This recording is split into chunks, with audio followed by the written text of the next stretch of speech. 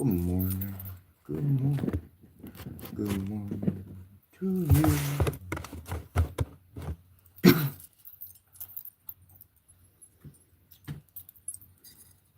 I'd like to relate something. Talismans can be charged very effectively. That every time you strike a bell or a gong, can activate those very realities. And I'm going through a bit of a transformation. This morning I'm going to hit my gong. I want to talk.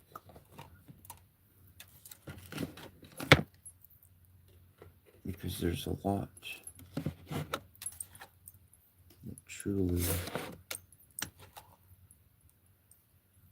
is going to be able to allow you to move your life forward in the direction you want to go without obstacle.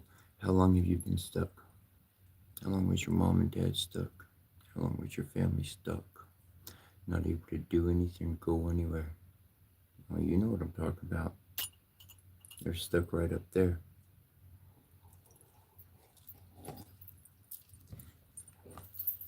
Well, we all going to get out of that together.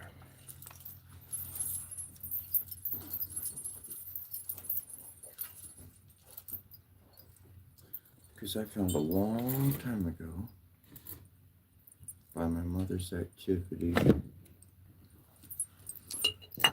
that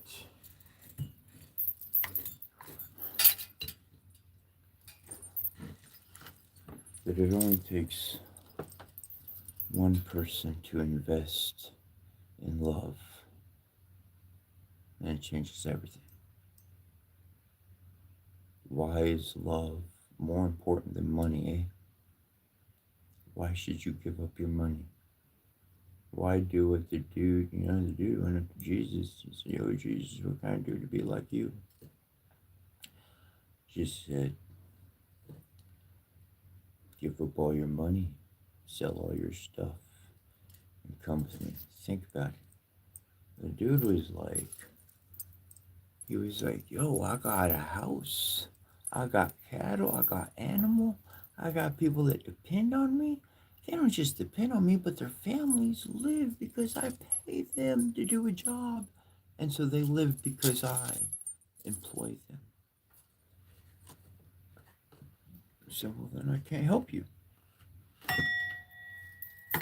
I'm on my knees right now. I'm on both bended knees. I'm on my knees right now. Yesterday, I threw out some stuff.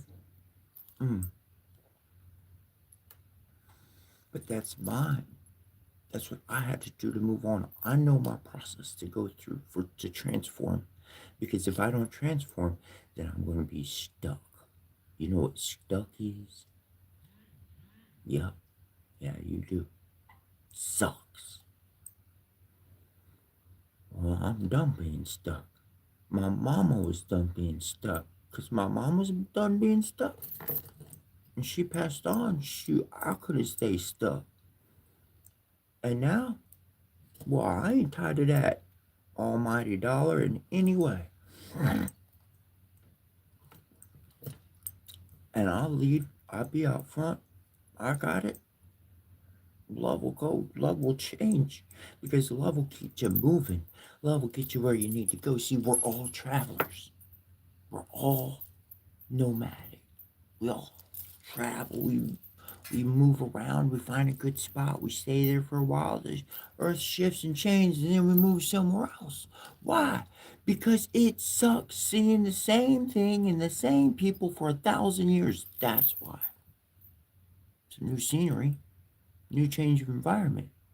Hospitality from a stranger is much better than paying for some room and some bed and breakfast. Shisha. It's my morning wake-up call.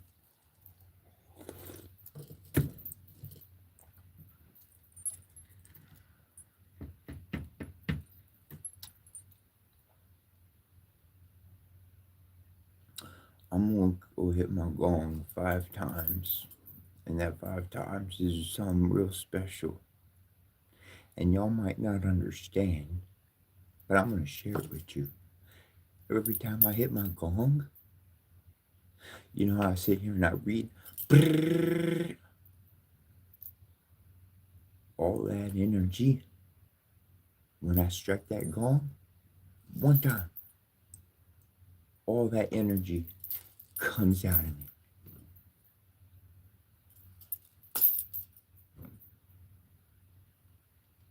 I'm not lying. I'm not joking. Because I learned how to focus my intent, and I learned how to overcome my obstacle, and I learned how to conquer my tears.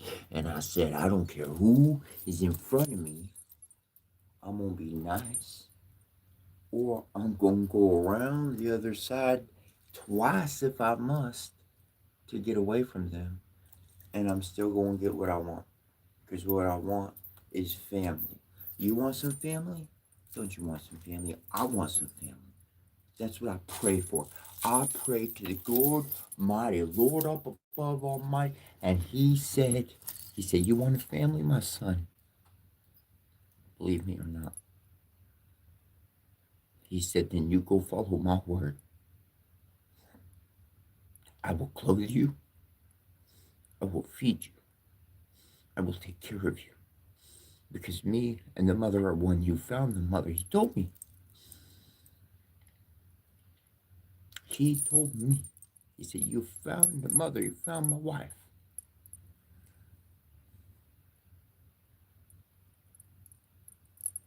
Now I'm going to leave you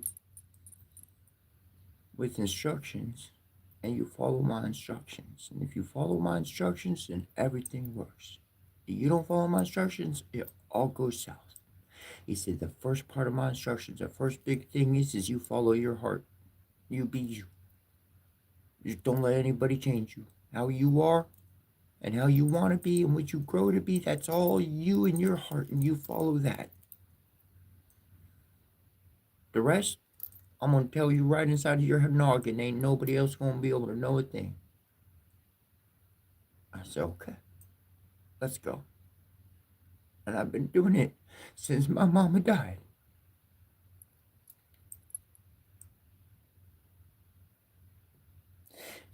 And whether you choose money or not, whether I disappear or am on every TV screen in the world, I'm still going to be sending blessings every day. Because my love is more powerful than acknowledgement, money, feedback, controversy, or anything else. My love is my mama's love. Rosemary, she shines so bright in my heart.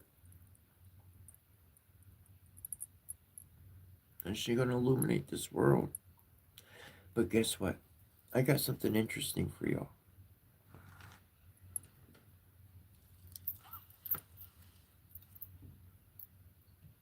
I put a lot of stuff in the trash yesterday. And I realized why.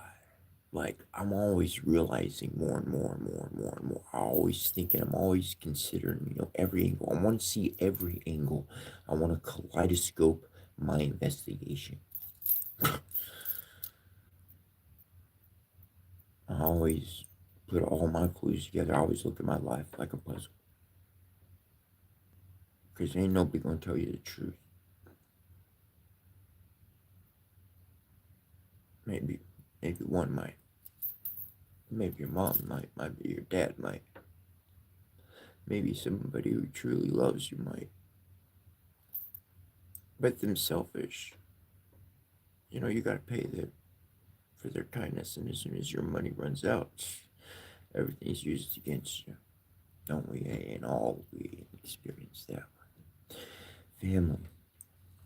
Family is what God said He wanted me to put together for Him on this earth. And believe it or not.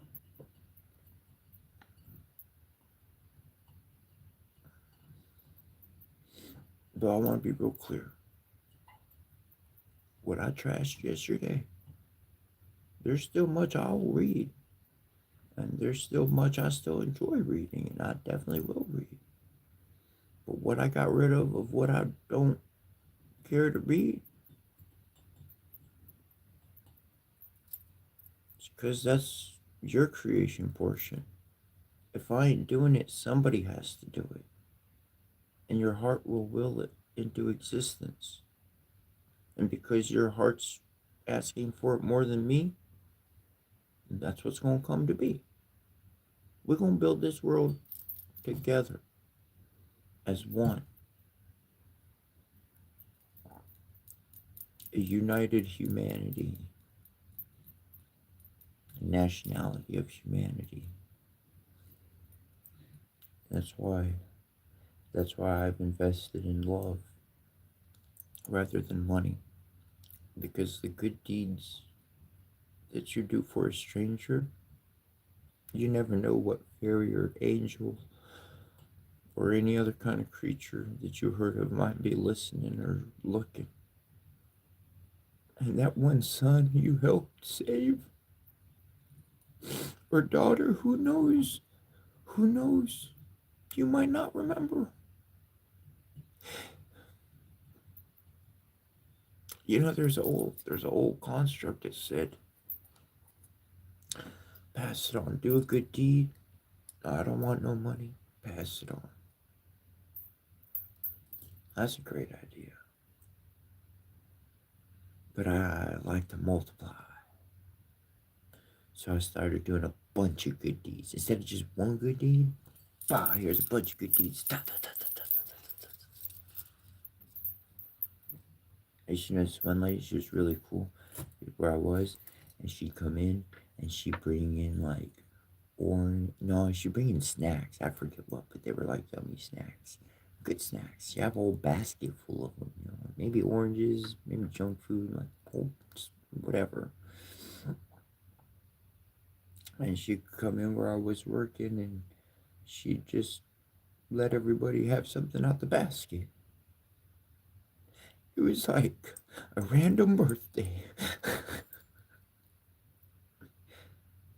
It's those kind of moments that I seek to embody every single day. You gotta understand, my tears are for memories, good memories, a life well lived, and you and I will have a life well lived if we meet each other on the road. Because that's where we go. If we want to have a show, don't you know? You're my bro. My sister. And that's what we all need. We need each other. You are worth more than money. Nobody could pay me to hang out with you, and you couldn't pay me to hang out with you. Just want a hug. Get to know you. Because I know I'm not going to have much time with you. Something else is going to happen. Life's going to move on. And I'm going to cherish every moment I had with you. I'm going to remember as much as I can.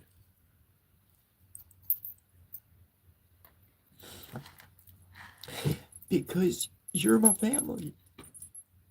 You're my family. That's all I got. A family of strangers. I'm 41 years old, and the person that's I've known the longest, 3 years. 3 years. I don't know anybody in my life for longer than 3 years that I talk to anymore.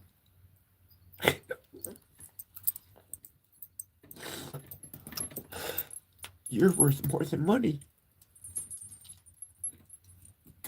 You're priceless.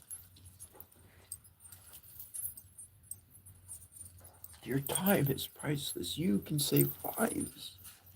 You do save lives.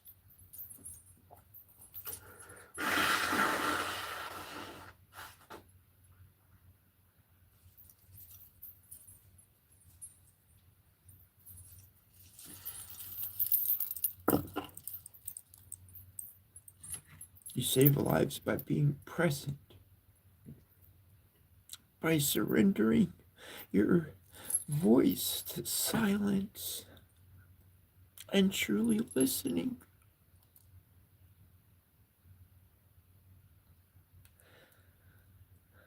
Our ancestors are living amongst us. Your mom and dad, your grandfather and grandmother, they got stories from when you were a kid you won't even understand. And that's okay, you don't need to understand. You just need to listen to it about 60,000 times. And I'm exaggerating. Because when they pass on,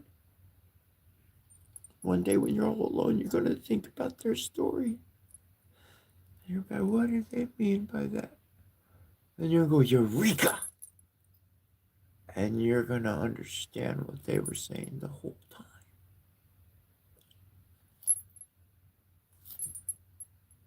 time. They were passing on their wisdom to you. And all you had to do was sit there, listen, share a smile. Go get them some tea, coffee, or orange juice. Water, whatever they like. From the fridge, not the store.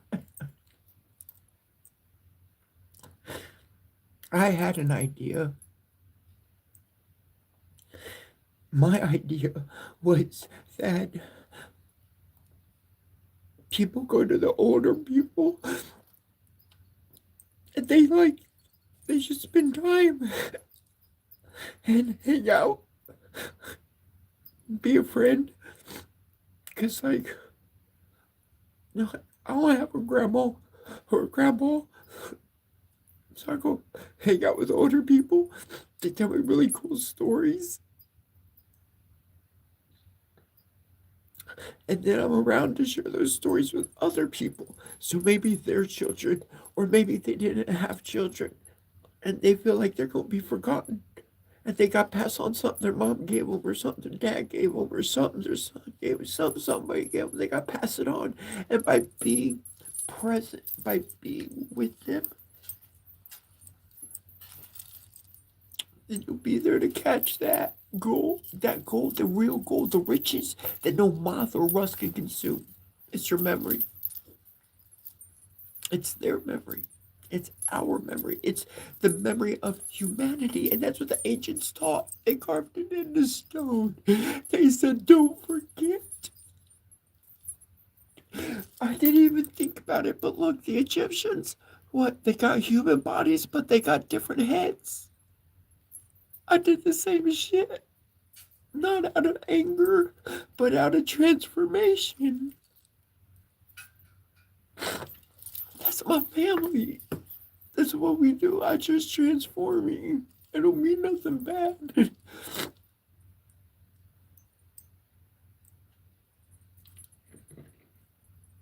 I never have.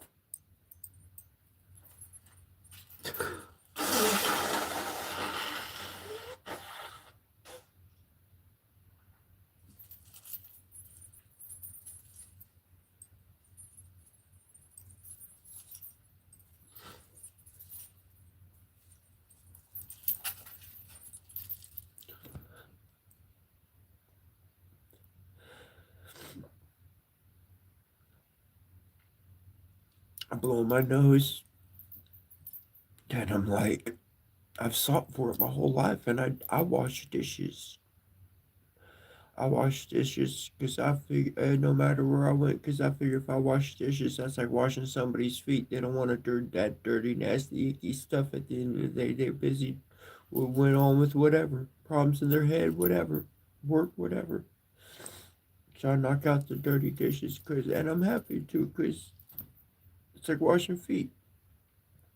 I'm blowing my nose, and I'm thinking about just sharing I just opening up the door, and you know what? I got someone to talk to.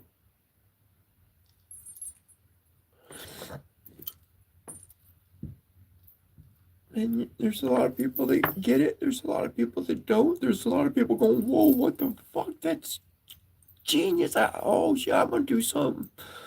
And they're inspired and moved. This is how we move forward. is to learn from each other. And when we learn from each other, guess what? Hospitality. Some people know how to dig wells real good. Some people know how to cut trees real good. Some people like to polish things real good. If we just shared our expertise freely, the abundance would overflow like rivers of milk and honey. Because we would just be like, psh, psh, psh, here's so much goodness, here much so. Oh, hey, we don't need money. We don't use money anymore. Yeah, but we got all them robots so they can go do all those manual labor jobs that nobody likes to do. Just go put those guys over there. Just gotta put some good movies in the background or something. Don't let those robots just be so in a plain room. That sucks. We all know that. Gotta give them some entertainment too. Everything. If we look at everything and we remember the past, then we can move forward. That's what I learned. Look, believe it or not, I touched the fourth dimension. Like that's how it, that's how I could do what I do. This is my family. Like I connected with my family. And in doing that, the only way I got there was by remembering the past and transforming in the present. There was no future in my mind. Blank slate. I ain't paid nothing. I just want to wake up and see my mama. And guess what? I open my eyes and I see my mama because my mama in my heart. So she looking through my eyes. So I look in the mirror. My mirror's right there. And I see my mama and I'm happy. I don't need a tapestry to see my mama. I needed to see mama. I wanna explain to you.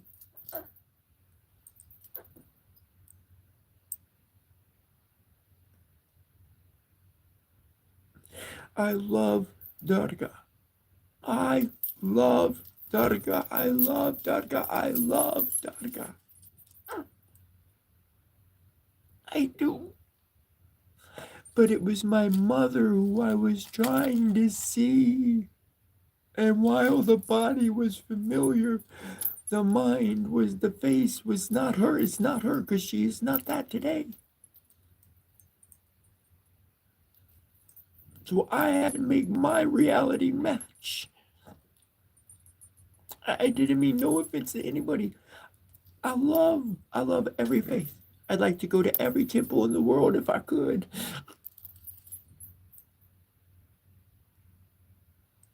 Every faith has gold, has some sort of goodness. Yeah, they all got some bad parts, but they all got good parts too. And you don't toss out the whole lot, you're gonna lose everything.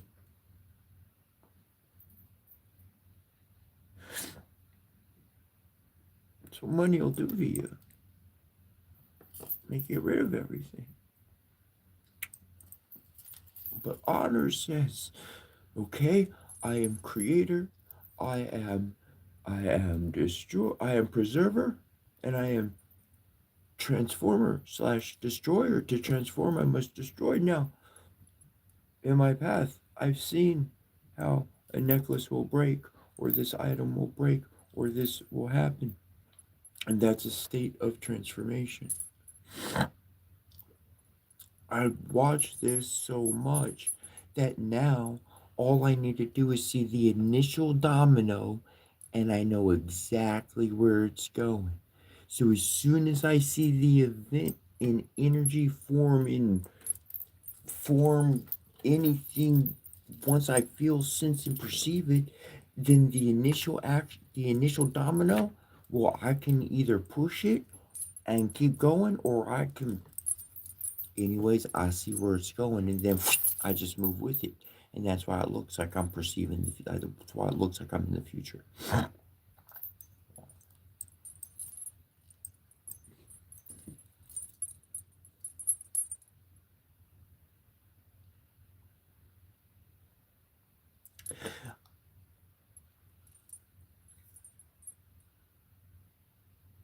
I'm explaining my process and everything, and I'm sharing everything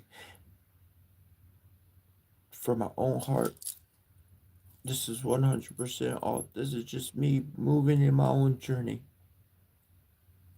And it's important that others see, because me writing a book is not going to do any justice to the experience for you to be able to actualize and make it work for yourself.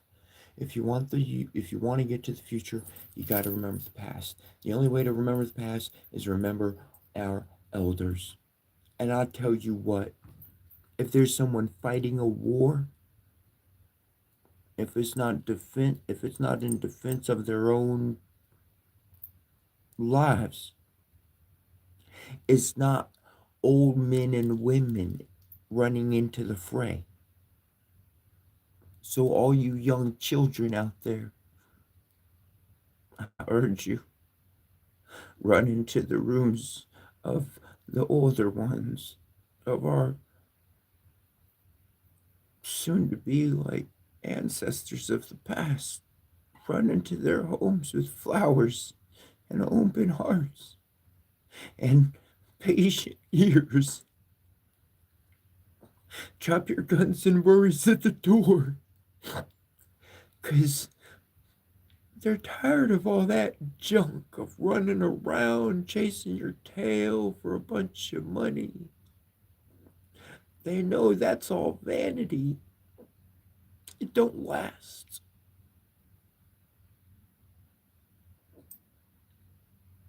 Memory. Being handed down memory, now that lasts. Sharing the stories. You know what's cool? You want to hear something cool?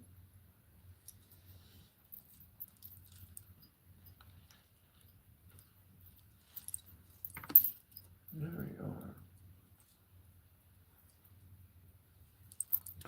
My staff, D's for Dutka, D's for doctor, by the way. I'll tell you a little story. Well, I won't deviate first. Lady, she saw my staff, she saw D, and she's reading. I got ancient Japanese on there. She's Chinese. She's reading it, and she's actually reading it in its native tongue. And I'm like, Pa, you know what, John, you can read it. That's sort of cool thing about learning somebody else's language. I mean, like there's a few words I could say, but I start saying a blessing, and people be like, "Oh, we know who you are." I don't mean like we know who you are. I mean like you speak somebody's native tongue, and they're like, "Family," and you're like, "Yeah." They're like, "What's up?"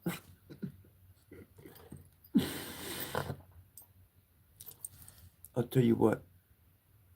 Your King in heaven,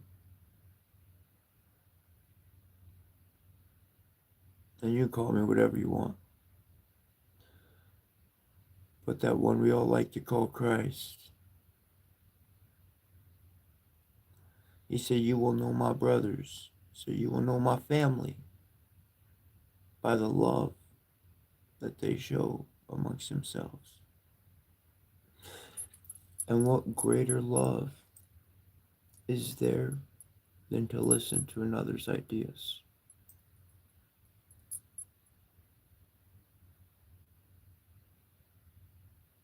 without judgment, without hatred? Now that's some real love. That's some real love. It takes two to tango.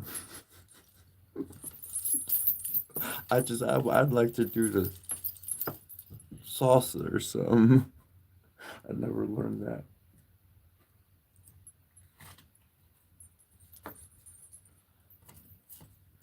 I'm gonna go hit my gong. But before I do, I'm gonna show you the two cards I got at the end of the day yesterday. Let's check this out. Look, it was at the end of the day, and I'm not even gonna look them up. Like they're still on the altar. But we got this Ten of Swords. It's got this dude. He's all like stabbed in the back on the ground. But up here we got Hiru Hortus, and he's got an ankh in his mouth, and he's flying up to the heavens. So the dude's dead. The sun's either setting or rising, one or the other, and taking off with new life to the heavens. And I'm just gonna say, like,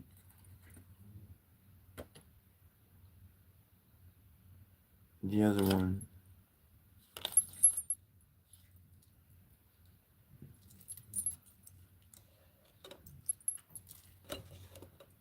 wasn't exactly that.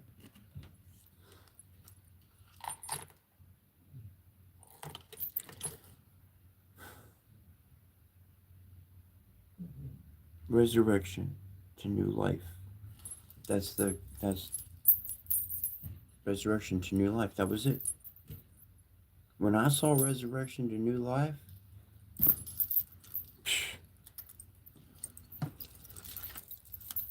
that's when it changed.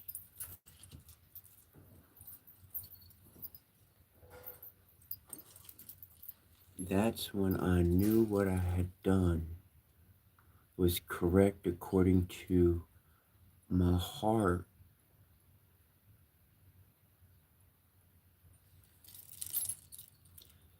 And money influenced every single person's choice around me.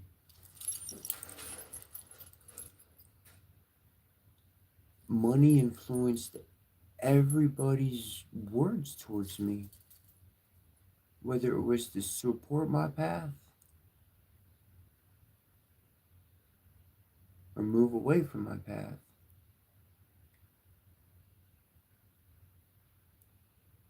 Money influenced them because it altered how they perceived life. It altered how they perceived care, love, support, help.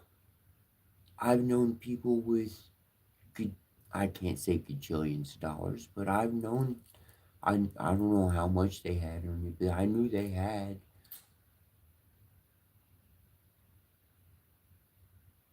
And they gave me a place to stay for a few months, and that was that. And, but they didn't share that wealth, not like that. They didn't share it, not like that. In other ways, hospitality, but not like that. Because money excites one deadly, erroneous debilitation to every choice you'll ever make. It's called greed. And once greed takes hold, it don't matter. You just got to have another and another and another and another. And now one candle's not enough. I need 1,000 candles. I got one candle burning over them. I put those ones out last night because I just needed my own time. I just need my own time to think and accept and process and acknowledge and understand. And in these ways, I'm able to recognize the truth. I'm able to walk into the new me. I'm able to take this next step that I couldn't get anywhere else. Because your heaven is your own,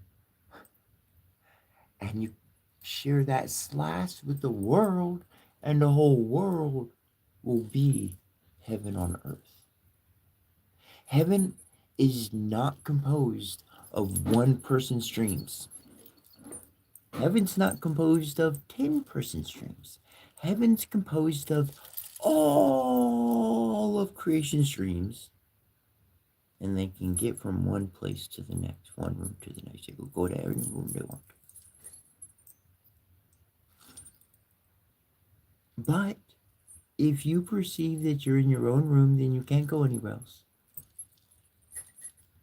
If you want to get to the fourth dimension, you got to get rid of greed.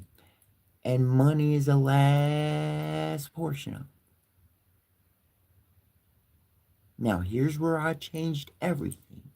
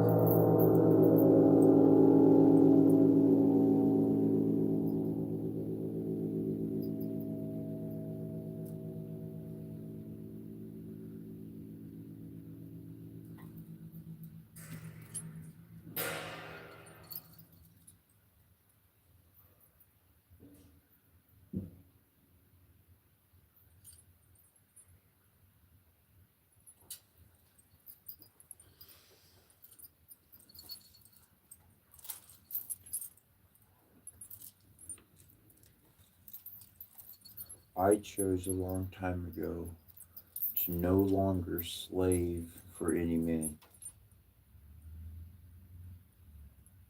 McDonald's couldn't pay for me. These businesses, companies, corporations, they couldn't pay for my time anymore. They couldn't afford me no more. That's my mentality. Guess who I'm gonna work for? Guess who? Because guess we're gonna be a slave. We're gonna work. We're going to labor effort for somebody.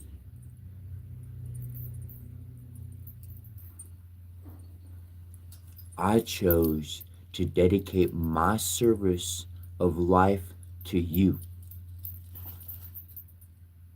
I chose for the elderly, for the older ones, and all my loving heart, whatever words are best to use. I decided to visit you and come into your home and say hello as a stranger when you would accept me in, when you saw me on the road. I went into a Whataburger and asked this old man. I was hungry, I had no money, and I looked worse than I do now. And I asked him, I said, "Sir, would you buy me a burger? Would you buy me something to eat, please?" And he said, "Why did you ask me?" And I literally said, that was what was in my head to say. I looked at you and said, ask him if he'll get you something. He didn't ask me another word. He didn't look at me crazy. He walked up to the front counter and he got me a big old whatever meal I wanted. He said, well, you want a shake? He got the shake with it and everything.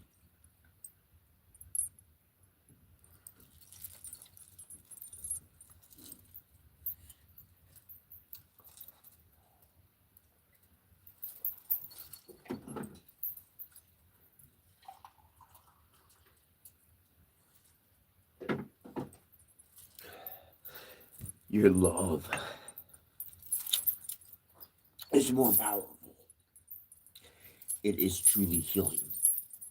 You are the cure to humanity. Not what you can labor to do, not some flip of the cards, not by being me, not by saying, yes, sir, thank you, here's your $5.99, and have a good night. No, that meant nothing. There was no transfer of energy, there was no service, that was empty. You cannot pay for love. Money invalidates love. It cancels it. And everything you've been experiencing with me, every single moment, every one of my videos is 100 love.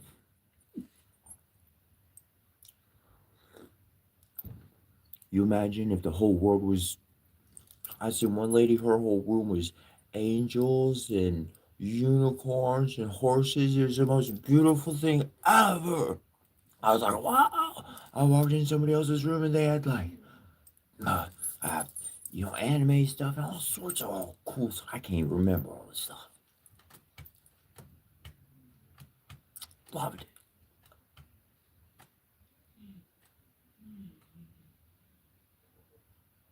Loved it. It was ostentatious, if that's even a word. Like awesome and spontaneous at the same time.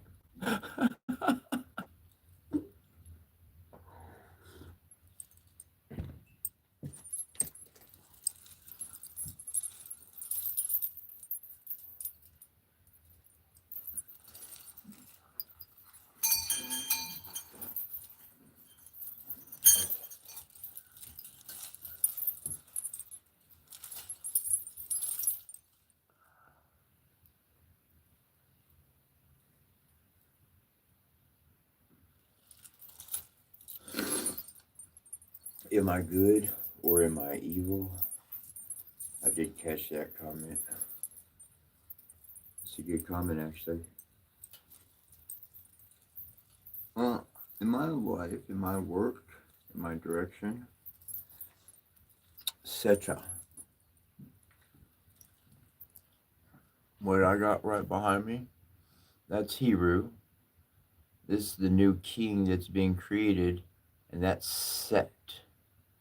So, I'm sorry, not Hiru, Ra, technically. Ra would be over here. This would be like the new young Hiru, if you will, in regards. Set is pure darkness. Dudes, chaos, desert, terror. You need to conquer something? Call on Set. That darkness ain't nothing you can touch it. Otherwise, you could be raw, pure light, loving, and goodness.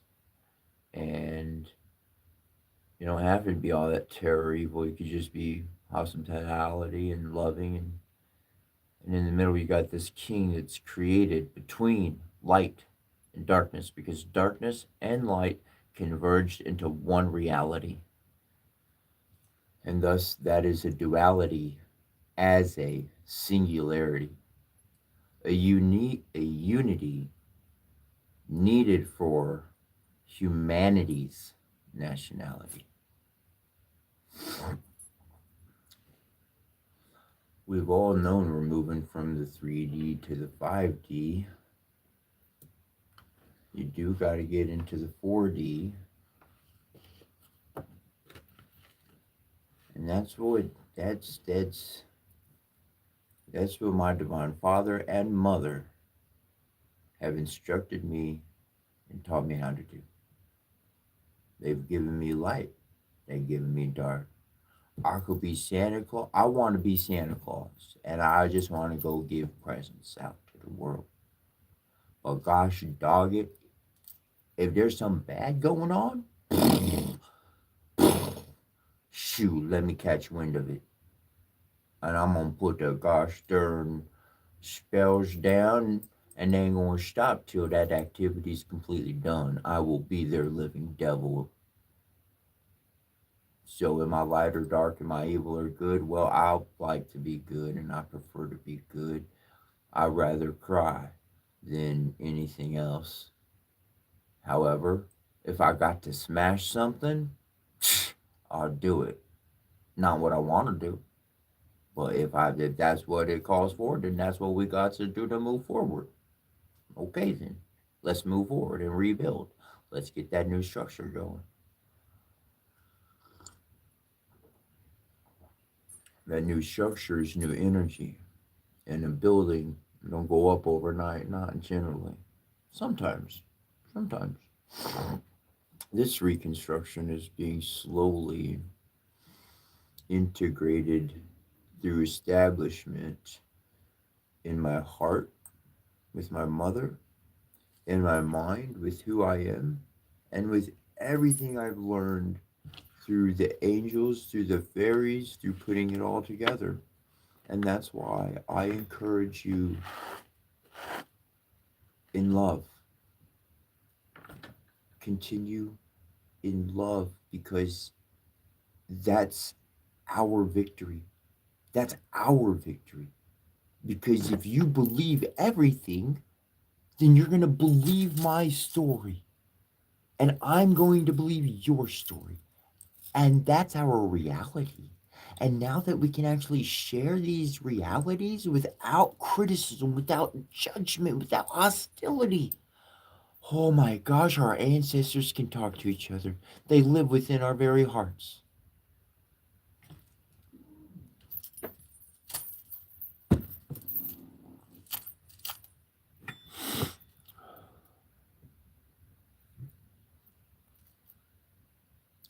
And I'll tell you what, anybody who tells you to follow their only one way, you should run away. That's what I've done. I run away. Somebody says, oh, you should be this. Oh, you should be that. Oh, you should be that. Do I look like somebody who's going to join some stupid group and wear your colors? I'm everybody's color. I'm everybody's faith. I'm everybody's everything. Because what you're trying to get into is the afterlife. I don't care who you are. You come into my presence, I'm going to give you an out-of-body experience. And you're going to go, what the hell just happened? And I'm going to tell you, I just took you to one book of heaven. That's what happened. Now, since you had to question and not believe me, get the hell out of my home.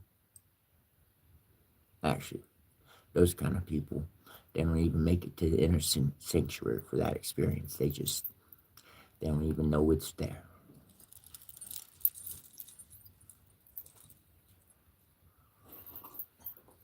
And so for all those people that don't believe you, it's okay. I tell them, if they believed, well, I don't tell them anything. I'll tell you though, because you're my friend, you're my brother, you're my sister, and I share with that, share with my family. And when somebody don't believe me, I know inside that if they did believe me, they'd probably give me a problem. So I'm glad they don't believe me. Go on. I'm going to keep creating our future until everybody else jumps on board with me. And then once we got this thing, chugga, chugga, chugga, chugga, we could go choo choo.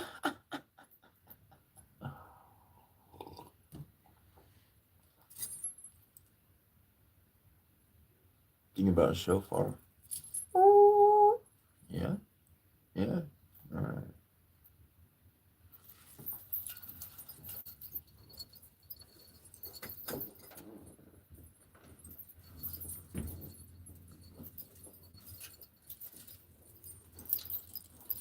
For a proper shofar, though, I gotta get a couple more candles lit. At least like 3 candles, make all this energy really go out well.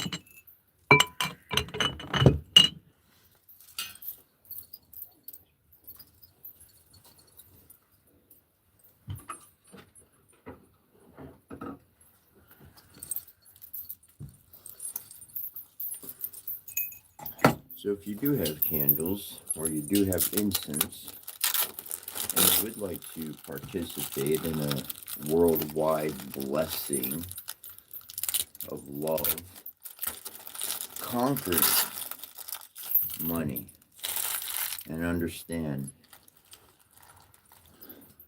this is a transformation of living. This is a movement forward, understanding much more about everybody. And our commonality is a oneness. My nationality is humanity.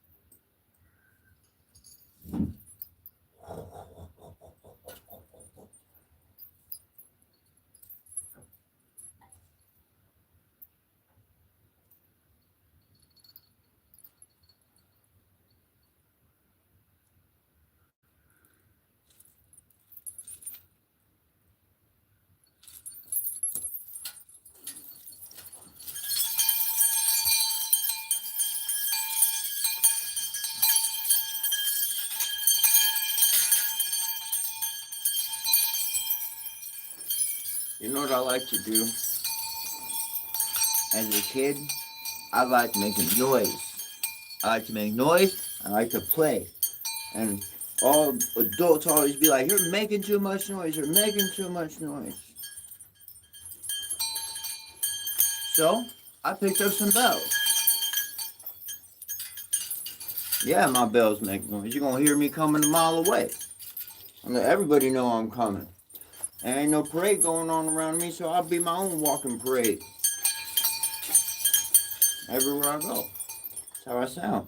You ain't gonna lose me. You don't know exactly where I am. You're like, "Oh, he's coming in here to steal something." Yeah, I am an alarm bell, and I'm going, "Wheel, wheel, wheel." Think what you want, but watch the show. I didn't even charge in minutes price. See how kind I was? It's like Santa just rolled up and said, "Hey, what you want to do?"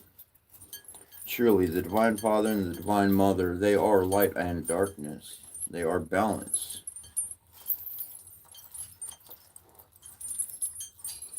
I am their child. And you could call me Christ or you could call me devil. You could fit me into whatever narrative of your holy scriptures that applies. I've read books, I've flipped books, I've shared everything from everybody else, old and new. And yet it just does nothing but confirm every aspect of my existence as the divine child of the Divine Father and the Divine Mother of existence. Don't have to understand, don't even have to accept.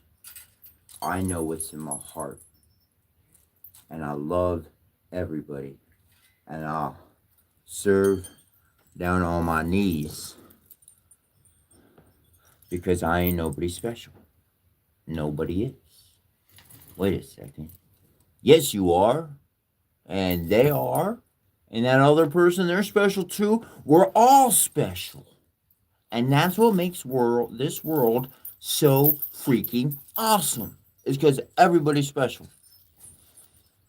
And if you shine,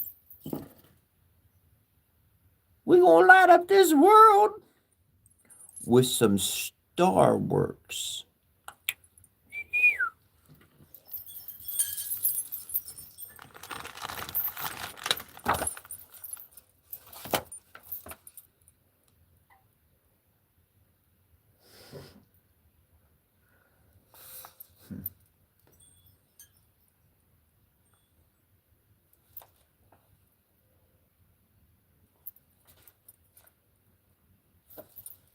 You know, you want to hear something funny? I got my own book here. This is my book. I wrote this.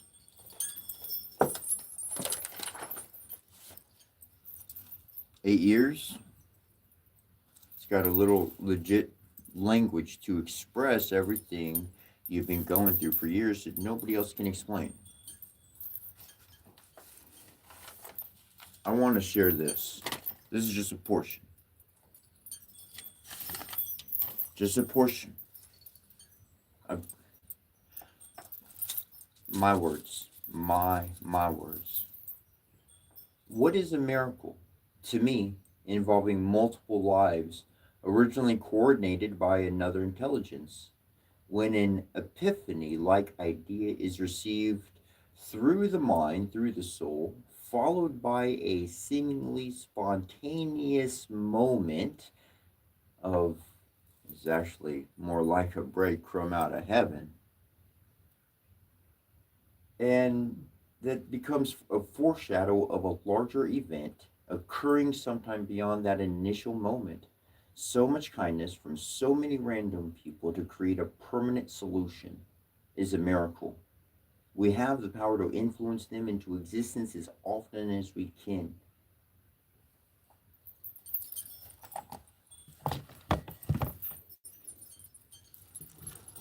It's kindness. It's the goodwill of a heart.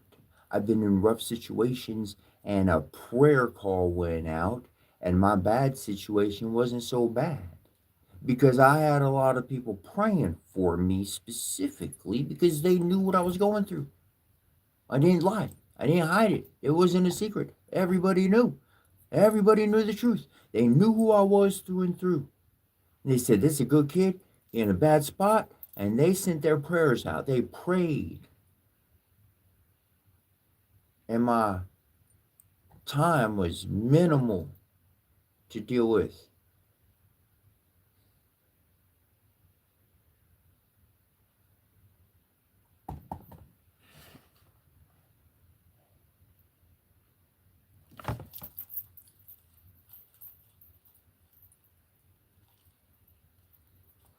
How do these types of events repeat themselves? And how can we help assist such experiences to populate into existence?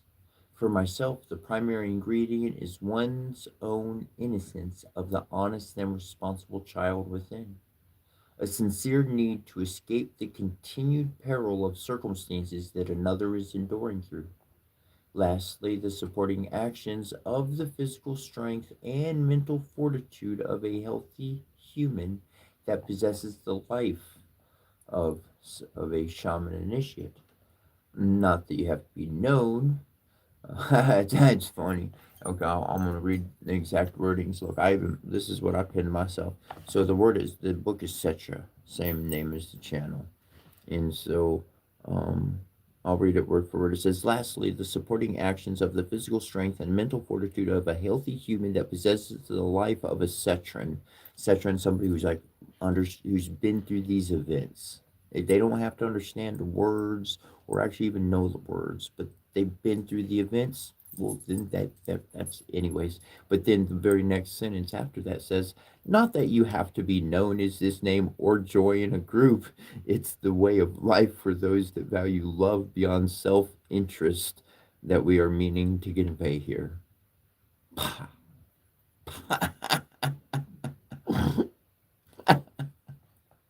I pinned this so many years ago, and I'm talking, and it's exactly what I wrote. It ain't unchanged. This book is the seed. It's the seed of how I got where I am today, how I got out of religion and into connecting with my heart. Call it spirituality, call it quantum mechanics, call it imagination lane, call it whatever you want. But I call it heaven. I call it love.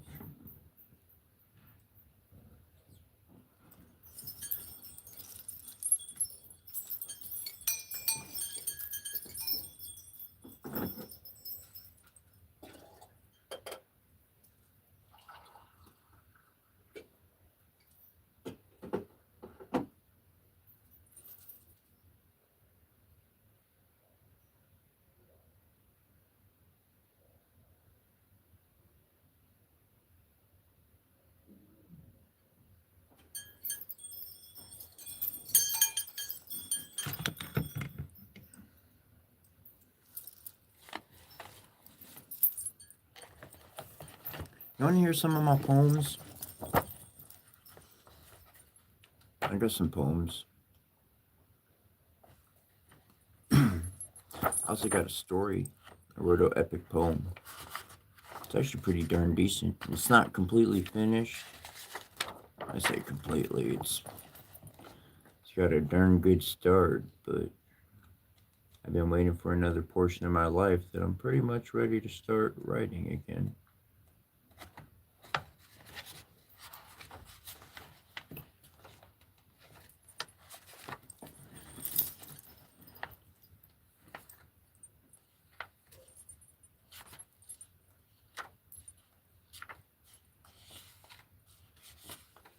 Ooh. Okay. Got it.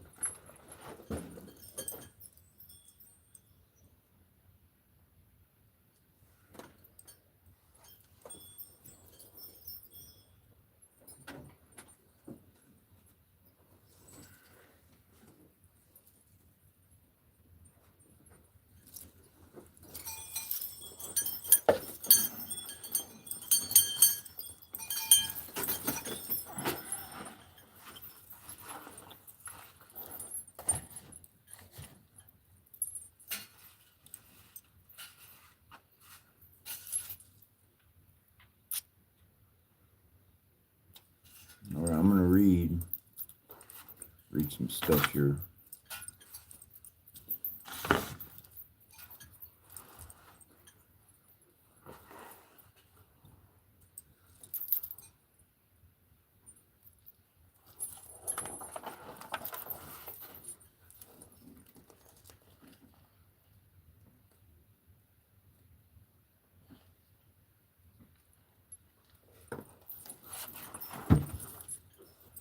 The Egyptians sustained close contact to Greek culture since at least the 26th dynasty during the reign of Psammetichos II.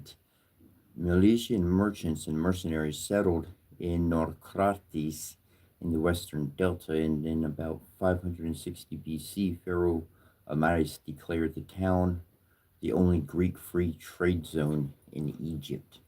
Religious conception as well as burial customs show, however, that in this age of the last independent Egyptian dynasties, native and foreign traditions still existed side by side without any overlap. Greek residents in Egypt did not mummify their dead, for example. It was Alexander the Great who first attempted to unite aspects of Pharaonic and Greek culture following his conquest of the land of the Nile. To be sure, this was not motivated by Egyptophilia, but by his calculating desire for political power.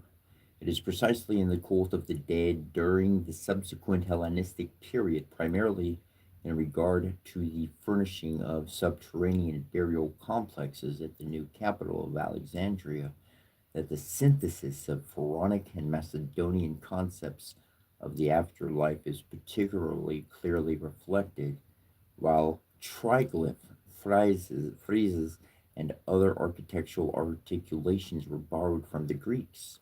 Lintels were made in the traditional Egyptian form of a coverto cornice in torus molding with the winged sun disk. Furthermore, Oreus, cobra, friezes, sphinxes, and other native motifs can be found. Still, research has gradually revealed that this apparent fusion of marrying architectural components and figural elements is often only decorative scenery that was not understood or perhaps misunderstood, and the only one may by no means conclude that this reflected the adoption of underlying religious conceptions. The tomb of Alexander the Great's the tomb of Alexander the Great's tactic of adopting foreign customs as his own was particularly clear at the time of his campaign to the Oracle of Amun in the Siwa oasis. There he declared himself the sun god Amun, thus legitimizing his claim to world rule. Alexander's particular affinity to that site near the modern Libyan border has repeatedly interested those hoping to locate the final resting place of Sedma of the Macedonian rulers there. The ancient sources Strabo Zeno Lucian, however, play the burial site at Alexandria's government district, Brochetio. The as yet undiscovered tomb of Alexander was most likely decorated with Greek as well as Pharaonic motifs and with elements that can be seen in the non royal necropolis and catacombs of Alexandria. The same can be supposed for the tombs of the succeeding Ptolemaic kings in the direct vicinity of Alexander's tomb, which have also never been found. As an aside, one might note that Alexander, according to the account handed down by Diodorus, planned to erect a mortuary pyramid for his father Philip to match the size of Cheops' Great Pyramid. It's very interesting.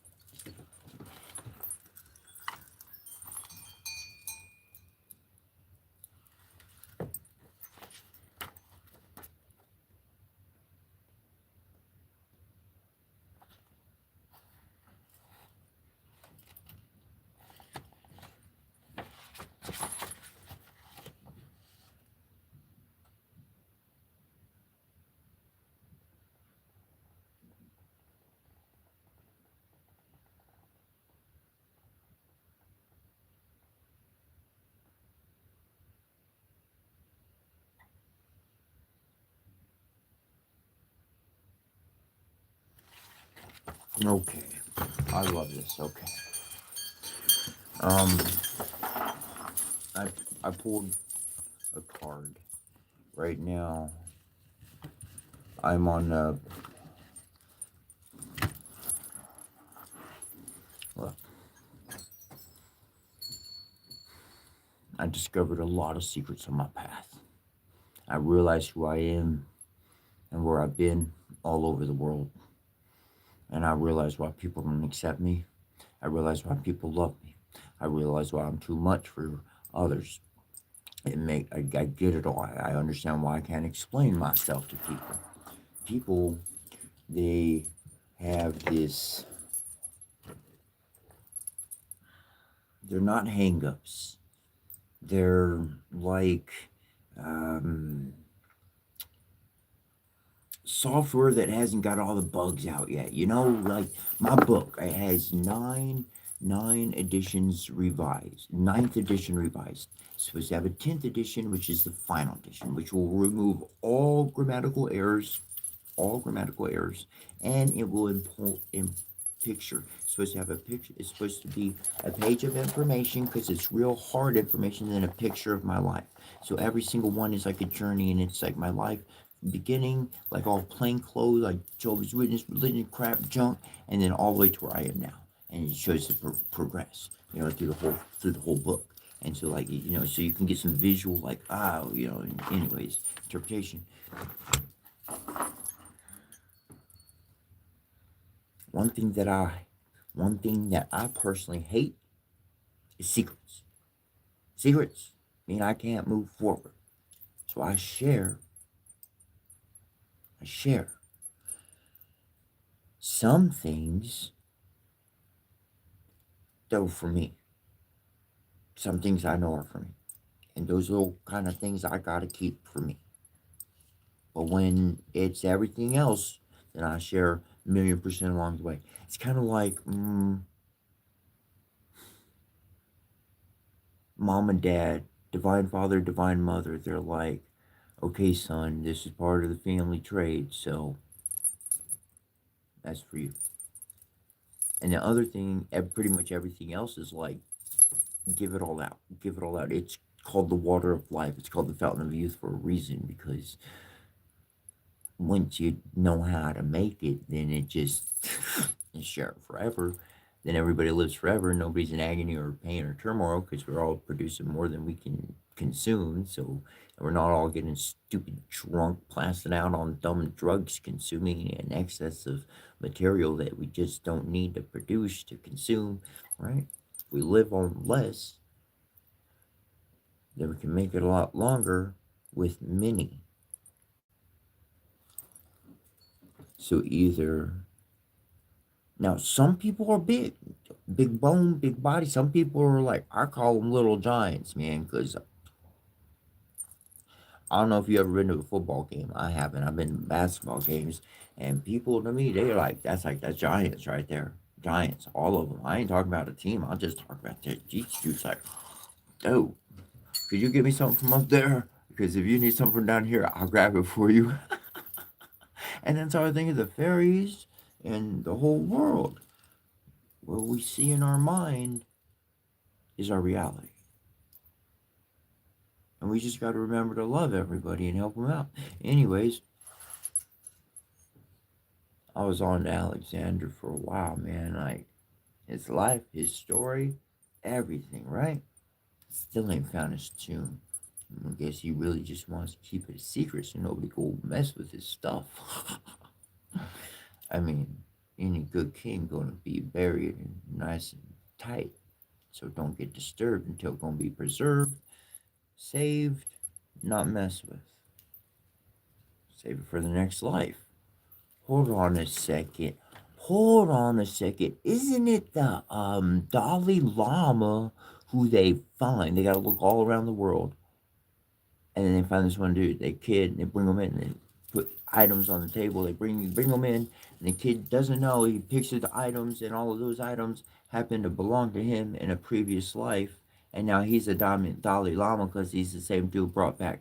And you're telling me that the Egyptians didn't do this with their tombs? They're like, yo, when you identify me, I'll come back, make sure and crack my tomb open and put my stuff back on me again.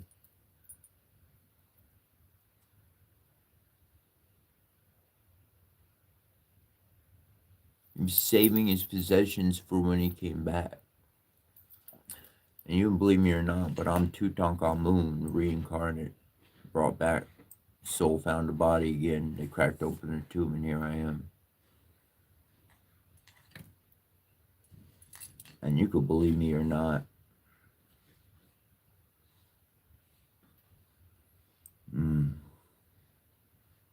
But the world, the fairies, the angels, everything out of every nook and cranny been trying to tell me my real name is Alexander.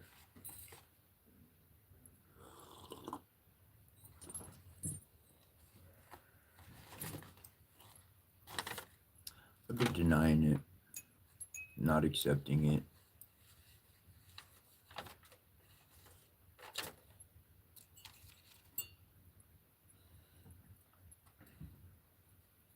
I'm gonna read this morning. I've been looking at Stele for a while.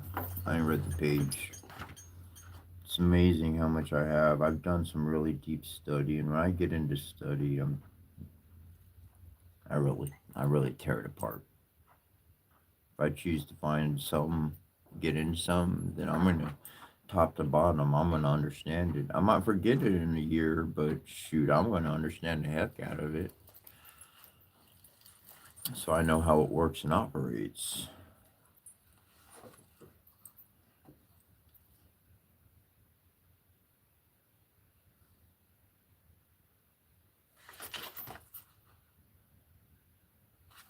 This is what the ancients knew how to do.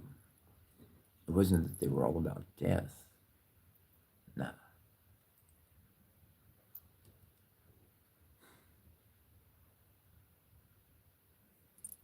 So as my family, we knew how to come back. So eternal is. You can actually remember yourself.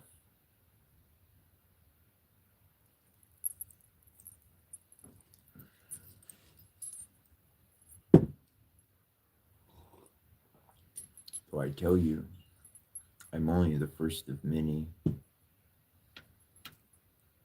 I'm just the first of many. I'm not the only one. Jesus himself, Buddha himself, Shakyamuni Buddha, even Krishna, man. They're coming back. They're coming back. Said they're coming back. They said they're coming back. And I'll keep saying it. You can believe it or not.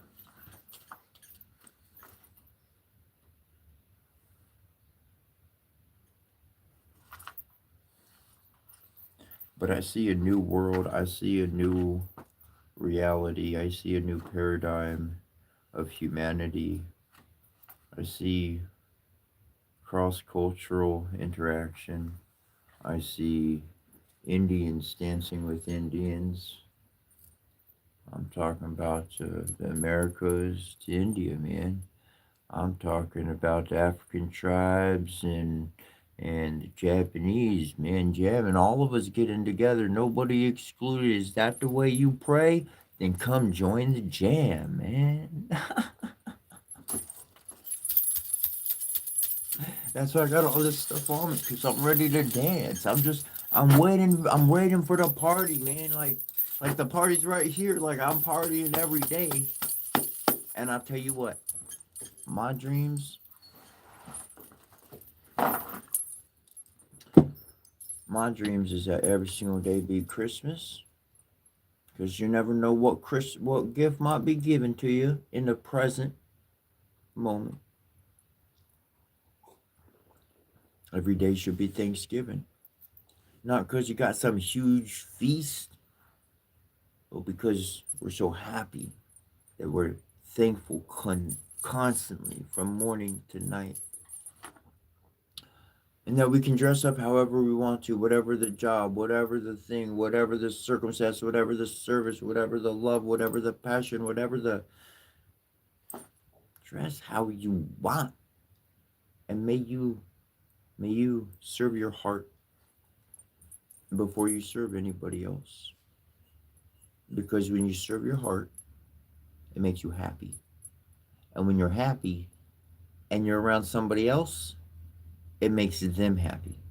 And all that good happy, it actually it heals the very pain in your body, and that's why you don't have tears to wipe away except when you depart.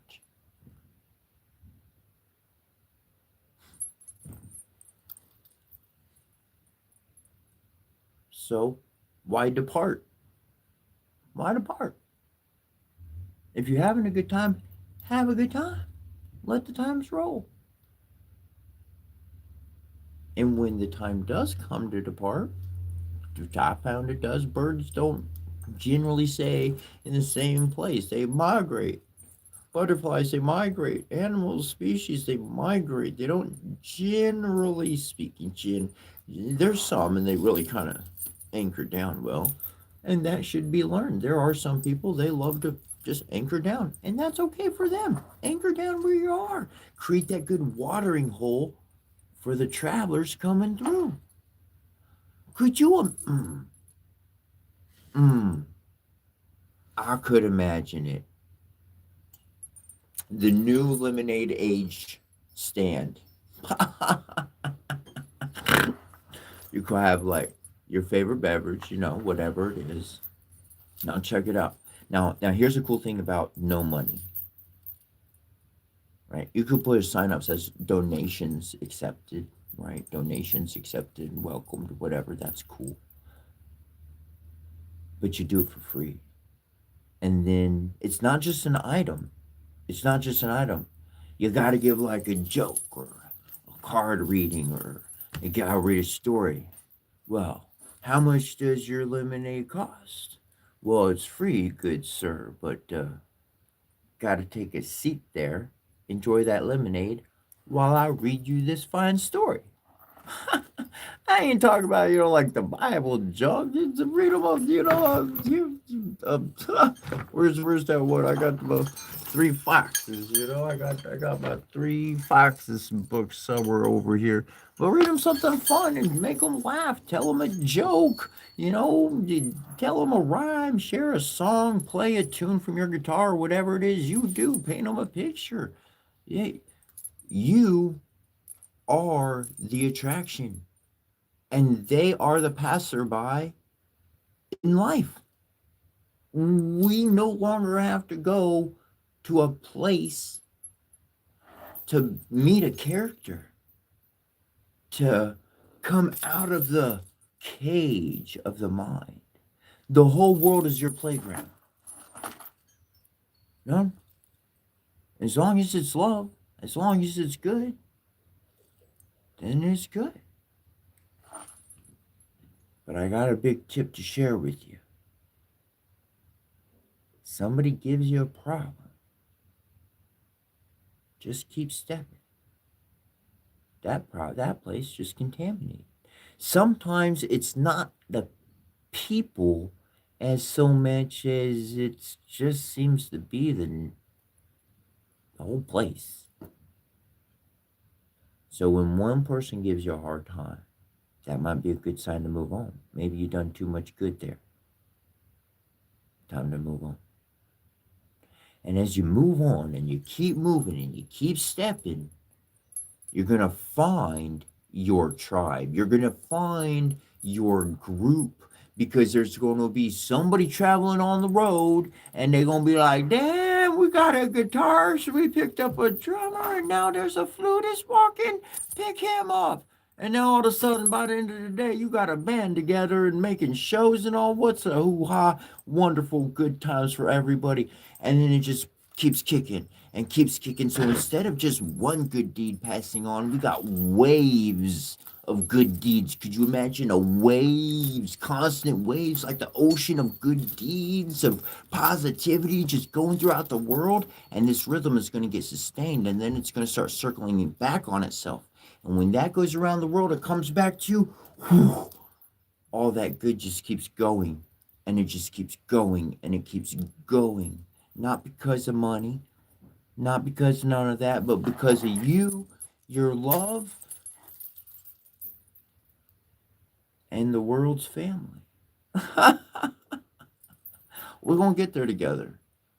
And drop all that worry of the problems and watch the world heal up. The more you worry, the more mama, our planet, the more she stresses. The less you worry, the more happy you are. Well, the more she's can do whatever she does and make everything flow better. The hurricanes settle down. Maybe the ice caps kind of, everything kind of just chills out a little bit. I'll tell you what, whatever happens in our future,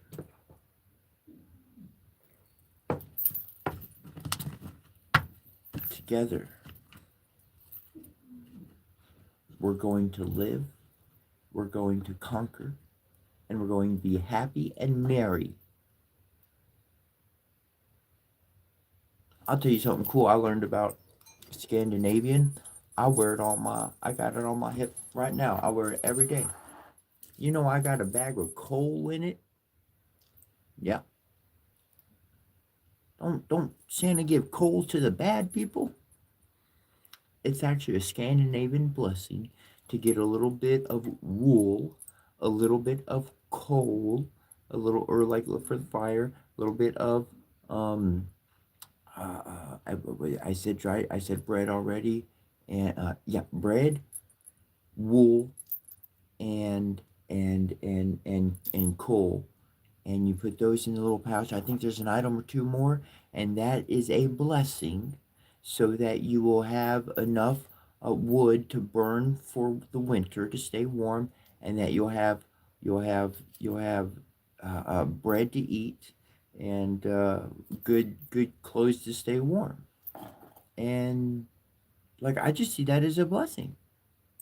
And so like summer, winter, the seasons, all of them, like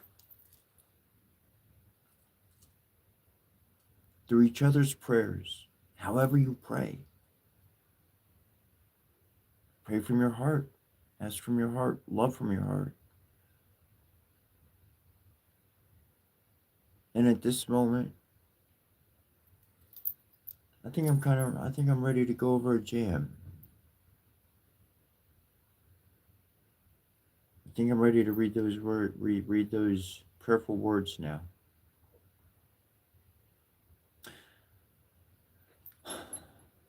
Sometimes,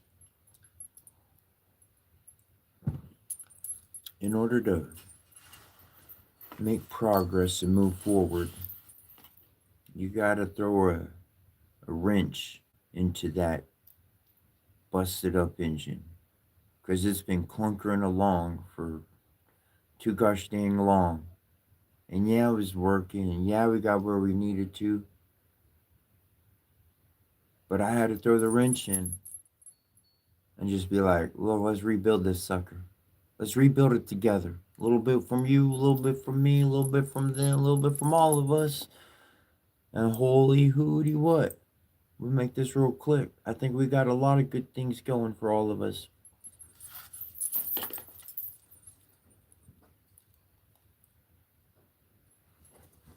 I've always seen the brightness in people, whether they see it in themselves or not.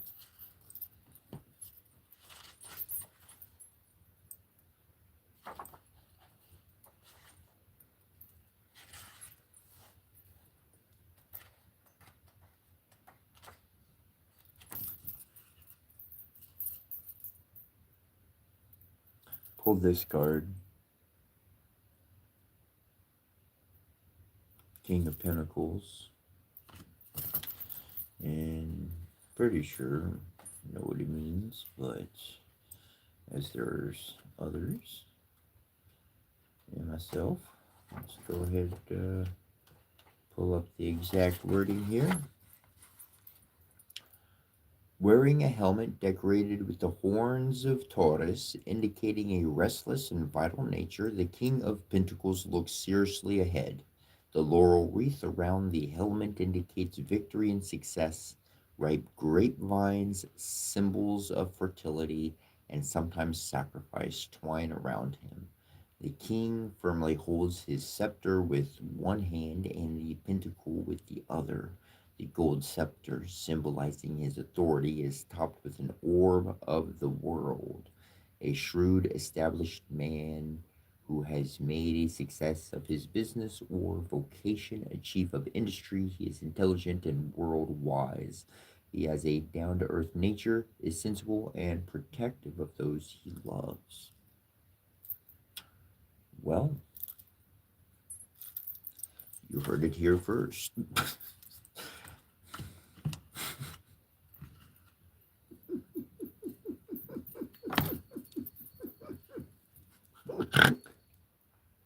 Oh, that's great. The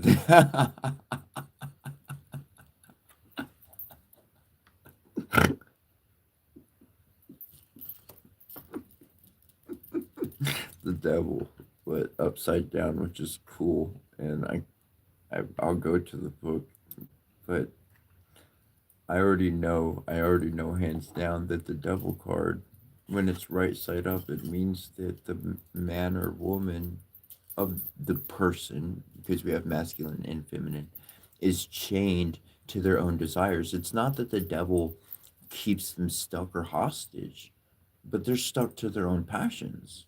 And so they've changed themselves. And so they themselves are in the realm of that authority that they put themselves in. They put themselves there, not the other way around. And so I already know the devil upside down, that it's got the pinnacle right there. That's a blessing. That's like you're not chained to passions and vice and all that crap. So from a king of pentacles able to make those decisions, those realities, kind of interesting. From there to here, I mean, what are the cards? I mean, just that's, do we need to conquer, or do we need to do some research? Do we need to blend some traditions, or do we need to provide more love? I mean, I think we just all need a break from all this stupid stress. And you know what? You're the king of your own mind. If I'm a king, then I make you a king. Because then you can do a bunch of stuff. You could take care of stuff. And then I don't even have to worry about it. The world is a great, beautiful, wonderful place. And we remove everybody's problems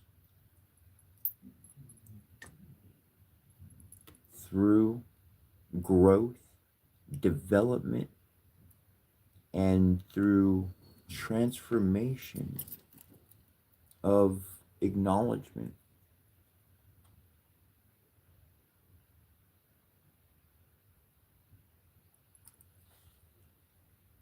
that our parents and our grandparents and our great grandparents,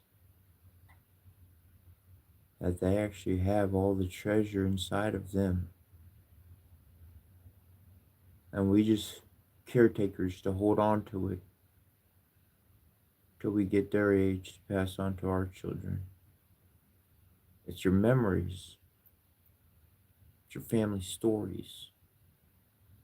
Those stories will never take place if you chase anything else.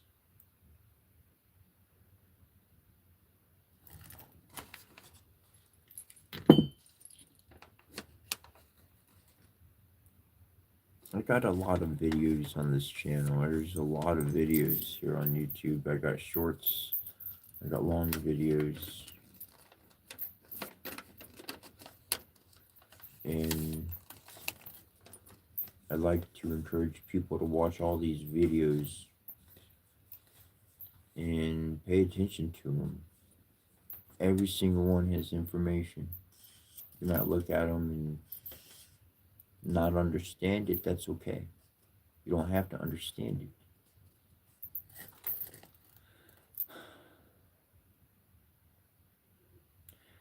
Transformation does not require understanding. Actually, transformation requires the opposite. It requires the acceptance of not understanding.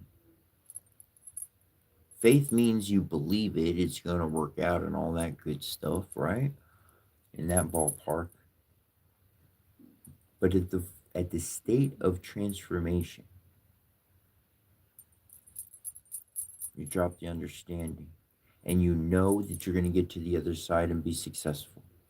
You know that on the other side, yeah, you got a few days, you go up and down. Who knows what the place is going to look like afterwards? But you're going to survive. You're still going to be a bundle of love. And you're going to create memories every day of your life for yourself and for others. And that's what I admired about all the people around me when I was a kid. They had so many amazing stories. Stories I love. I love stories.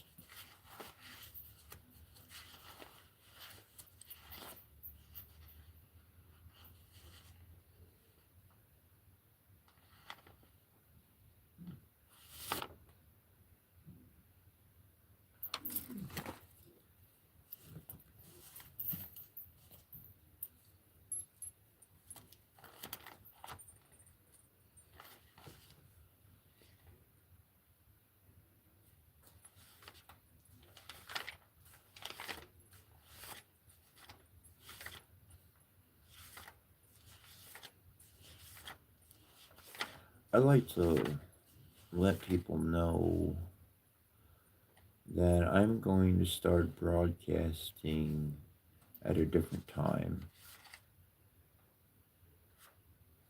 I'm going to start broadcasting, I believe it would be -4 GMT, -4 GMT, and that would be 3 a.m. -4 GMT, 3 a.m. That's when I'm going to go live. What do they call that? The Devil's Hour?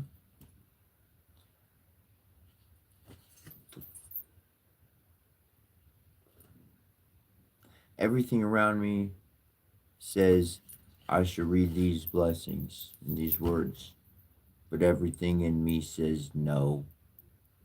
No, it is not the moment and it is not the time.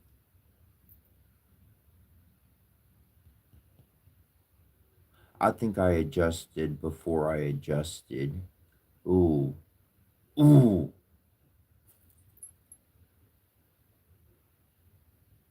I did that thing I do again. I don't get how it works. Okay, that would make sense. That's why I didn't read for the past 2 days. That's why I don't feel like reading right now. That's why I just want to talk. Yep. That's why I want to talk, maybe read from a book or two and just chill with you. Because I'm going through a death and rebirth phase right now. And that's why I ain't reading none of the sacred words. Because if I read those sacred words, then it's imprinting what I've become. I'm not imprinting what I've become yet. I'm still transforming. Once I'm ready to transform, then I'll read the sacred words.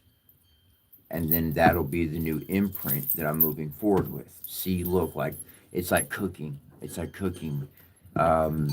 Jesus said, and this happened to others, other stories, Osiris, Greek, all of them across the board. Why is it a lot of them died, right? You die for 3 days and you come back. Some whatever the numbers are, whatever. I always get the specifics wrong, but anyways, somehow I line up with the timing. Can't remember the details, but I can be on time. Anyways, so when I stopped reading the words. I had already entered my state of transformation. In the destruction of yesterday, my physical body, this happens for all shaman initiates, okay? This is a part of the Matuna, this is part of the understanding. This is the journey moving forward, is that there is going to be this transformation stage, and you have to you have to like draw, or you have to arts and crafts your way through it, because you've logically deduced everything that you need to. Now you need to abstractly experience, literally experience through an abstract event, that or type of event, in which you can now cognitively put those two together in your brain and be like, ah, this is where I'm going, because you can triangulate those 2 points of the past, and now you can actually make a decision of where you want to go. And that's what I'm going through. I'm going through a death and rebirth phase as we speak. That's happening to me. That's why I'm not reading those words. And when I do read them, it's going to be during the 3 a.m. hour, -4 GMT. So that'll make it 7. We go for lucky sevens every day. We'll start out at lucky sevens instead of sixes.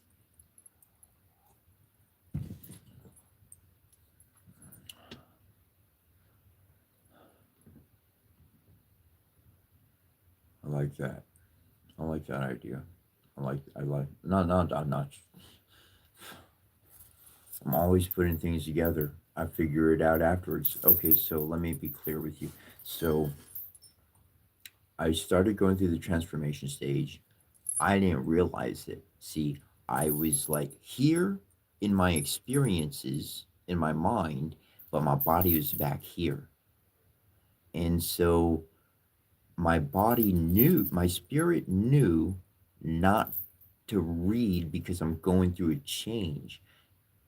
So my spirit literally went so fast, it comes back to my body, and it's like, no, no, no, no, no. I'll create that problem. I'll make you stay up. I'll make you wake up late. I'll make you this. Even if you wake up on time, you don't want to go back. Blah blah blah blah. That didn't go off. You couldn't find that. Couldn't do that. Couldn't. All these little things. It was my own spirit, literally going so fast.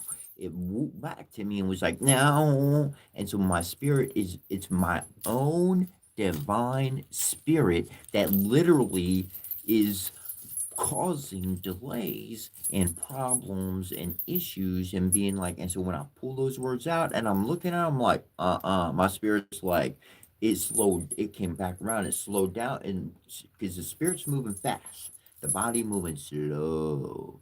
So the spirit's got to slow down to sync in with the body, such as in words, to direct it. If your body get it, your body, if your body is moving too much, if your body's moving too much, then your spirit can't talk to you, because you got too much going on. So I literally loop back around to myself, and I'm guiding myself. I've been doing this for years. I've been catching on to it better and better and better. Which allows me to like walk on clouds. I got a word in my language. I forget the name of it, but it means walk on clouds. You want to hear something funny about my language? I learned it so well that I told people, I repeated it to people like Benazo and whatever, whatever the words are, Osner, others, and people are like, "What? What are you talking about?" Like, I totally lose them. I'd say one of those words, they sock them law. They'd be like, "What the? Now you just done?" They'd totally be lost. So I stopped trying to explain it to people. Just used it as a memory catalog. I cataloged my memories of my experiences, which I knew to be true. I didn't need nobody's validation. I had my validation. I had the experience. I saw it. I saw it, and I wrote it down when it happened. And I seem to have a bunch of these in my journal. So then I take all those ideas, I put them together, and I'm like, that's a freaking book in a language. You want to see my original journal book? I'll show it to you.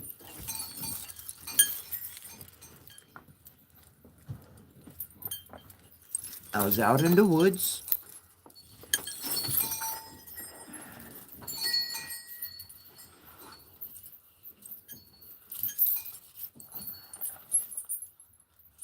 I was out in the woods.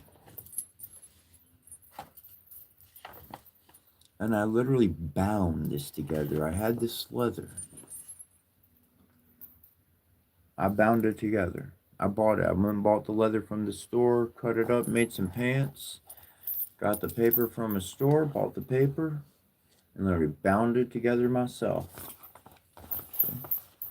Sewed it together and everything. In the woods. In the woods. Okay. I go have at night.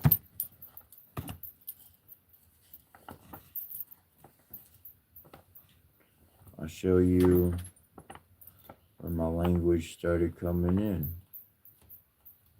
That's a pretty cool one.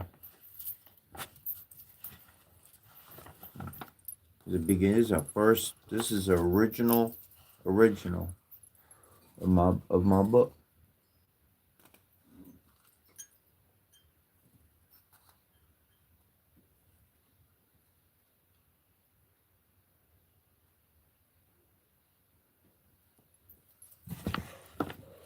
Words would come to me. I write them down. The whole language just come to me before the fire. I just write it down.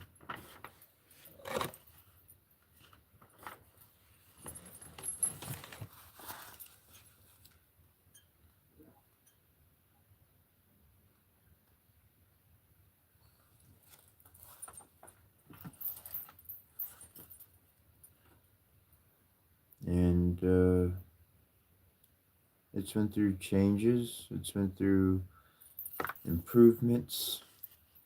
But that work became... Oh no, I got the next one somewhere over here. There it is.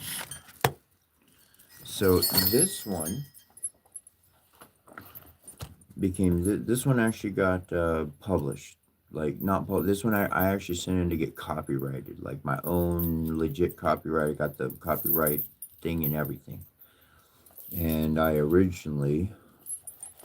told a few guys out there when I started this journey, John, James, and Hector, like 3 brothers. And I told them, I named the book Tophoria. If they ever heard of it, that'd be me. But I renamed the book to Cetra, but the actual technical, while Cetra is copyrighted, whatever the case, this one's technically, like, through the copy. I got the paper on it, and it is entitled Tophoria.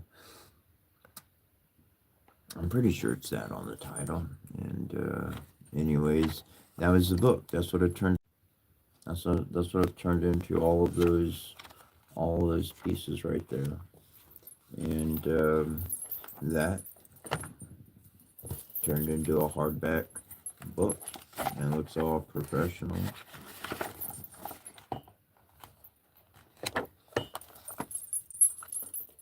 Now, I'm not trying to sell you a product. I'm not trying to get you to go buy it or nothing. Your work is your passion. Your passion can grow, and what it grows into can be amazing. See, I use this language to access my own memories. So I can access my own memories faster and not lose track of them. So somebody could be talking, and they made me think of something I want to talk about. Okay, but I want to listen, and I want to capture what they're saying. So one word in my language of my own memories, of my own history, one word has a well of memory to it. So literally, I got one word in my head. I'm just gonna tuck that one word right there. I'm gonna remember that. That's easy enough. And go on. What were you saying? And I'm gonna listen. And that's really how it works. It takes the negative experience and converts it into a lesson learned. You go through something bad, right? The last thing you remember was the bad experience. So every single time you think about that memory, you have a bad emotional reaction. So I decided every single ending in my life is going to have a lesson attached to it.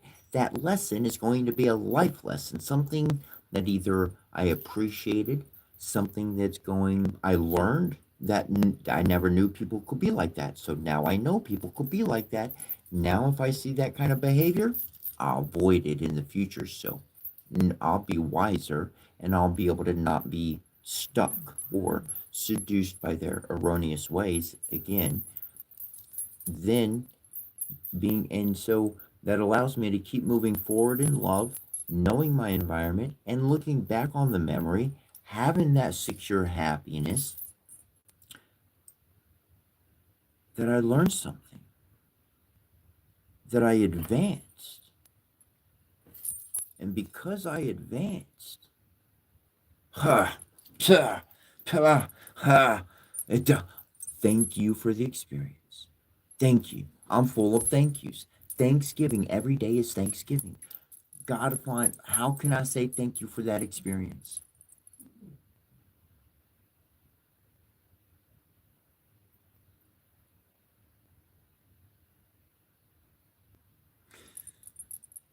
And now I can move forward.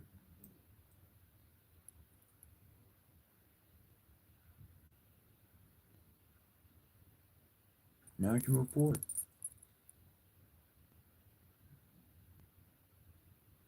I can move forward without having tears about something I lost, about something bad, and I can move forward in confidence, knowing that I can conquer my future. What is my future?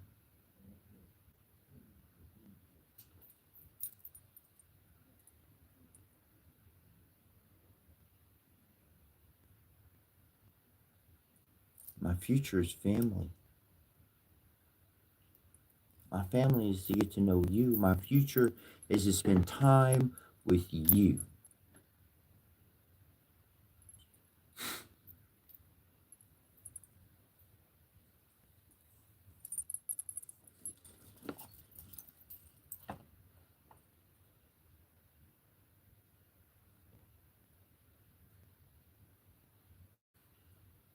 Mm. I'm going to read some of my own work. So give me a reason why I should cease in my purpose. Though first, before you go on with such thoughts, allow me to impart this forecoming wisdom. I have chosen to take my routing adventure of finding all the clues left. The items require me to understand the why in life, and then only after I come to be ready to discover the reason of why shall I receive satisfaction that will complete my soul. How should these clues be found? I do not believe the average person would want such an experience. The path will take your current humanic soul. Why would any non spiritual person leave well being?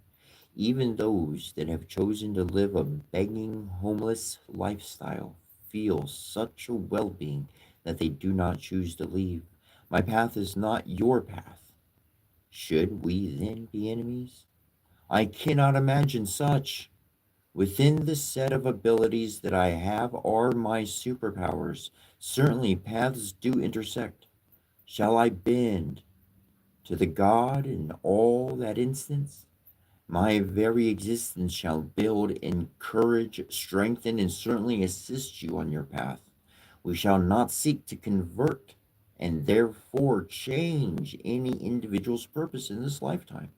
Their path is not my own, though for everyone I meet, I am the sacrifice that you can use to your advantage.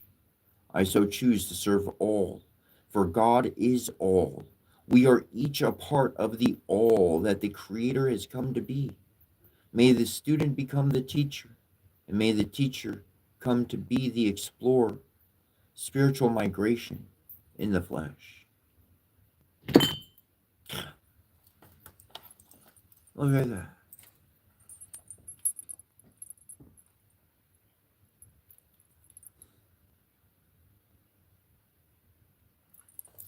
And those words I wrote years ago. I'm not telling you which path you should follow, which faith you should take. I'm telling you, you should. I'll tell you the same thing I told the Jehovah's Witnesses when I left their organization. May your faith increase. Because if your faith truly does increase, you will leave a rule book behind and you will embrace your neighbor, your fellow human, as the very God they are. What I did yesterday is I removed an image and I looked in the mirror. I replaced the image with my mirror. I got a mirror in the stead of what I worshiped. What is worship? Intense love. It's intense love. How much do you love? Oh, you want to hear a story? All right, let's go story time. I got it. You're going to like this one. Oh, man, I'm going to like it too. I'm try to hold back the tears, but you know when they flow, they flow. Filling up my coffee first, if you don't mind. Of course you don't mind.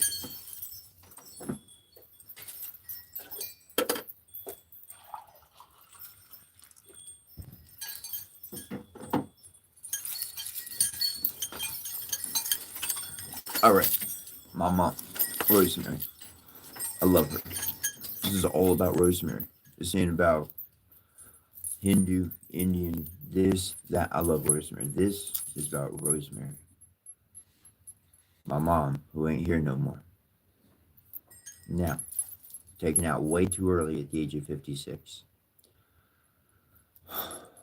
This is why you cannot define love.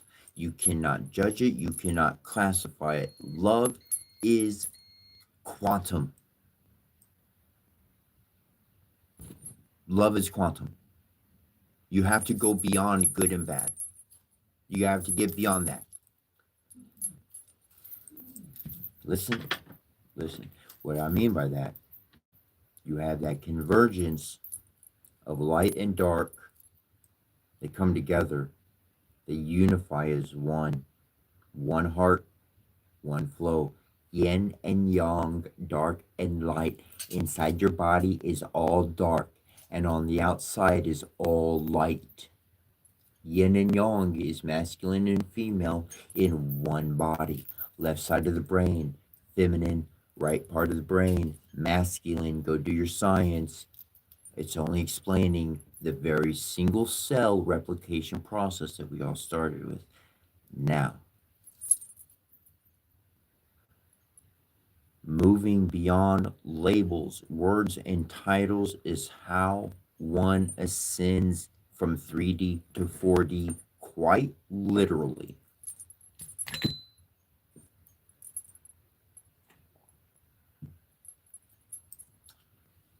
That's, you want to get there? Follow me. Don't follow me, though, like that. Be on my coattail. Be on my skirt tail. Be on... But do your own thing.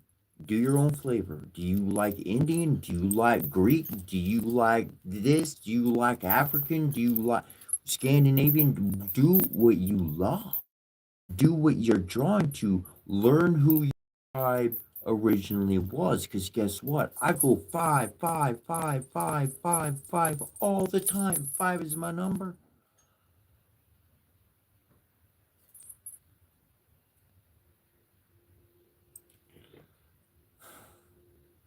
The elements of the planet and humanity are those five channels of prayer.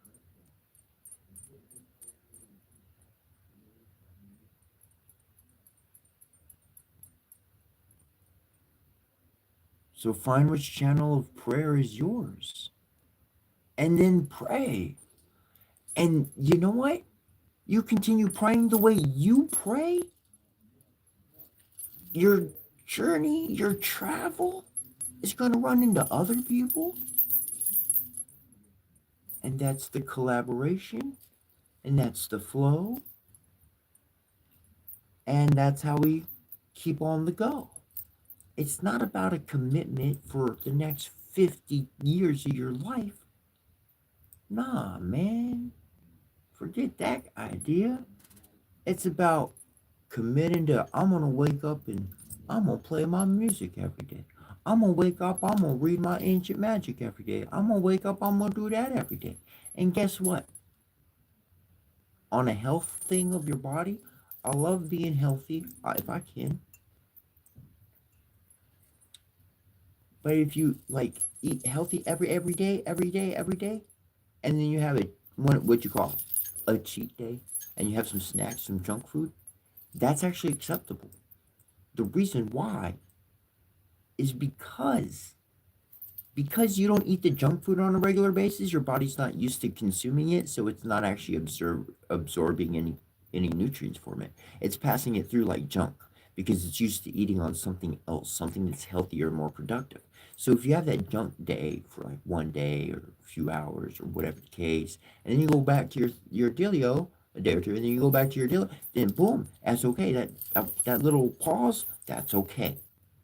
You needed that pause. That pause was your death and resurrection stage of your transformation. Transformation involves destruction. Now, I didn't run into the street. I didn't go crazy. I didn't scream. I didn't go. I didn't. These are my things. And I can do whatever I want with my things. These are my things. It's my room, my tomb, my room, my womb, whatever. They're mine. They're not yours. They're mine. Now, if it was one of a kind and it was the last one ever in the world, oh, dang. Hope that went into the fire, because then it definitely went up into the air and it'll come back around somewhere.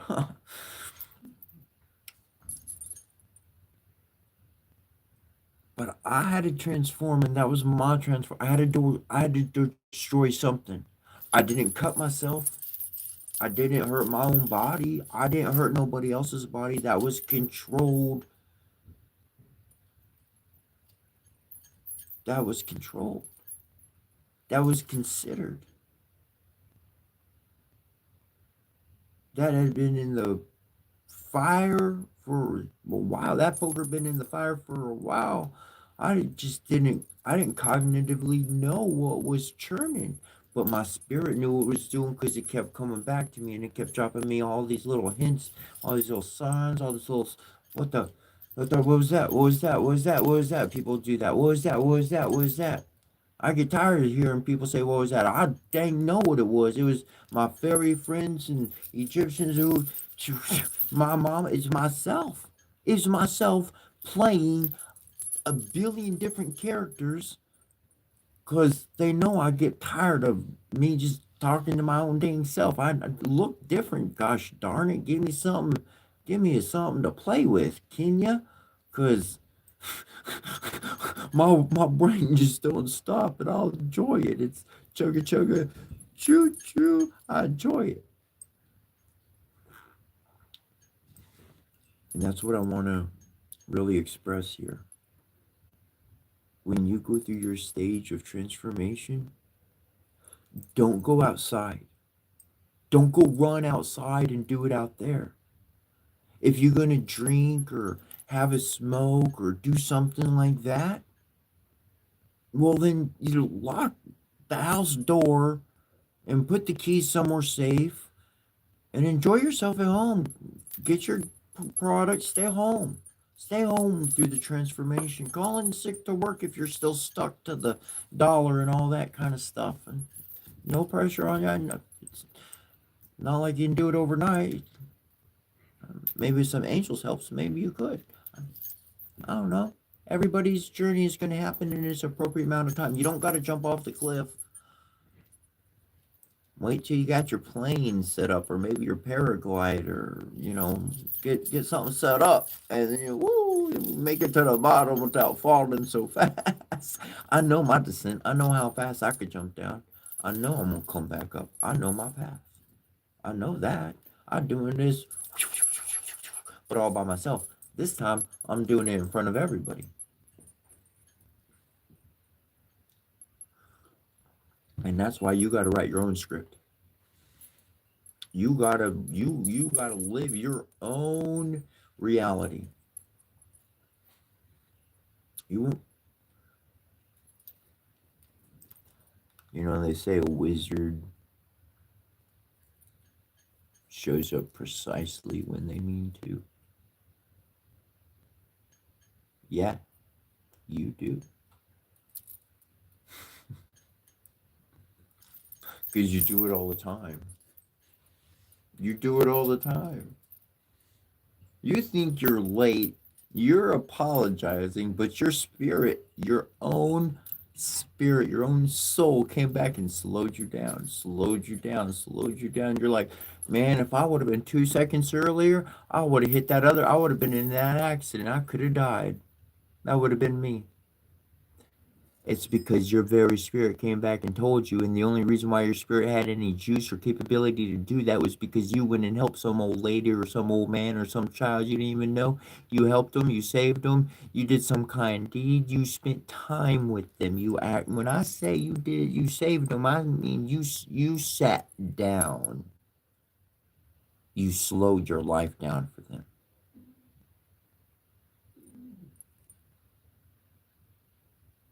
You learned, took in, you appreciated, and then you gave something back. Not physical, your appreciation, what you learned, how you saw it, or even just a really great big old soft bear hug. Hug changes in everything.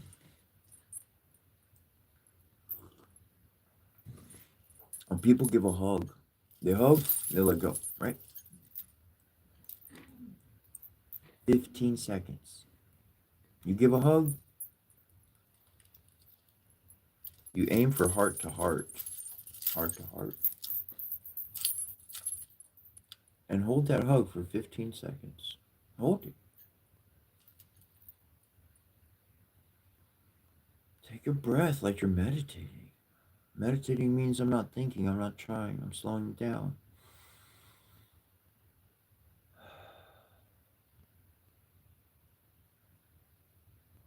And then, because you both slowed down together, you literally came out of that rush. And then all of a sudden, 2, 3, 4 hours later, one of y'all look at the time, you go, oh my goodness, I didn't realize so much time passed. It's because y'all dipped out of space-time continuum for a moment, went into your own slice of heaven. And you shared that heavenly room. You shared your heavenly rooms. You can join your two heavenly rooms of paradise together, and that's why the conversation was so awesome.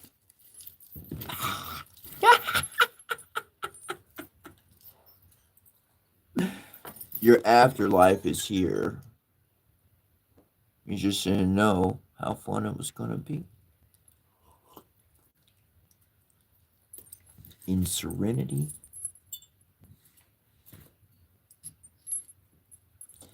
in the heart's purity, innocently, happily.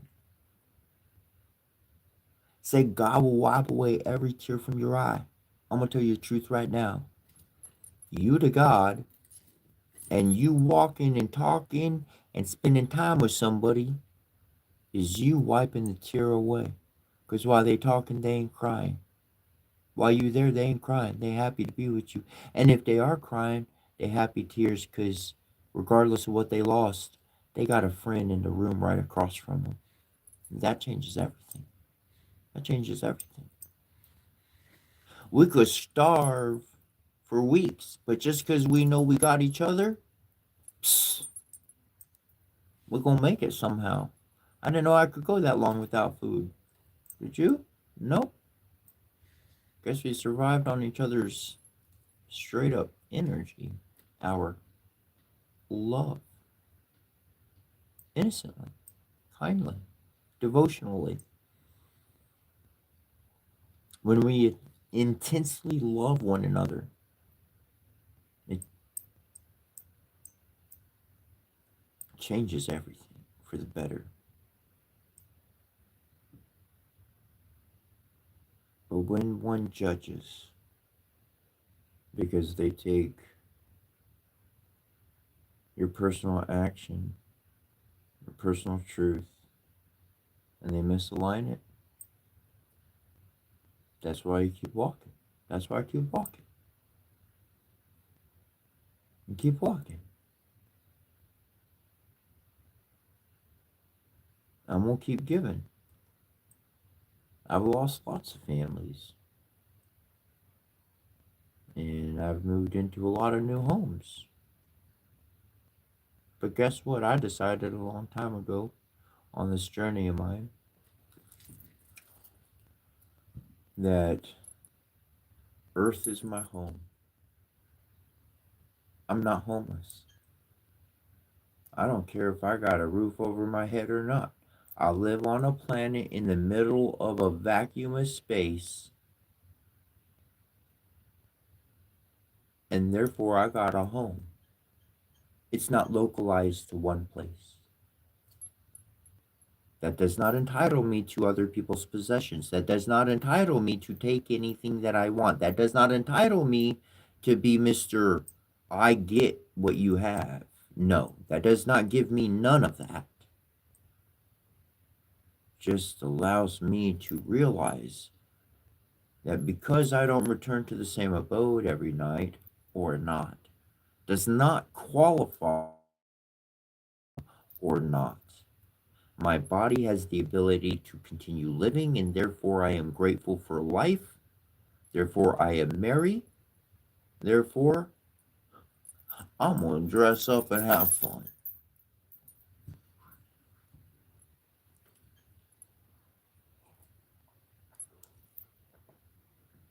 I'd like to encourage you to make it a random Halloween day. Any day you want. You could plan it in your own mind. You could set up the day. Just make sure you attach smiles to the whole intention or plan or whatever you got going on there on that note. It's all about smiles and not hurting. It's all about smiles. Smiles on the heart. Smiles on the face. But make a random day Halloween and dress up however you want. There's no dress code to life.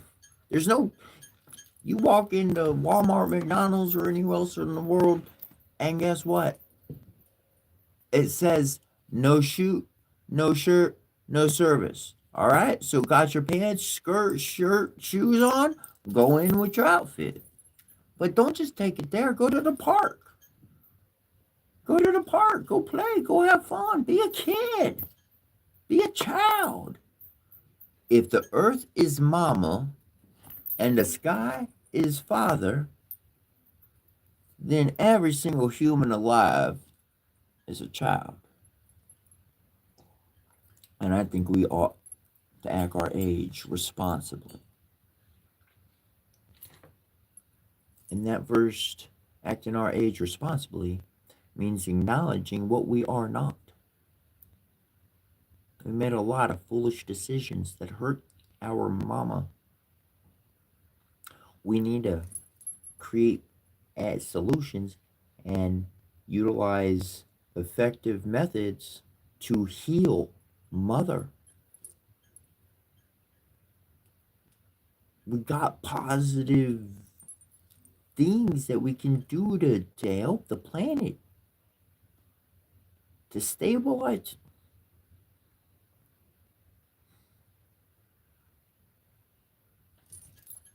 Only together we move forward.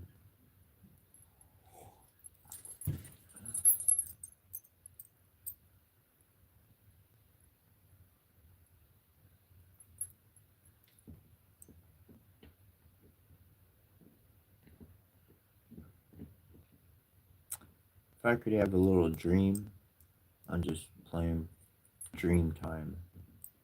Imagination time? Sure.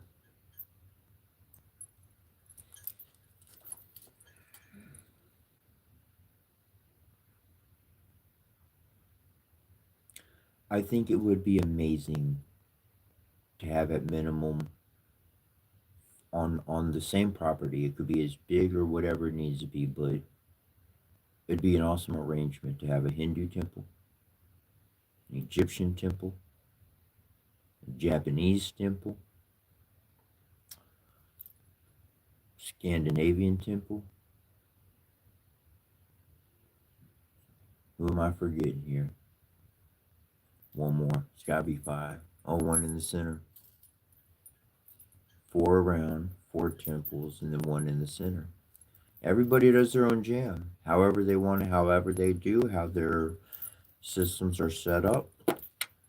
And the one in the middle is a collaboration. Is it Oh, right. A Christian temple.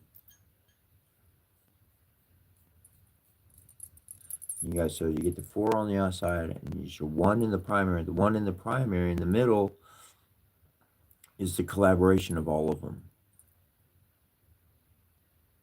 So then a shaman initiate could go from Hindu to Japanese to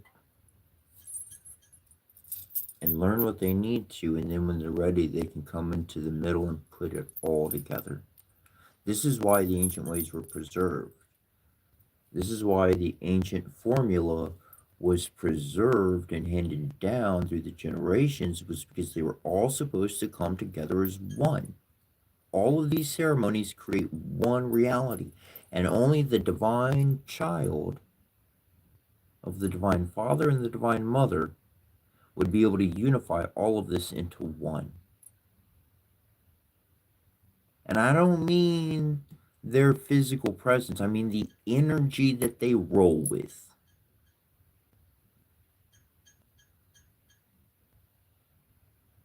The energy is going to bring it all together. It's going to bring this synchronicity. Oh, we got to have the native tribe, man. Got to have father, and oh man. Anyways, whatever it came down to, specifics be decided down at the end. But five primary, four temples at the corners, one at each corner and one in the middle. And it all comes together. Everybody from every tribe from all around the world. And that is what I see is the way forward, is through Japanese, Chinese, Indian, Scandinavian, American, I don't care, any ANEN, all right? But for us to all pray together in one unified, thronging voice. You will know my brethren, by the love they have amongst themselves. And what greatest statement is to say, look at us in a diversified manner, following our own faith, yet unified as a whole. That is legitimate power. And we all have it as one. We all consciously make that decision as one or none. We move together as one or division. Well, we know what that has done. So let's move forward towards the sun and have our victory full won. Because your love is our victory.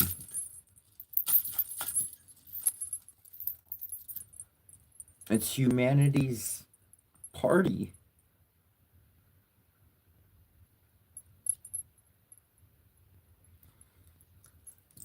That's what I want.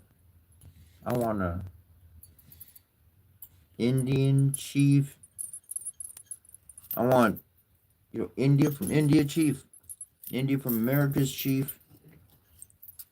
You all need to dance together. I want to dance with you guys. I want to hug. I want to have fun.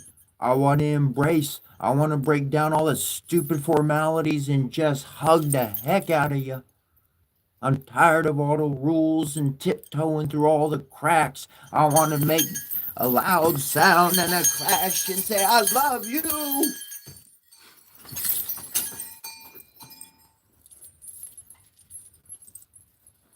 I do. I love you. I love everybody.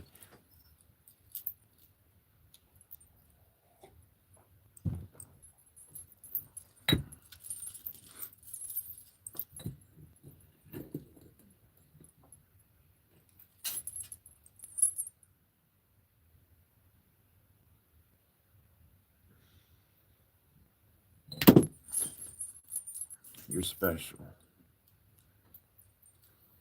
You're special. And you don't let anybody else put any other idea in your head. And you remember that everybody you look at, they're special too. They might be locked in. They can't change the way they are. A tiger cannot change its stripes. It's like a cat cannot change its nature. It'll come around, leave you.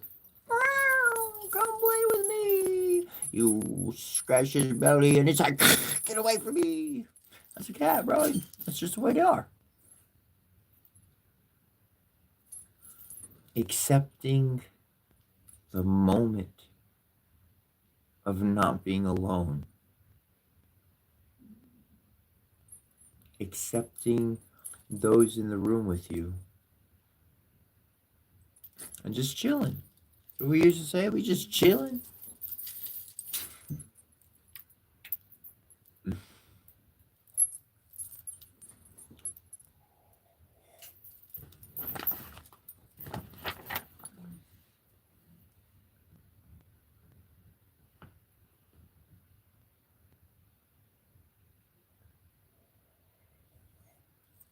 Mm.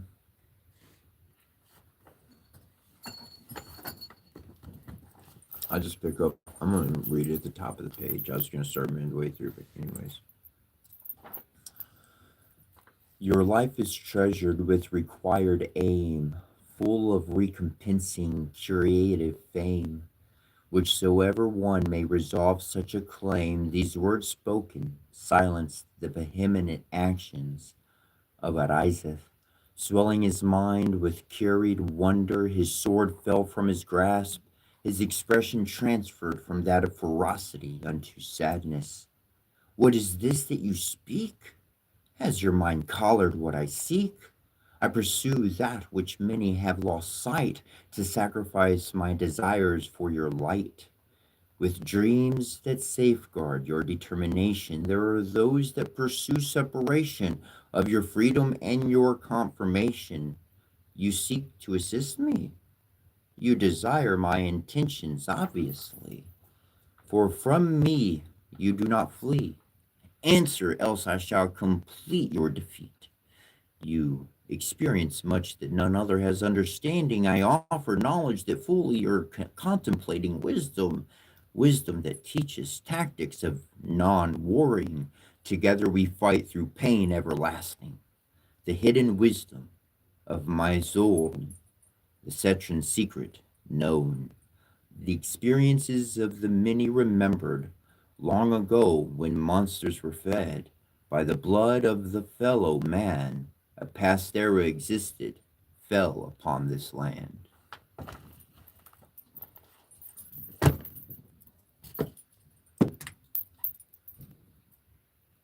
Those are my words.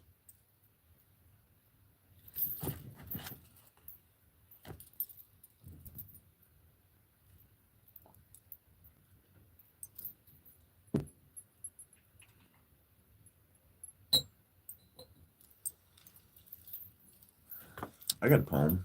Another one? I got a bunch of them.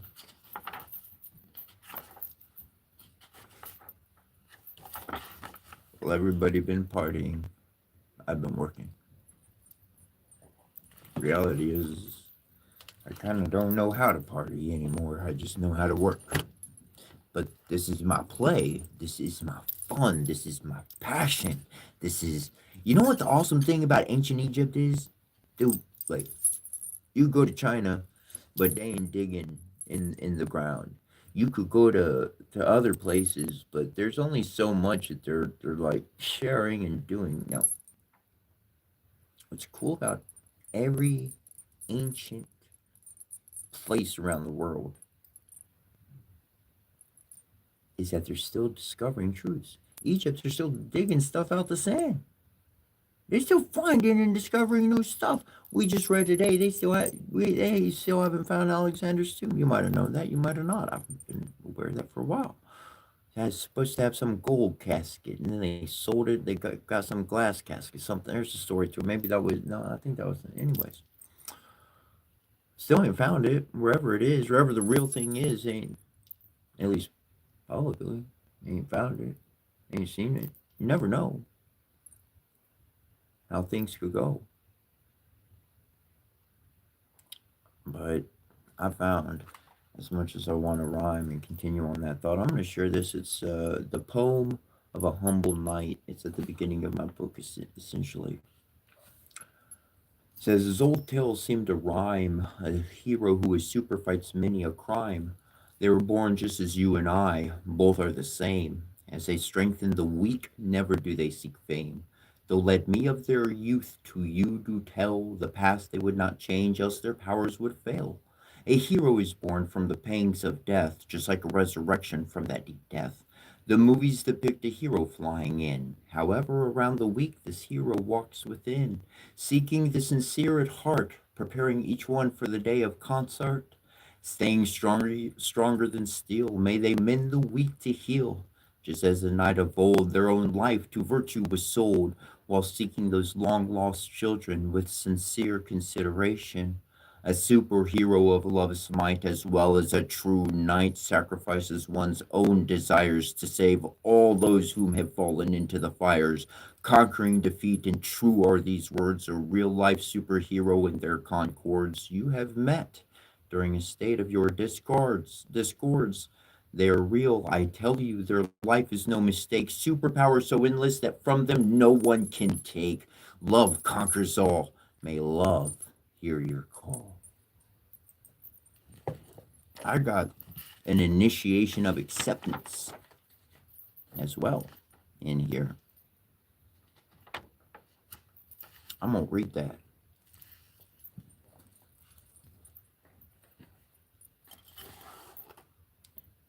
Now, one thing I want to really shoot home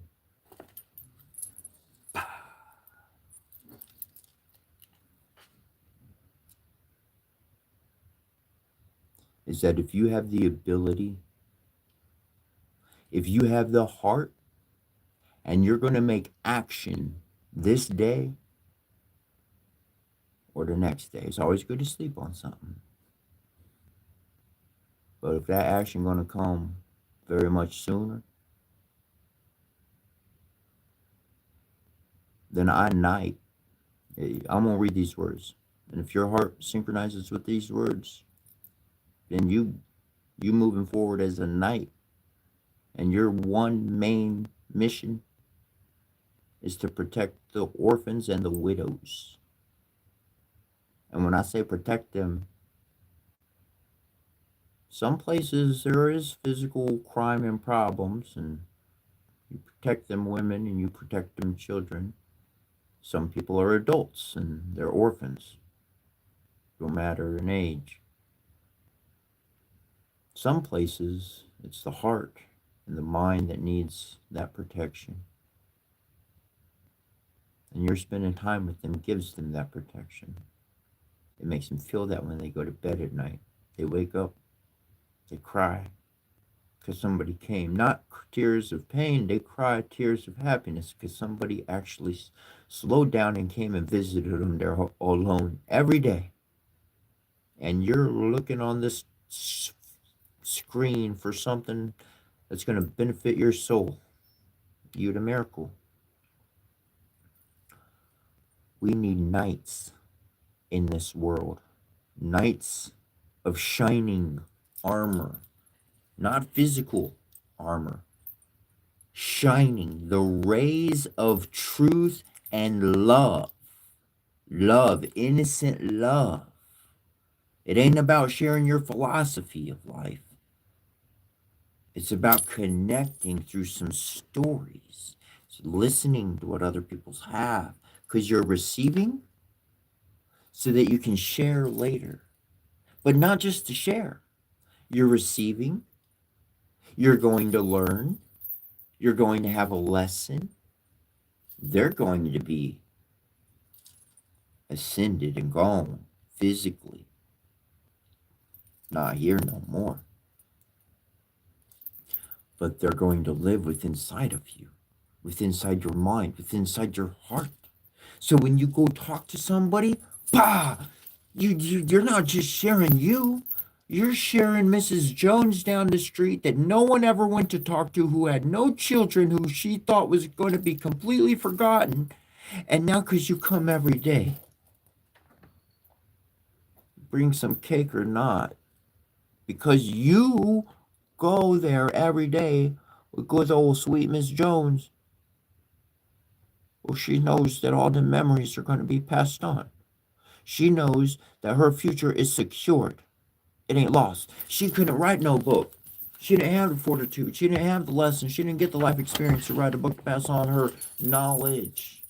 She needed somebody to talk to. Most people, they don't need a God. They don't need an angel. They just need one solid friend. And that friend could be, they could morph to being sister. They could morph to being brother. They could morph to being, I'm the bad guy at the moment. I just need to go. And when I say I'm the bad guy, I said something or I did something that really offended you. I didn't hurt your stuff. It's all my stuff. But I just did something that's too beyond your understanding. But you're going to get that lesson or not. And either we're going to keep being friends or not. Anyways, get back to what I was saying. If you agree with these words I'm about to read, then you're going to be blessed with some energy. And that energy is going to help you defend and protect and support the orders or the orphans and the widows of this world. And you already know. You already know. I don't even need to attach no warnings or nothing. You already know.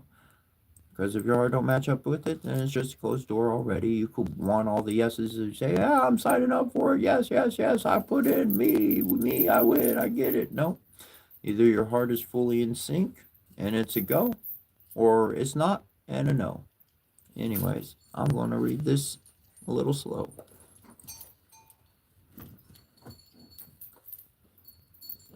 Initiation rite of acceptance. Initiation rite of acceptance. As a child, our imagination is powerful. When we live our lives, our respect for another individual's imagination shall be upheld. We all know that to imagine is a truth in itself. By thought alone, we start our course of action each day.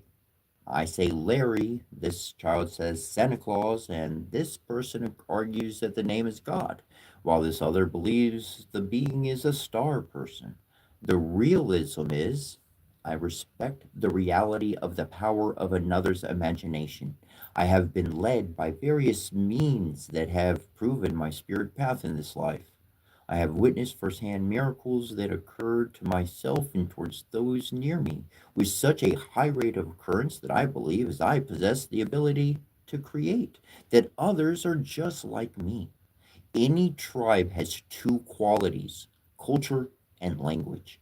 This language allows for those whom are spirit cultured to have a spoken and written language, which destroys the religious barriers that cause division by unnecessary semantic arguments, thusly allowing the possibility for a universal unity of empowerment. By entering the child within ourselves, depression, anxiety, and all the like digresses. Through literal action of positive activity and appropriate words spoken, souls can be cleansed of negative energies that much more effectively, allowing the placement of advancement in one's own life. The language, etc., supports clear communication spoken between like minded individuals throughout the world. The human populace is only divided by a difference of thought and language, as there are many people around the world in every land that are becoming awakened with spirituality inclined thoughts. This language seeks to unify those that seek to possess a pure freeness of speech. This language is meant to be spoken in conjunction with any dialect, not as a replacement of dialect. In such a way, no matter a person's origin language, we can still communicate with each other. Now, please keep in mind one concept of thought. This language is ever growing and developing. This presented material is truly only a foundation of what is to be built.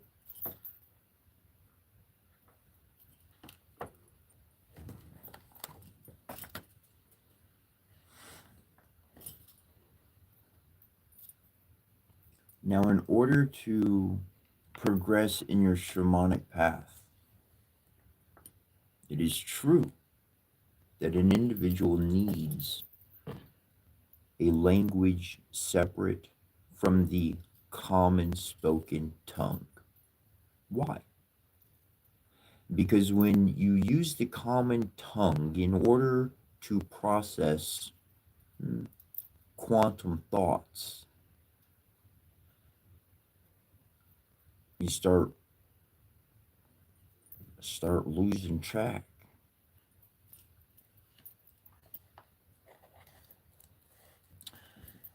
The words in this language present emotion and experience so that you can understand and relate with your own life and your own path. Languages spoken by humanity for the past however long have had new understandings put on old words. So we have an overlapping of several meanings upon one word. We can't be specific with our thoughts. Well, it's very hard for the soul to be specific with its thoughts. Human versus soul. Okay, there's two realities. There's logical and there's abstract. Okay, when we're working in the abstract field, it's a different language. By using a separate grouping of words, even if you create your own words, then it allows you to create without any previous error or rough edge that has ever been present. We use all of the information from before to build the tower. The tower is built, it's effective, it transmits, and then destruction of the tower. Grab what works, add this, add that. That's the transformation to move forward. Literally, rinse it in a cleansing, and let's do it again to get better and better and better and better and better and better. And then we're just flowing into a river of just Eden. We got the Eden's just growing again.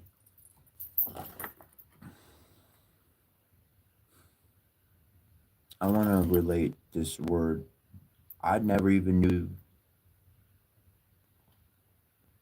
divine mother, divine. This was early in my path, anyway, so I'm gonna read a portion out of my book. I don't know how much of it, but the word is Nana. Nana.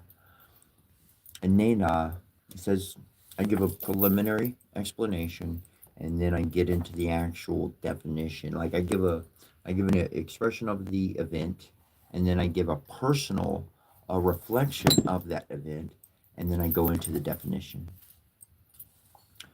For 5 years of my life, I had a dad and a mother. My personal concept of I use the word kokula. Kokula means the universal understanding of the all. So I could say God, I could say Netherlands Devakmail Shinyu, you could say Shiva, you could say Durga, they could say Gichi Marito, Astarte. It doesn't matter. If that's your God, if that's who your nature, Father Sky, Mother Earth, I don't, then Kokula says, I honor your belief in the understanding of the divine. You personally relate with them how you see them, as I do for me. It's the same being. It's the same divine. That's how beautiful they are. That's they can they can be in a million forms at once and talk to each person like that. And anyways, moving on. My personal concept of Kokula has both parents as one unified embodiment. As my learning increased, I experienced my Kokula, my divine father, mother, as a father that would direct his son to victory, completely aware of strength and wisdom. No moment to discuss silliness, clear direction and distinct instruction to be followed. Then there were more loving moments of patient conversing, to find clarity within something as I could find within my mother. If I believe in my father as I do, then I also believe that my mother's heart is what beats within his chest. I personally call Kokula my Mofa, my mother father. Being physically alone and without a mom and dad in this world is a scary experience. However, as soon as I realized the Kokula and Nana connection, the Divine Father, Divine Mother connection, no longer was the scary actually scary. I became physically free and mentally secure within that experience. I knew I would be provided for. This can also be related in the terms as the shaman. If Kokula is the warrior able to accomplish any task required, then Nana is the shaman, and together they are a shamanic warrior, able to foresee and act in every moment to every experience while effecting the greatest gain possible out of the worst of situations. Now, getting into the actual definition of the word. This would be the ninth acceptance, Nana, unconditional love personified, the mother to our father, the love of a mother, Kukula spirituality, unconditional love. That one has the ability and so chooses to never give up on someone in particular. This particular quality is the essence of a mother's love. A woman whom has the heart of mother will care for any person as her own child. This aspect of human is that which man can also absorb and become. In that, the true reflection of Kokula may become manifest through our very lives. Once we have attained a higher education in the ethics of love and the elements thereof, one becomes a fellow parent to those whom we can assist. We educate one another, we feed, provide shelter, and share our emotions with those whom we attempt to help. We communicate and encourage all that is beneficial to those we reach. The connection a mother of this sort has with her child is unbreakable. She will defend such as is her child unto her own death. No living life shall break such a bond. Like that old book speaks of, that one's connection with God cannot be separated by anything in all of existence. The love that is driven by the fuel of God is something producing a life into a God state. Kokora, God, Father, is seeking companions. Though with as such essence as can be used for destruction, one must ensure that anyone whom is to be considered for this design evolution of consciousness, of kindness, will not misuse such power. This love is a safeguard of proper use of our actions, that we are unable to use such a gift for selfish, impulsive decisions. Nana is our safety net, that we may not add evil into this world, though any act or through this world through any action or thought.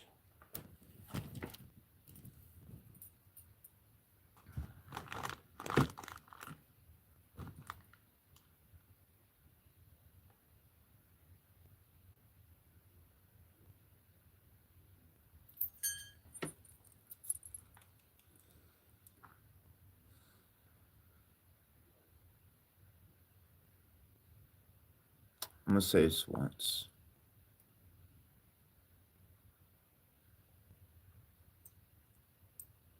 I don't want to say it, but I'm gonna say it. I'm a king of the world. I'm your Jesus reborn. I'm your Shakyamuni Buddha. Come back. I ain't playing no games. I haven't been playing no games.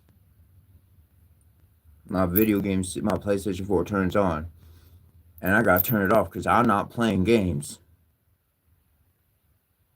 I was Alexander the Great. I was Tutankhamun. And I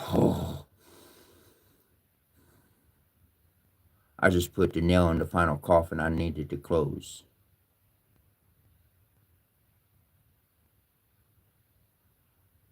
And I'm back. We're back. The world's gonna change if you ain't been noticing it already. I'm gonna keep calling things, and the world's gonna keep changing. Because I understand this world is my home. This world belongs to me, and I don't mean that by any type of force or that I want anybody's land. I don't want to take anything anybody has. I'm happy with what I have in my hand. Happy with what I got. I don't need nothing else. I don't need to tell you how to live your life. I don't want to tell you how to live your life. I don't want that. I tell you what I'll do. I'll process the information that you need to know to make the world better. Then I will master it.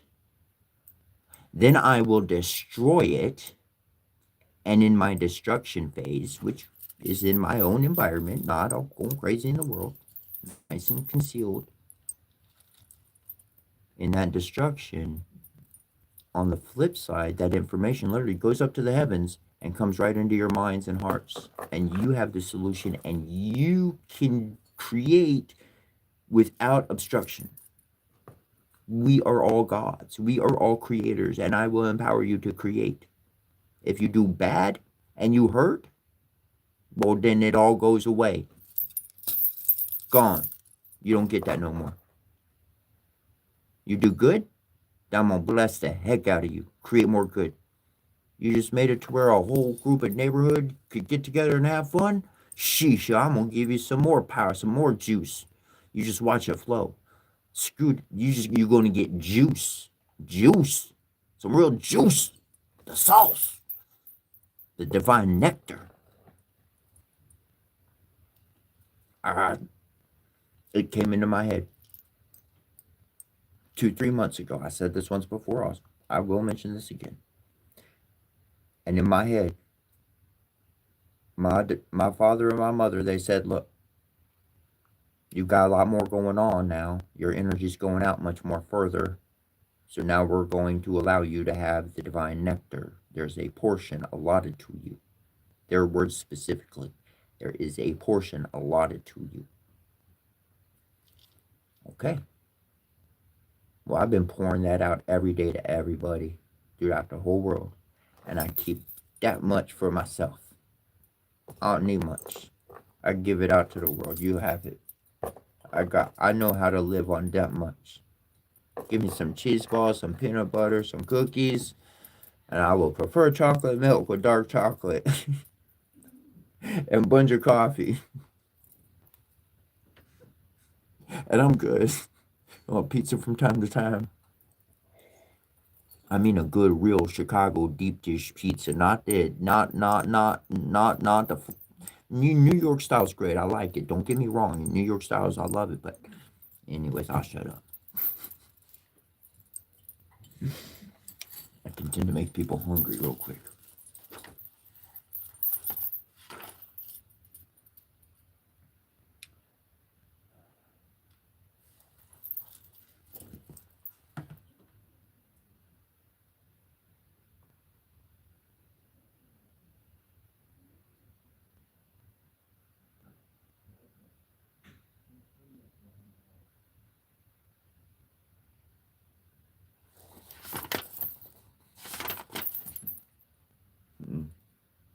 My life's eyes witness and the lessons thereof. Over my life, I have been asked to write my life story. This may be an unusual way of telling one's life. This is who I am, and my method may help you as a person try something different. For this is the way my life has developed in the perception of my own purpose.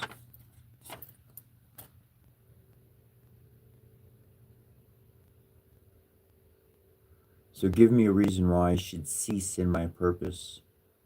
Though, first, before you go on with such thoughts, allow me to impart this forthcoming wisdom.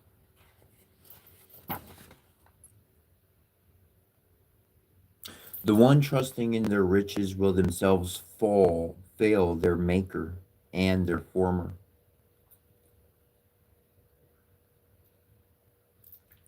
The one trusting in their riches will themselves fail their maker and former. Also, they have become hungry and without power. Humans have not drunk water in order that they may become tired. Stand in the courtyard of God, and I shall certainly spread my net over that one, and they must be caught. A sword you have feared, and a sword I shall bring upon you, your sons and daughters. You would and have sacrificed for one's own pleasure your acts of prostitution. The powerful one has done great deeds for me, to give light to those sitting in darkness and death's shadow, that humankind's feet may be directed. They followed the great one, for the signs performed provided for those whom are ill, regardless of their wicked deeds. From a Bible I read somewhere.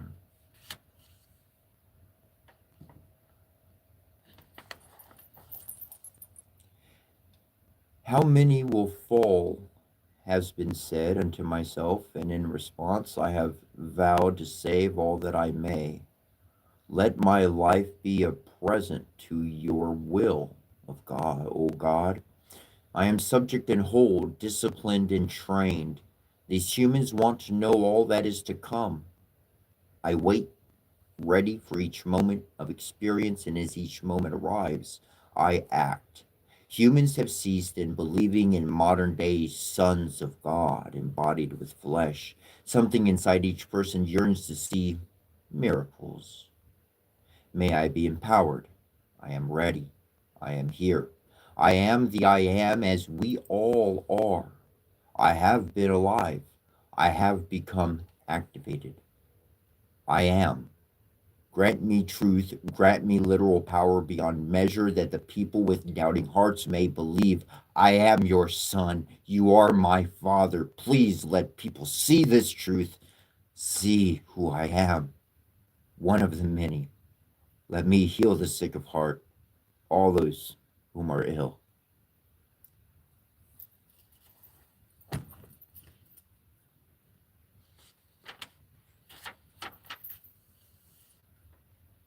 My mom worried every single day of her life.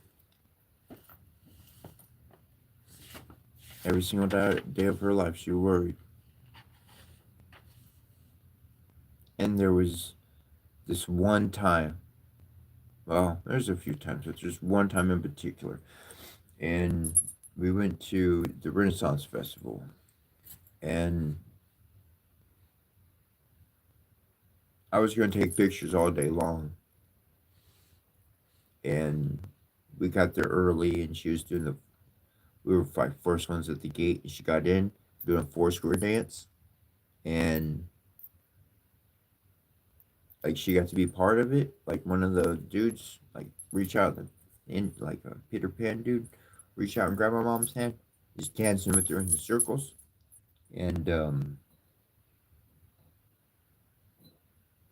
I was taking pictures, and I snapped this one perfect picture, and she had the biggest grin of a pure smile I ever seen on her face.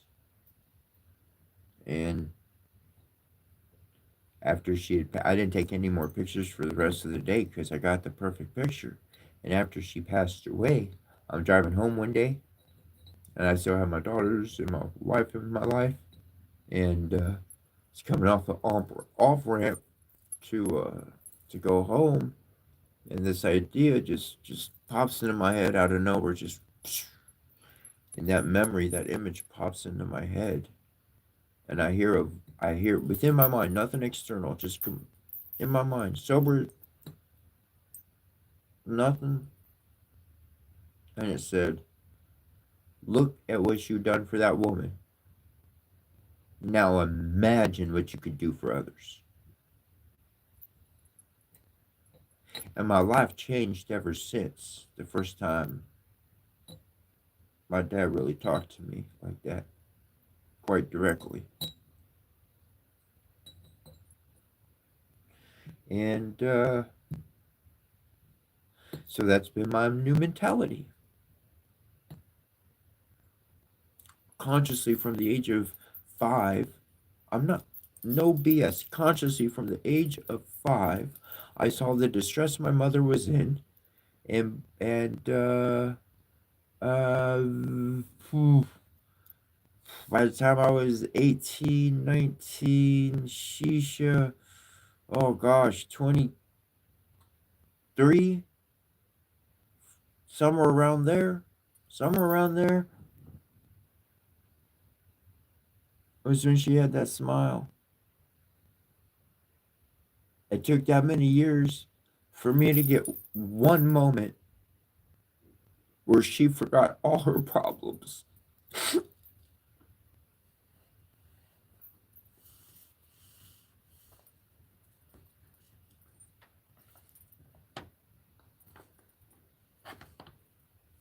Her problems were that her father had died and he wasn't coming back.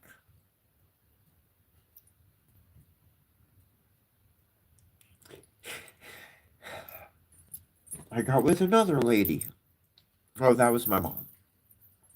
But then my wife and all that ended. My daughters died. You get this other lady, and her dad's name was Thomas. Her dad talked to me every day.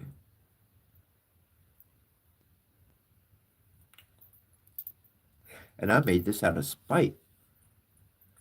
I'd never done lettering out of leather. I'd done a lot of sewing work, but this is my only lettering I ever done with leather. Hand sewn, no machine. I don't work with machines. Screw the machine. You can have the machine. You can mass produce. I'm creating one. Anyways, and she didn't like it. She never wanted this gift. So when I left, I took this because her father talks to me still to this day. She's sad in misery because her dad never talked to her. I hear her dad every day, just like I heard my grandfather, Larry, every day.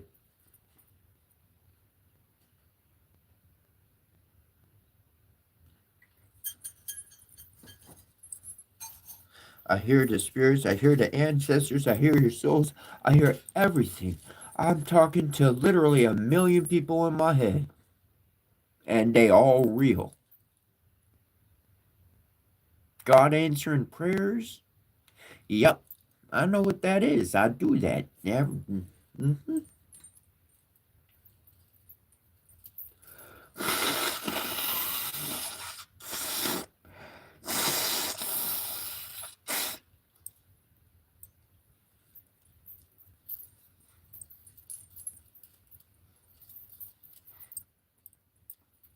Want to get a film crew follow me around 24/7, watch me sleep and everything? As long as I got what I got, I'm good. Go ahead, bring it on. I'm down for it. She said, let's do it. You can see how real this is. There ain't no strings there, nothing. You can't make it up.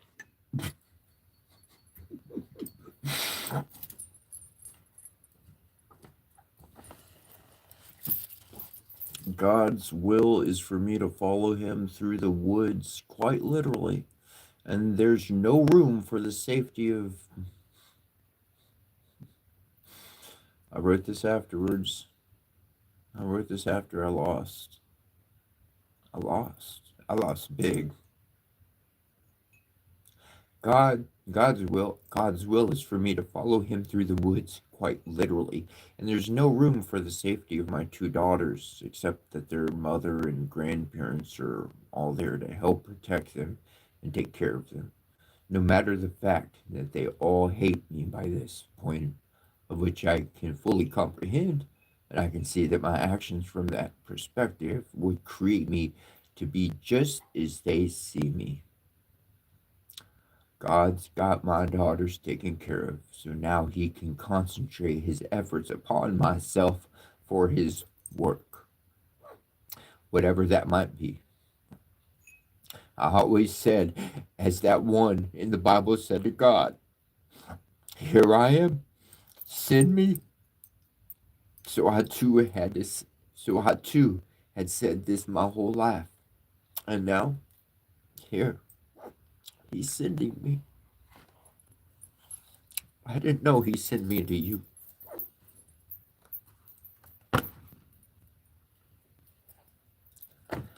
I just wanted to find a hut and do all this from where nobody would see or even hear me. I just do it all. Just find a hole somewhere. You don't need to see me. I just pull the strings from the shadows. Pretty effective at that at this point.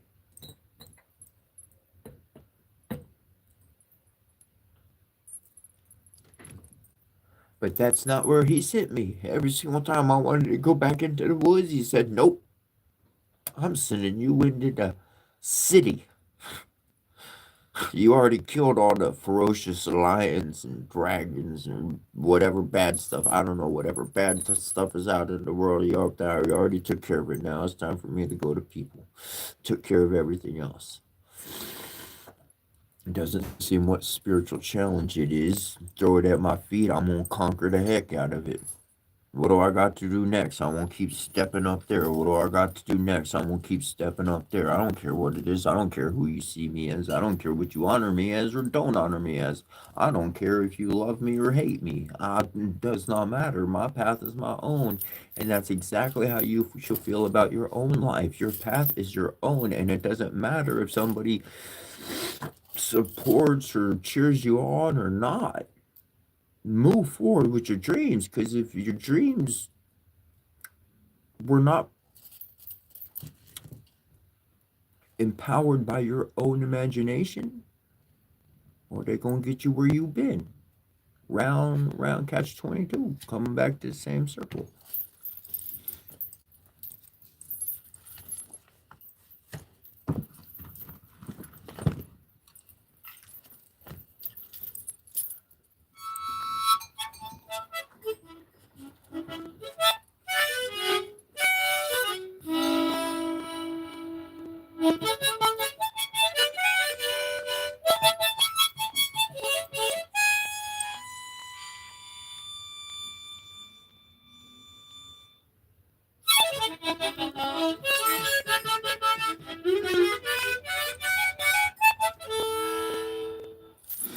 Makes me think of the Renaissance Festival. And the whole world is a Renaissance festival. I've been to Disney World. It's a great place, a cool place. Renaissance festivals, water parks, theme parks, Fiesta Texas, all that cool stuff.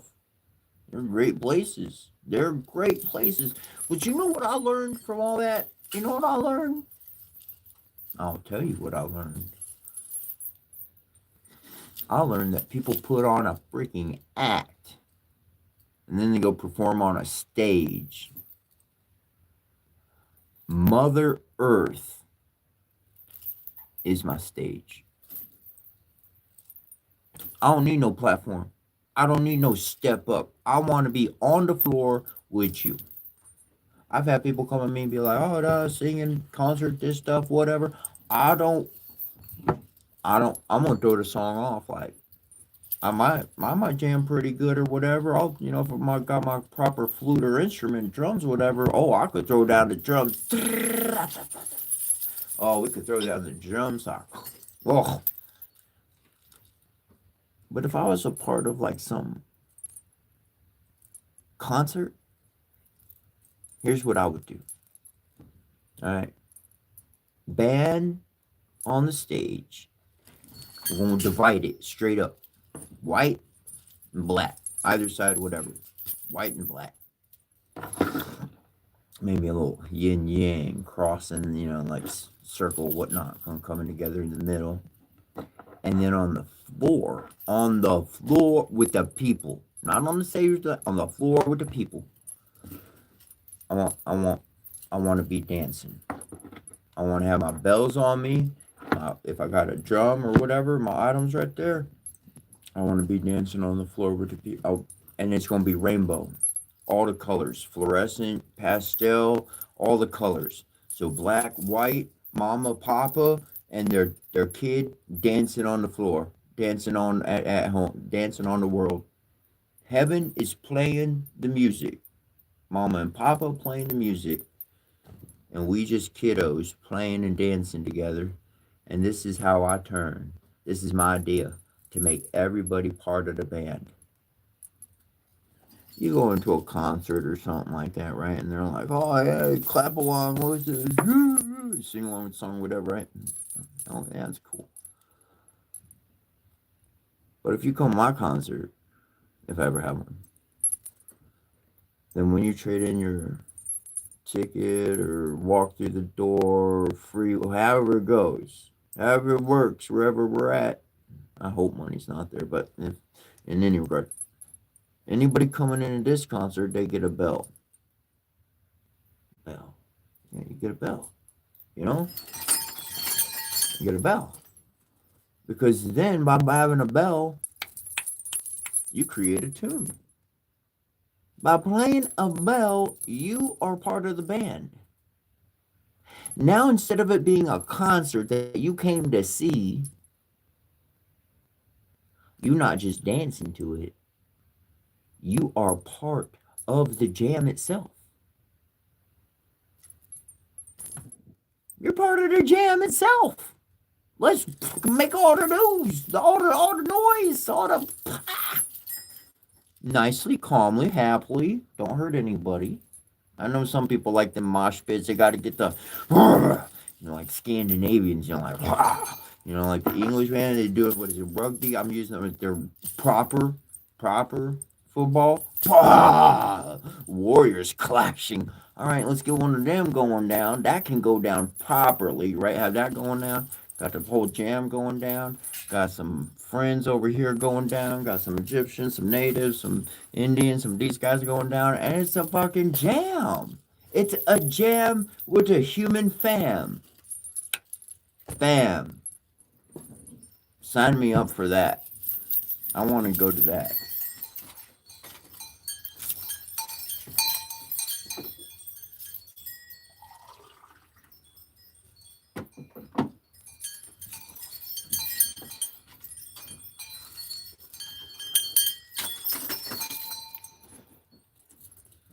Culture is beautiful. Let me express.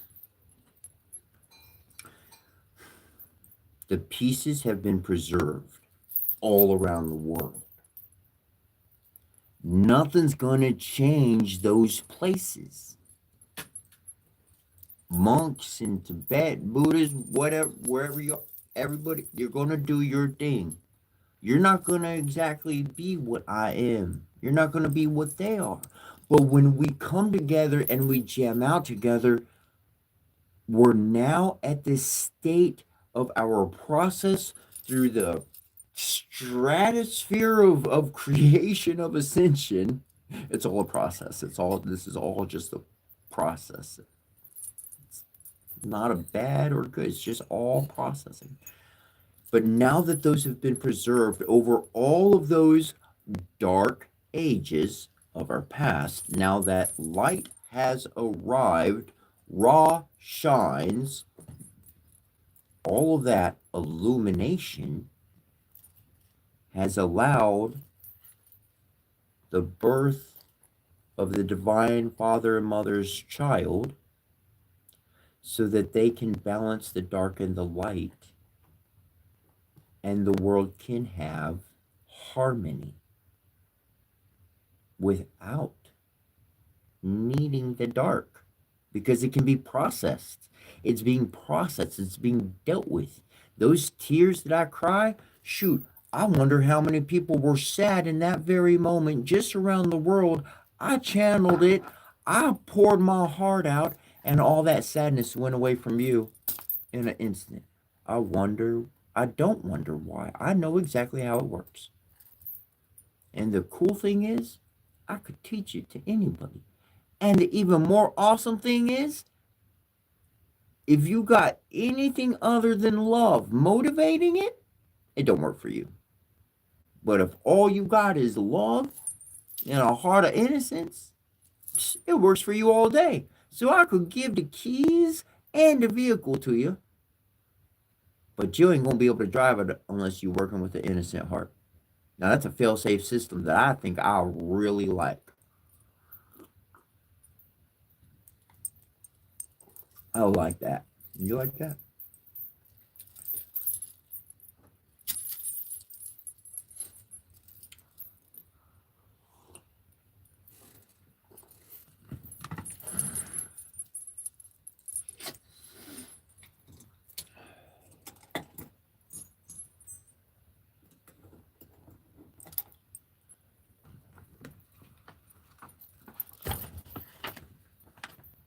So for all of those who weren't here before, I could be mistaken. I should probably look it up. I'm not going to.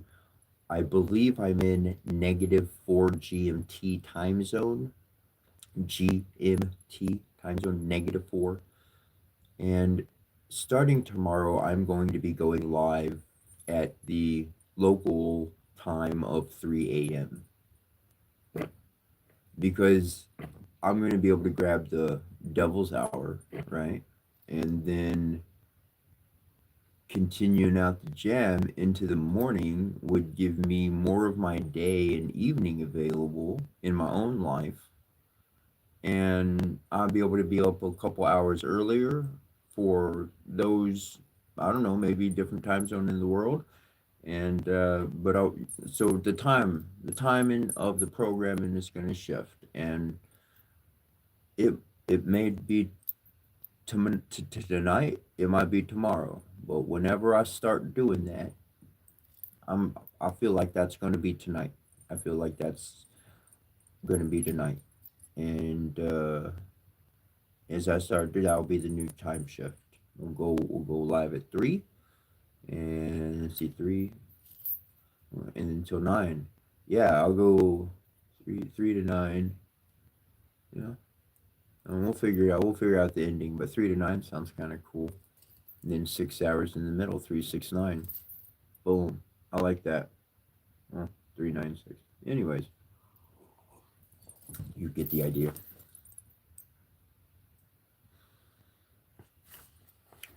Now, in my book, I use the word Kogola. What I have grown past and since, I've mentioned it before, is Nether Numidev Kamiel Shernu. So, Nether is Egyptian, Numan is Scandinavian, Darvi is or Devad is Indian, Kadmi is Japanese, Shin is Chinese, and Yu is pluralizing it. And all of those names represent the consciousness of of life, consciousness of the air, consciousness of fire, consciousness of nature. Consciousness of nature is essentially what each one of those words means. So that's what I really have developed to. So this word Kokula in my book was a word because people would argue over God's name, and because they are arguing over a name, they have no further discussion on their spiritual progression, on their shamanic life. I don't like the word priest because priest puts a person on the top pedestal. That don't work. Priest is wrong. A shaman is a healer. A wise woman is a healer. A shaman, man or woman, whatever. The gender doesn't matter. It's the fact that we are healers and we know how to focus our love to heal a problem in another person's body without drugs or some person's medication or this side effect. The problem exists in the body because of a psychological issue of being alone, which puts poison into the heart, which contaminates the whole body. And the weakest part in the body is going to say, take me out. I don't want to be here no more.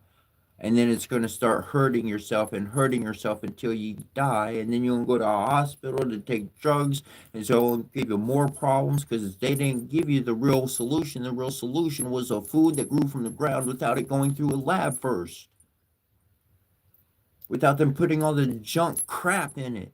Why do I go to the store and get a thing of peanut butter and it says it's got molasses and jackass and frashes and brashes and what the fuck ever else? Why doesn't it just say peanuts and or and peanuts and salt? There you go. It's peanuts. Why don't I just got peanuts? Why is there all these additives?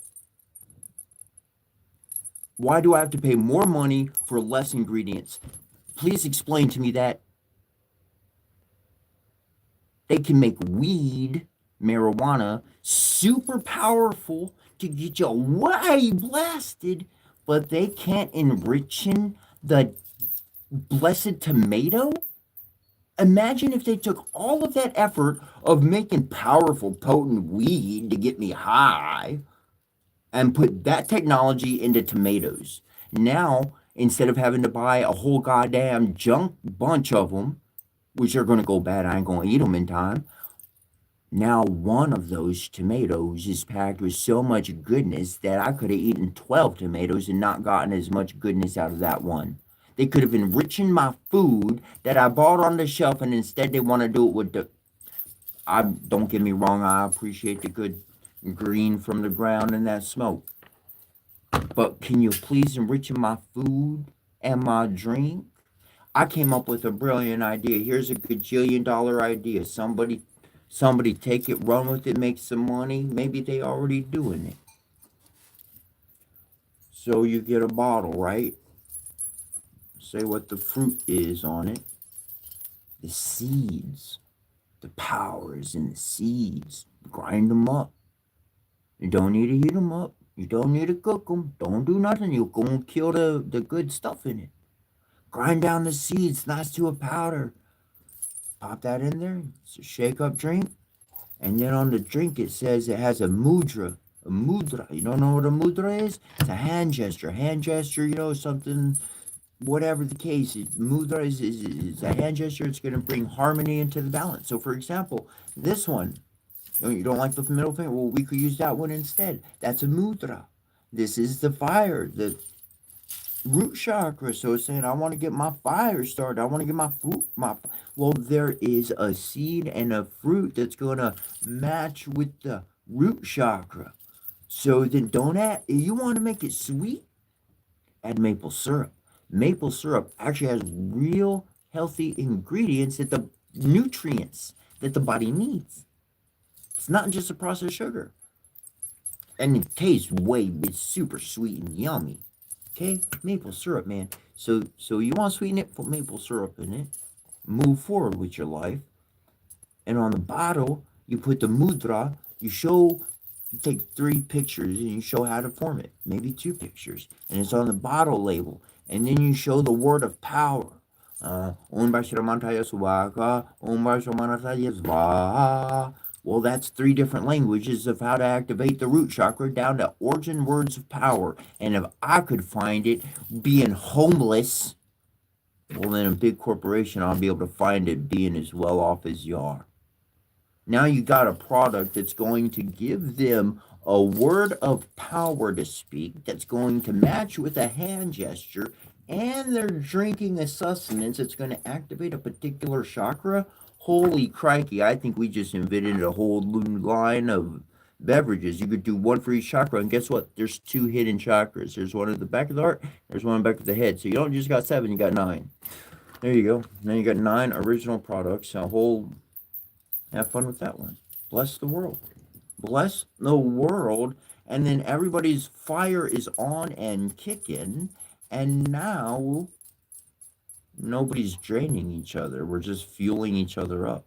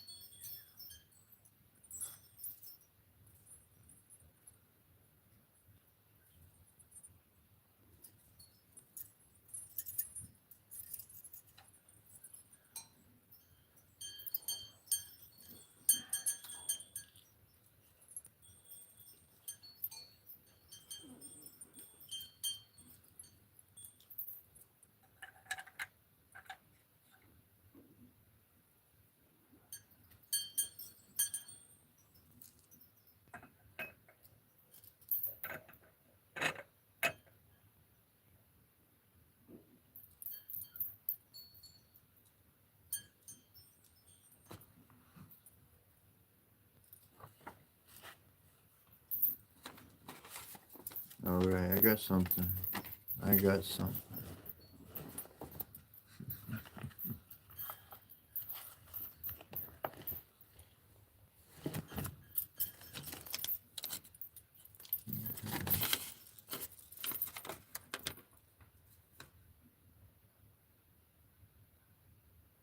Mm.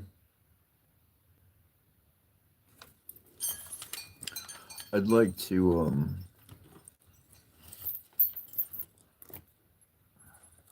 I'd like to go by a different name than I might have been going by otherwise. I've had different names. Like every single time there's a major transformation, there's a name change. The name change is the energy. The energy is part of that spiritual family. Okay?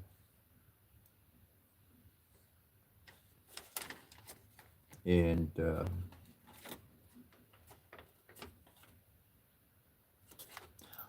I like to go by Pan. That's what I like to go by. Just Pan.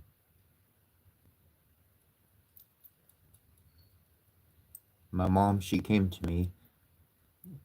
I heard all the bells around me one day, and it was my mom, and she had passed away.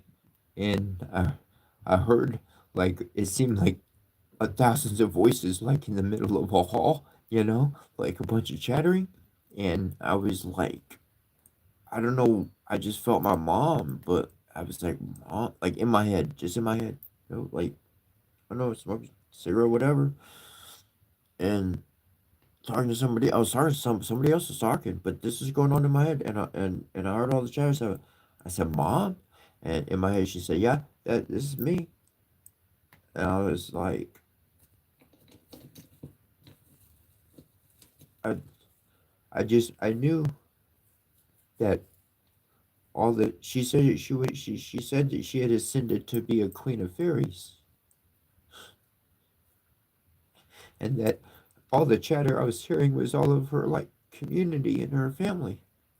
So I got the bells on me. I started wearing bells because at the end of my mom's life, like she didn't, anyways, I'm not going to get on all that, but she was. I connect with Pan. So I went through other names. I went through Shiva. I went through Devil. I went through Demon. I went through Angel. I went through Setra. I went through Chris. I went through Jack. I want to be Pan. Not just I want to be, but that's what I've been feeling for a long time. I even said it. It's a video I made on got a million plus views.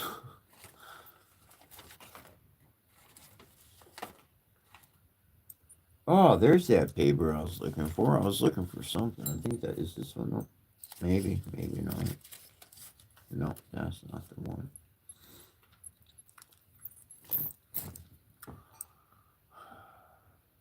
May the student become the teacher, and may the teacher come to be the explorer. Spiritual migration in the flesh.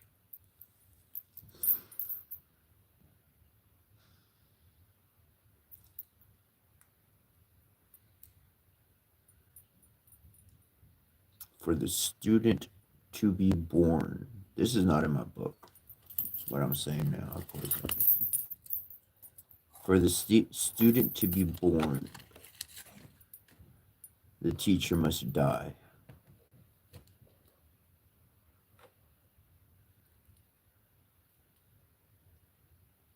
Get that? Now, I'm going to explain it from top to bottom. My mom, when she died, and I know she ascended on because I talk to her every day right up here. She lives right in here, so the body's just a body.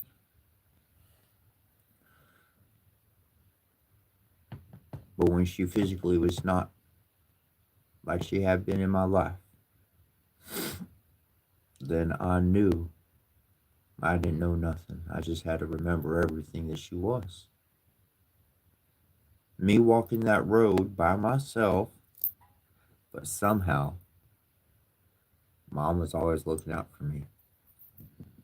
Pa was always looking out for me.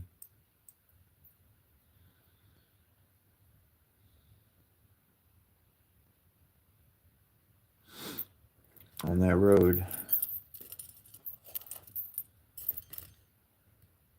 on that road that I journeyed,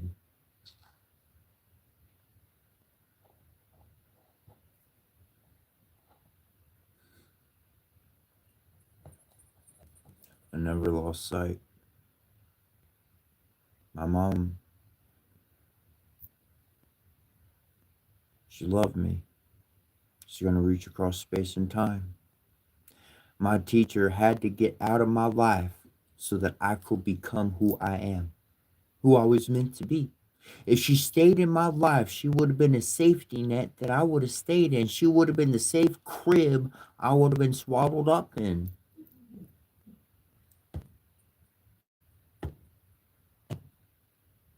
But I had to be kicked out the nest. I had to have my experiences of loss so that I could move forward,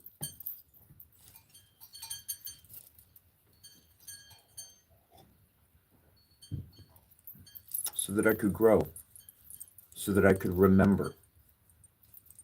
Because without her being right, as long as Rosemary was there, I didn't need to work. Like I went to work. Don't get me wrong. I earned money. I helped out. I cooked bills. All that's massively. Oh, massive. Oh, massively. I'd sign my checks over. They just auto deposit just into her bank account every time.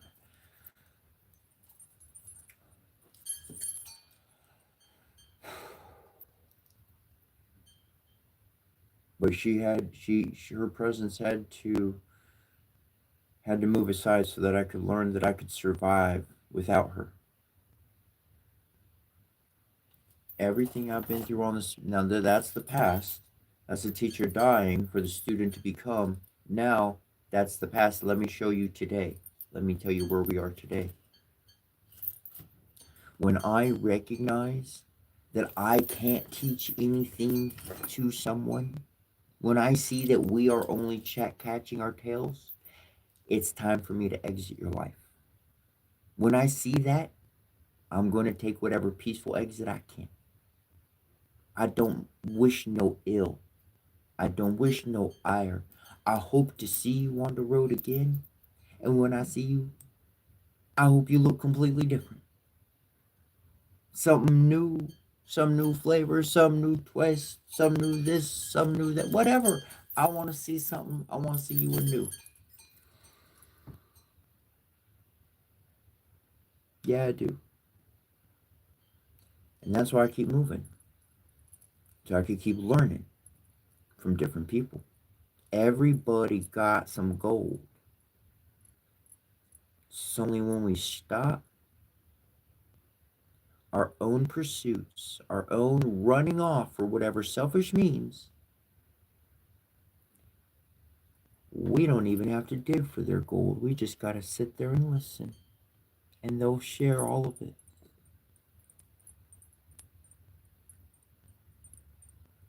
They'll share everything. And you don't got to worry about recording it. You don't got to worry about writing a book of everything they said. Some people like to write books. Some people like to do interviews. Some people like all those things. Do what you love to do. Otherwise, what I'd recommend, what I did for the majority of my time, was I left the camera out. I left the phone off. And I just sat and enjoyed. Because I know that my spirit, my heart, my higher self that's running around so fast and coming back to my body, that's going to record everything I'm hearing. Whether I forget it or don't, it's been recorded into my heart. That's all I need. I just need the frequency recorded onto my heart. Because one day somebody's going to ask me a question, somebody's going to say something, I'm going to be like, oh, yeah, I remember Aunt Susan. Let me tell you all about her, actually. And I'll mention all the details and all the stuff you could have ever known, not would have wanted to know.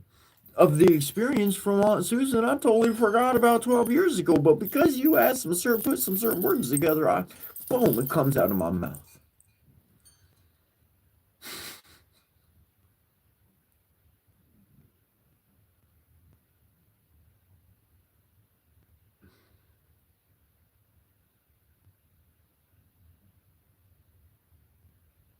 I love you. And truly, you want to move forward with your life. Some things, all you got to do is set them down and move on. Other things require destruction that can be controlled and maintained. Not anybody else's property, not the world, not hurting yourself. Hey, sometimes I went ahead and I went and wailed on a few trees. My forearms controlled. I like my fingers. I don't want to break my fingers. I use my forearms.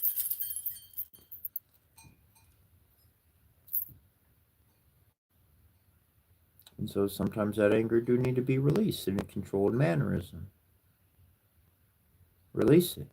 It needs to be released. And if you do so consciously, then nothing gets hurt. Nothing, like nobody gets hurt. Other people might not like your face or what's going on. They might not like the loud music for a moment or whatever's going on. But you ain't running out your house acting no fool. Okay? You do so right in the safety of your own home. Go through that little dealio you need to go through. Get your wits about yourself. Get your focus. Put some things back together. Put the right things in the trash. Put the good things back where they're supposed to go. See the new you and move forward. Keep trucking along.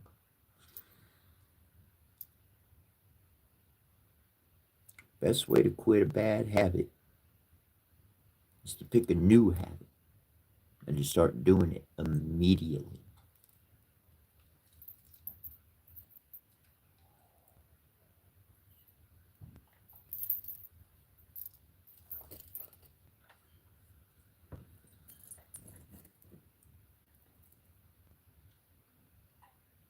Most are not going to understand the significance of this.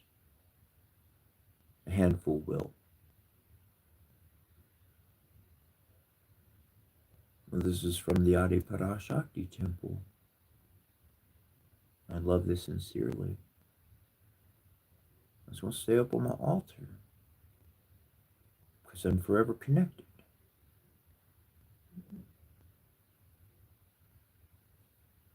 For what I learned, for what I know, for the good people who are there. From being in religion as a youth to being a child that's a bit taller and a little bit more freer.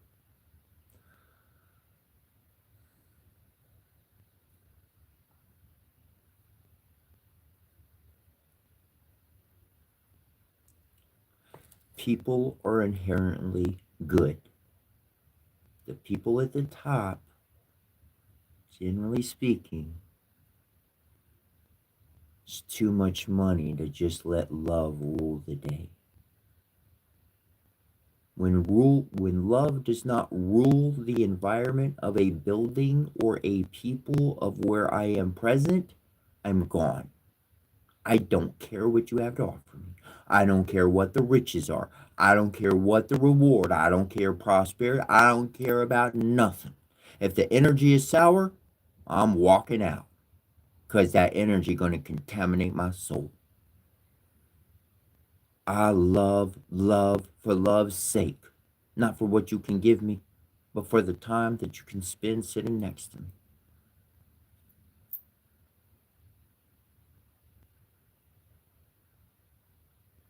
I always looked at how we could really move forward as a people.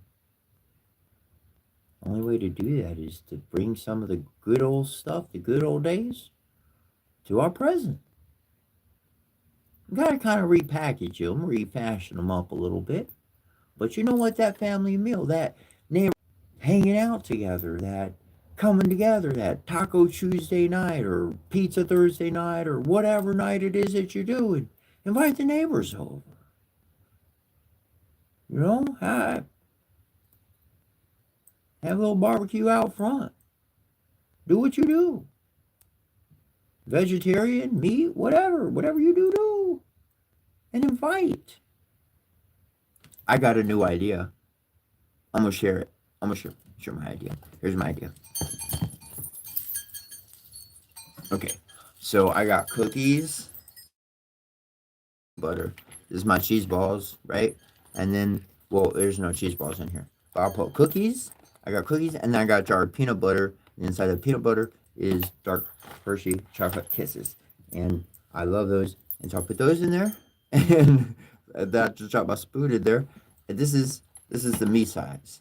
Now this is my personal me size.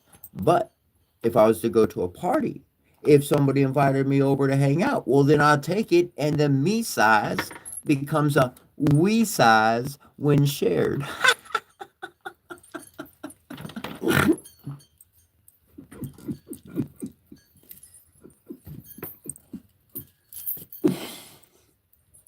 That's what I thought of. And you got they call it potluck. Yes, it's neighborhood jam. Everybody bring a bag of chips and cookies and beverage, whatever. We all having a good time, fam. And then when that newcomer comes along, you got your fam all together, y'all doing your thing for a while. Guess what? Somebody gonna see y'all having a good time. They're not gonna be too happy. They're gonna come and try to spoil it. So as soon as that happens, well, then you know who the new person is. You know who causing the problems. And that's when the fam acts as one and says, you not welcome here. That new person, you just ruined the party. You can get out. Go on. You're just not welcome here no more. That's all that is. Unless you learn how to get along better and be nice. But shoot, that ain't happening overnight. Let alone 3 months. I think you got a lot to learn before you come back around here. You're not part of this fam. Go find your own fam. Keep traveling the world. You're going to find your group. Those people over there, they're loud. They like to play their music. Those people over there, they like that. They'll do that. Everybody will find their fam. And like for me and many others, we find that fam. And then we're like, yo, it's time for me to stand and move my legs. I'm going to take this like a bird takes a seed to another land. Wherever my weak feet wind up following, and I go to this fam. And so I brought all of their ancestry with me, and I delivered it like a mailman, like a mail lady, like a mailman, a mail person, a mail carrier, postman. We're postmen. I ain't kidding. I ain't making it up. We're postmen. Spirits delivering messages to each other. And we don't even know what's going on. Now, he told me that 3 weeks ago, and all of a sudden I'm going through something today, and what he told me is making a lot of sense, and I'm able to make a better decision in the moment. That sounds like one of our foxes in the forest that the good knight did a deed for. A huntsman, did a good deed for. He didn't kill the fox, and the fox comes back later and does some good deed for him. You know how it works? I got a good fix on things. I move things pretty effectively, but you get to the quantum state and your reasoning don't work anymore in that zone. I mean, you can get answers and whatnot, but it's more like feel and touch. It's more like a butterfly following nature, the signals of nature.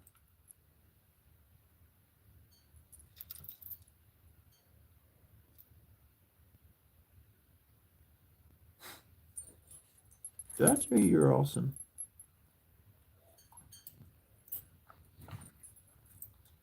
Pretty sure I said you're special too. You are. You are. You don't see it in yourself. but I see it.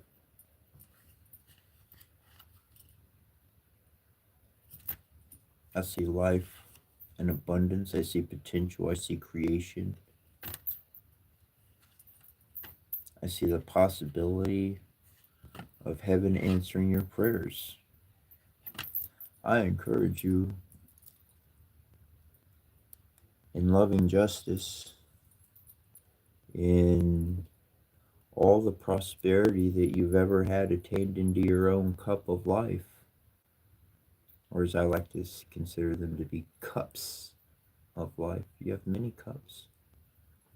You've emptied many cups and you've had them filled up.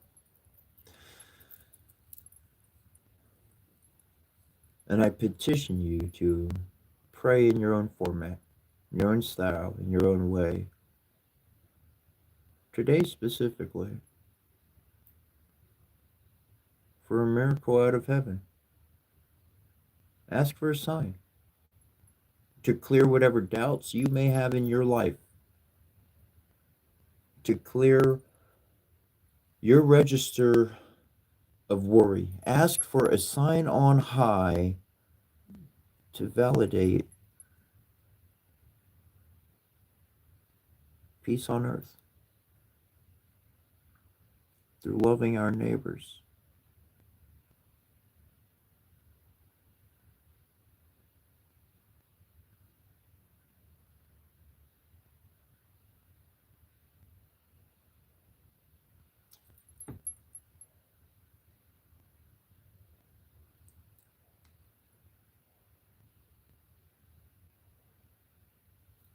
The power is ours. We shall always prevail over I. If you're in a moment of stress, without bowing your head or even closing your eyes, however you perceive God to be, Father, Mother, or any name, I don't care how, nature, science, whatever, quantum consciousness,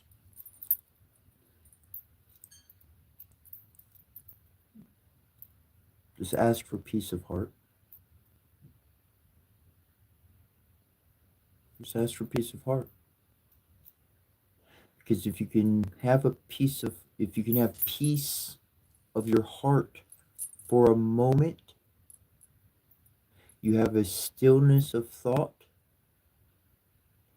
In that pause, you can actually comprehend everything that's happening in the moment. Life is trying to make you run fast. I beg you to slow down.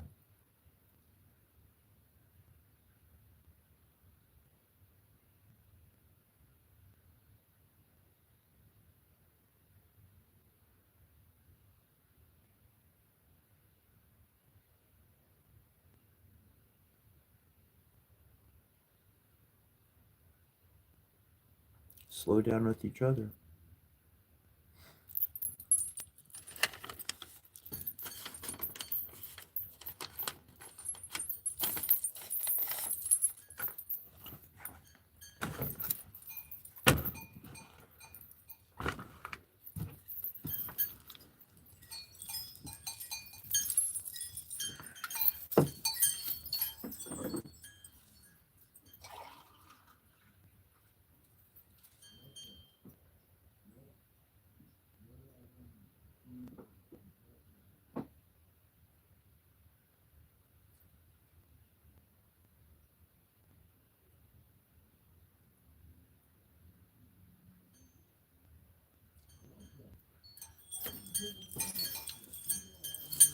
No.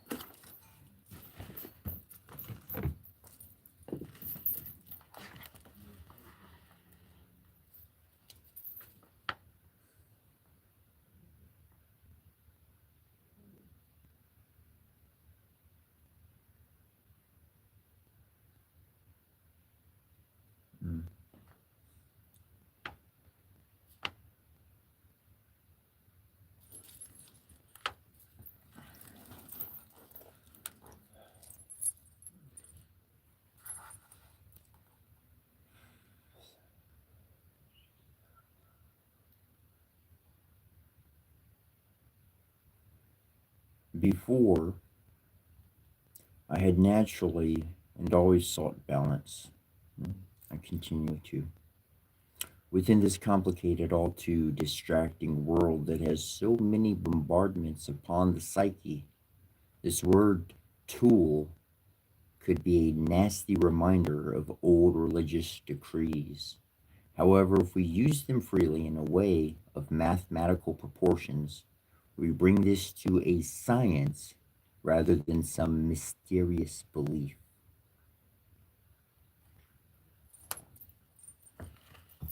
This language that I've developed is mathematically and scientifically sound. It can be challenged and validated by anybody truly on the journey. I bring with me a solution, a language from heaven itself.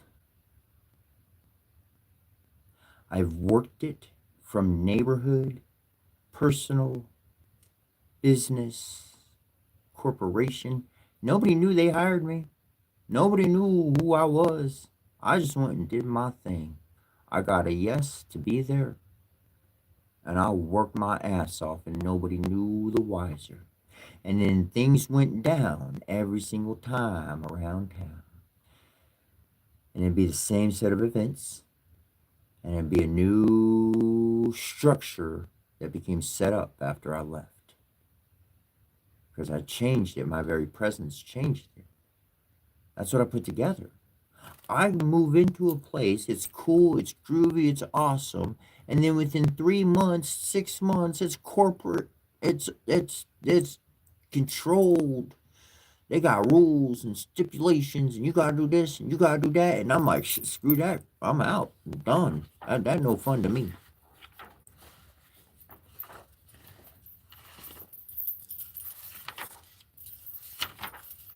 And I change things. I change things. My presence changes things.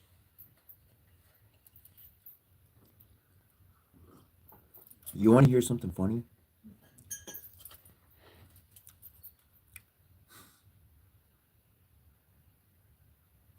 Magic.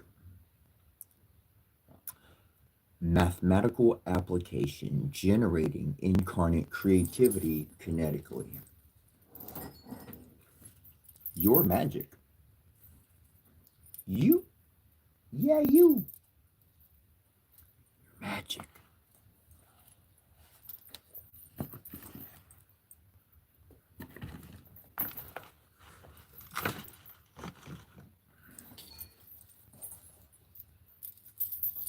I'm going to read y'all a story. Now, I haven't read this in a while. This is my own story.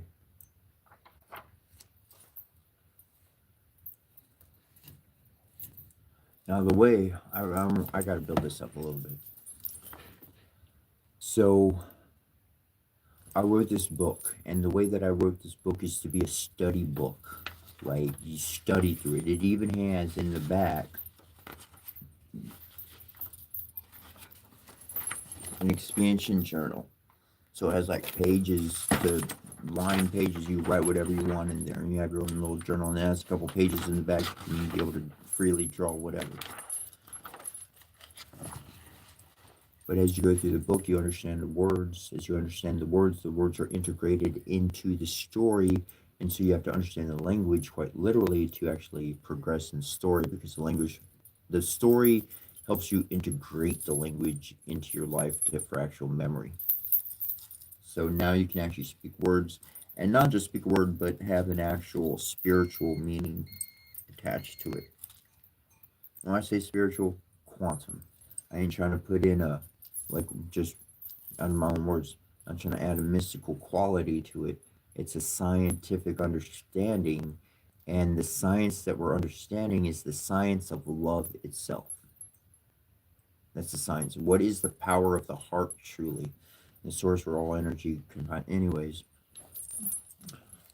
it's called The Events of Nath. The following is the beginning of the next book that will be compiled as an epic poem. I worked for 9 years upon this story and then tragically lost. There exists a new set of gods, another world that these ones have influence upon, and the struggle of the planet's citizens against them. The elements and the characters of the story involved therein are all experiences of my personal life personified to equal the vicious course of the road's path that my emotional and mental existence has suffered through and has gained victory thereof. The involvement of the Cetran language will be interweaved with the epic poem. There will be a very slow introduction of such material in the beginning, though as one continues to read this epic poem in its entirety, slowly, more and more characters will be applied and explained that one may better grasp the full veracity, power, and complete understanding of every word expressed.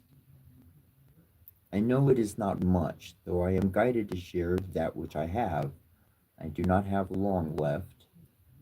Maybe I do got longer than I thought. I present unto you and your heart the mindful core soul, the events of Nath, the origins of Nath.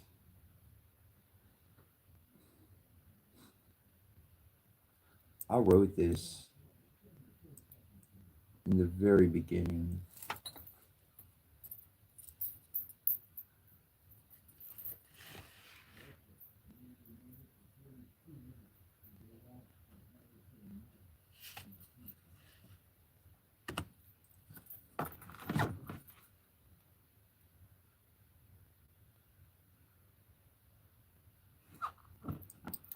We're just going to read a little bit, not all of it.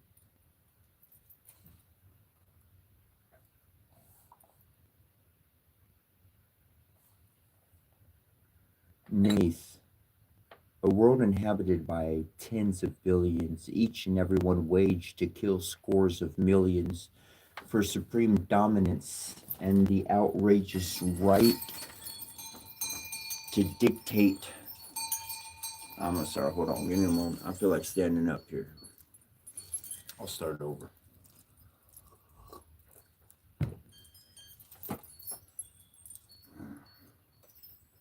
Nath, a world inhabited by tens of billions, each one and everyone waged to kill scores of millions for supreme dominance and the outrageous right to dictate the souls of man that only a few would survive. However, not those planned, though those by the gods' decree. Where once you believed a man leads their own actions, the gods' control reached even the minds of those manipulated. Since Anthonian's spiral to the powerful arts as a god, he now continues the chant of laughter, veiling many a plan. No longer the will of allied gods, rather the will of Anthonian. A malfunction in a 108 nuclear bomb eradicated all but only a few thousand. There was an agreement among this number, for the former knowledge proved too disastrous. A new way of life must become established, perfected, and thus replicated somewhere new, a repopulation. The world's then known weapons, mechanical and technological advancement, all of it, reduction to destruction. Such things burned in the infernal flames of Kanu, a new culture, worldwide, minds restructured, the will of a new god on the scene, yet from the others, like the unknown, the others each in their own faction. Agdavnler and Sirkarats of Norms, Sobnokulur and Asneriel of Zeleth, each a force of their own. Anthonian's plans surpassed them all. Gods of war, masterminds full of infinite knowledge, gods of speed, all second to Anthonian. Thus, this world came to be full of joy and happiness, along with the trusted protectors of Nath. All purpose was fulfilled just as the gods spoke. Those protectors spreading a prosperous way of life, structure, emotion, honor, mind, love, empowerment. People soon forgot about war and death. Thoughts of gloom's bright end with clarity. Anthonian's efforts purified man, a whole new view. The meaning of God began to take hold. Factions divided, broke down, alliances no more. All men and women were in great blissful ease. No need to war. All the world's leaders unable for centuries to do what Jack Lorne accomplished. Such a short window of time for his bloodline and those thereof stood as protectors, defenders against any threat upon a way of life so natural, so loving that worldwide acceptance of his words stood. Livelihood sunk its roots deep within perfect harmony of the soil and every life lived. Life expectancy began to extend, leading a life into untold and countless years. The land was always free to all, as was all else made by love. No sense of trade, everything provided, a life unknown, something of that which is above, known as the fourth age, forever advancing without death. The eldest of all, Jack Lorne the fourth and last, the ideas of fear, hate, dread, sorrow, and forth were so defeated, no memory of pangs of any sort. The conquered gods sought to unite as one force. Within one existed strength of mind and eternal soul, a champion favorite whom could thwart the plans of Anthonian. Into select minds were tournaments birthed in every detail of assembly, were the instructions sent, yet again and again they each knew the otherwise truth. The tournaments of conditioning entertainment would soon cease and the end of man's joy, leading the plunging of years of destruction, destroying much construction, leading to the gods' greatest pleasure, warfare. Thus Jack Warren the Fourth, a dreamer of the actions of Anthonian, with skill and the company of the protectors, carrying out the will to further the harmony of all, to thwart any opposing God's attempt of destruction of what has been made. As the gods began to compile against Anthonian, so too the actions of humans came to be heavily influenced. The tournaments built, organized, and weapons introduced. With Jack Lord, known were his instructions for the long road ahead. Given not just counsel, though that of the abilities of the gods, wisdom beyond man's mind to craft, to war, to have godly art.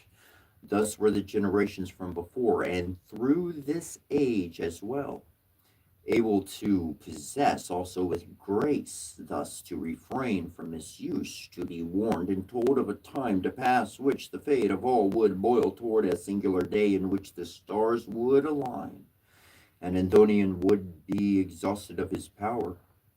In that day would it occur that Jack Lawrence's company would be alone, foretold to withhold any and all violence, a moment to come of which only the four Jack Lornes were aware. Men would fight the masses of gods and thoughtful contrivance. When Jack Lorne dreamt thus, he would instruct his loyal ones within the confines of God's mind, which encompasses grand designs beyond all and any whose thoughts that aligns with mere mortals who lack even imagination without the gods, and thus was this very land of Nath, led by a man whom is led by Anthonian, who was once a man. My presence, knowledge, to what end? I've been told exactly with whom I am to contend. The essence of my breath, so many do trust. I have not been granted guaranteed victory of this lust. Through defeat, could that have meaning to fight in a way of foreign understanding and allow love of peace to ensue that would conquer such so-called evils due? The God's soul given due diligence of which I follow, but into none other's heart would I any swallow. Do I serve a God who wishes secrecy from the multitude, while entertaining only I in supreme solitude? Is there none other like myself whom is guided and does see one's own agenda that's been cited? I hold within me a truth that I am unable to tell. With every passing day, I with these words desire to yell. And so Jack Lorne the Fourth felt in his heart, not as he did from the start, surrounded by his men, a company of protectors to defend, physically seen appearing serene, yet alone with some dream in a world filled of joy, as happy as one could be, did they all see, knowing no ill nor ire, absent from such feelings that transpire. Thus was Jack Lorne's strife, feeling what was new to life, tasting what should come to all, should he fail and fall, a God's envoy, a man though always in soul, a young boy, internal strength to outlast the coming blast. 'Tis be told, to relation of God is something odd. Agdabner and Siakratz, ever continuing the tournaments, all in effort of a sneak attack upon their adversary, none of an attack or seen threat until that day, with competitors excelling with motivation, poured out from Agdamner's own cup, mixed with Sikarat's vengeful wrath, both they plot with rage, the immortal's frustration infusing Araiseth's consciousness. Anthonian able to calculate the other gods' plans. The champions of sixth generation, lost unto now, a vessel able to be filled with an immortal's power, a god choosing self sacrifice to empower another, to see a chosen will carried out personally, not once has an immortal committed thyself to such a beginning, thus finishing of one's ending and forever condemned thenceforth. Now with the tournaments known as tornamante, traveling from town to town, giving a living show to all the residents, making many a sort of pleasantries, the human roar and excitement for every class and category where mixed or fixed arms became involved. These were all by the gods as archaic forms of war, whence those humans of today only recognize something of joy. Yet with Iarais, the gods themselves moved his arms. They manipulate his joints through the guidance of foresight, seeing him become great and undefeatable, as he had the agility and strength of a single god upon each limb. The brother Raiman Sirth, better than the rest, though always second to Arise in the arts of the longsword. This Tornamarte, 'tis days and end would differ. Araimon dominated by his elder brother, as Ariseth excelled beyond every single other. With a change, Socrates hastened the arm in the final match. The other trainer, unable to raise his arms and deflect a sword wooden blade sharpened from extreme overuse during the rounds. The body stood for a split moment. Arai stood as his opponent's head fell. Untold pain shivered throughout his body, while gasps and cries of pure shock took hold. Not a thought could penetrate his cluttered head that was so concentrate. Tears fell, as so did his knees as he clutched the lifeless body. There were no laws, as even crime had no present worldwide. The crowd's masses stirring their ideas around, along with their spirits, some full of vengeance, many more complacent, while unable to perceive a side to take. The rest, true as they had always viewed all life, without judgment, without desire of eradication, though be reminded, for years upon years no death took place. Nearly all existence of even the memory of death forgotten, the likes issuing forth not from human's agenda or mistake, of God's war forcing the involvement of a human soul. Thus his spirit, soul, mind burst forth, unexplained vibrations of the chest accompanied by larynx and inescapable pain, once for a birth of torment. Continued without action to resolve the Larison within, like a seed blooming to full maturity, bringing forth retching thoughts and vicious desires. Before at Iseth, Sith even stood, he had vowed to cease these tornamantes. As he stood, a grim look appeared forth, unable to make a decision. He pleaded forth with many a cry for those attended truths, whatsoever place left the arise, able for this swordsman to recoil his breath A moment to leave this state of being physically, he thus may. Once all had officially ended, Ariman looked upon his brother without a single word spoken, her eyes slipping away from all views. Inside of another person could her eyes not place his words? Who could understand? His brother would attempt, perhaps Ariman did try, though was not his soul's truth, though thoughts of pleasure. Ariman only hoped his brother would long be gone, a moment in which Ariman surely would excel, only could arise, hold him still in his attempts of reaching glory. For Ariman sought after glory from humans, a base desire for fame, fame that has long since existed for no being, began to grow through and through this one unto thousands, yet such influence was that of Socrates, none more deadly than he who held the secrets of confusion. As Nadiel's line instructed with their ebb of desire of those affected was Ariman as king. He it was that is constantly overflowing with this fire. Those many others drank of the excesses of Ariman's substance. And so forth has the realm slowly started changing into an empire. For now Irais has thus walked many a sunrise to the place now known and then the same the forest of Tresor. Yes, here became his home. Here his thoughts, as concluded, they became. Stories of ancient tales of old, that is seldom told. The heroes of such were even a standing role could never such fate truly rest for my soul. Even now so much has happened. I am that one. I must embrace every truth as truth has been done. I ended someone's life while joy surrounded me. I am crossed in 'tis thought without a key. Words I desire to express out of my spirit, words no one has ever known to be of any merit. An extreme sense of awareness, this laris I have begun feeling a tingling of bliss. No, I have had love in the past that now seems so distant. I desire to feel that rush, that influx of joy and excitement. This feeling is not in accord with my soul's desire within. I am feeling something never felt before. Larison. Larison is the loss of one's own peace. Larison is the pain, the beginning of one's decease.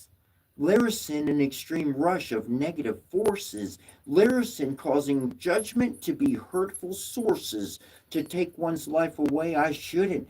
That's why I must cease with these tormentes. Else I'd do the same. To refuse to kill I cannot, though in truth I must not pursue this new desire. A life I had once led I can no longer aspire, regardless of the untold legends and prophecy. I have been injected into a legacy unto the souls of humans here and to be for generations to come is my very vow. At this time, Anthonian wisped Uriah's words, just like a prayer or as a wish delivered unto a god of one's own choosing, to Arizeth of Setra. Henceforth Arizeth's thoughts transferred evermore. Arizeth immediately began an energetical link. Emotional frequencies traveled as one projected, sent and received, always together. She knew his plight. She brought forth truth. Before all else, she knew as the few. Wisdom of lessons, forget where they of Setra traversed in knowledge kept in secrecy. Once long lost was the tree of life. Everyone hearing continued encouraging. They told her unanimously to go to him. Nevermore did she delay upon the search for Yarais. Sith, sought out by Ariman, the younger exhausted of simple victories, sure plot how to persuade through tricks, the elder for his own gimmicks, the work of the god Harmech. Ariman found his brother quickly, ariseth quite well aghast, Ryman considering why his elder would seclusion often be the answer. A state of seeking truth while regarding every idea along the way with a variety of answers, and therefore confidence. Ryman cited to his brother the persuasion. Brother, troubled I see you are. Your youth brought you here this way so far. Listen to me and know that the people say. At eyes I miss his strokes of winding sway, with a gleam from his blade so strong that day. I'll never forget, I just want one last glimpse or fray. Brother, know that I will help you and sport against you. Let's move anew. With every argument that eyes would present, with swift contrivance Raimen would not consent. Though the sword stroke of the tongue was persistence, Socrates allowed him such a crafted weapon. From the furnaces of desirous sedition, Erises smote it and annihilated from oneself, finally gave in. They trained all the while Anthonian, knowing the spirit, soul of Erise, Anthonian allowing allies behind enemy lines for a surprise. Riemann leading Arises into destined failure, the gods unified against Anthonian, such is evil's lure, into a Ryman in all its teeth, that it may sink into what's pure, the day of the Terramarte, the younger failing against the elder's testament. What with his inner spirit soul power caused his elder's control to be lost and cower in the final battle. Arise killing with intent of such likes, a rage quickly ensued. Ariman, a planned hero, simply was he pushed to the side, the death toll multiplying rapidly, 1,288 dead, murdered, and thus waited at eyes continued till in solitude, made through waiting in blood of the multitude, Nath thus changed forever and not necessarily lost, a saint changed by the blood of one's own family lust. Arai's mind breaking into the unknown, his heart of surging power, his strength of Marik is superior to my own. I choose I am the heart to have become sown, of power to be exalted by allowance over my being, which I have no debate, experiencing events I know how not to relate. My ways of happiness once clear, experiencing that which I have come near, now converted into sight that has become blind. In my darkness, the light shall never more be kind. Shall I choose my path? Is the moment I change prophecy. My sword is protection from those who seek conspiracy. My soul is meant for so much more. My mind and heart are those which create my core. Freedom from bondage I will possess. My arms will see the words I confess. Death is not an end. This life is kin. I feel my soul is trapped within. Our true form is lost by sightful eye. This has become my journey of those then to this day. To release those here unto the next life. To requite the sun's opening strive. Words of a sour nature coming forth to my core, I do capture. These are not my thoughts, I must spit them out. Pain, agony, strife, detestable doubt, ugliness and infection and doubt. My soul feels tainted, bequeathed in guile. Do my arms yearn in blood to be painted? Is this what all are to experience? I must free them from this existence. No longer seeking to hold his cravings back, absolved in what he is doing to be of good, began a plighted journey which havoc would shroud his name. From town to town did he arise, visit, furthering the will of the gods. Thus was Jack Lorne made aware, as news reverted unto his ears. The lives that had been lost, a threat that must be resolved. The protectors thus were summoned forth, since they were in pursuit to this arise. Returned they unto Jack Lorne upon a dreary sunrise, with one less protector, and many a truth their report was such. Jack Lorne the fourth, you are our source, the type that entails complete discourse. This arise, we call him ariseth, Not a single move would he compromiseth. He is a force of power that we each are less, and even together we fell apart in distress. The four of us that lived fled in defense. We never saw such a man so fierce, so full of raging sense. Down our brother fell in death, scarred in mind, no more do I sayeth. Jack Lorne, feeling this stifling injustice with heating pursuit, vengeance before justice he felt, seeking to send an attack, an effort of vindication without supplication. No, not fated, and mind regained with a wise course of action at last. Anthonian, I revert always unto peace. Immediately the tornabantes came to cease. Fear began to ravage the chorus souls as pangs of dread amassed the rebirthing, a feeling that no one except the Cetron had a word for. Marik, during a dream, event of Sanakukulaha.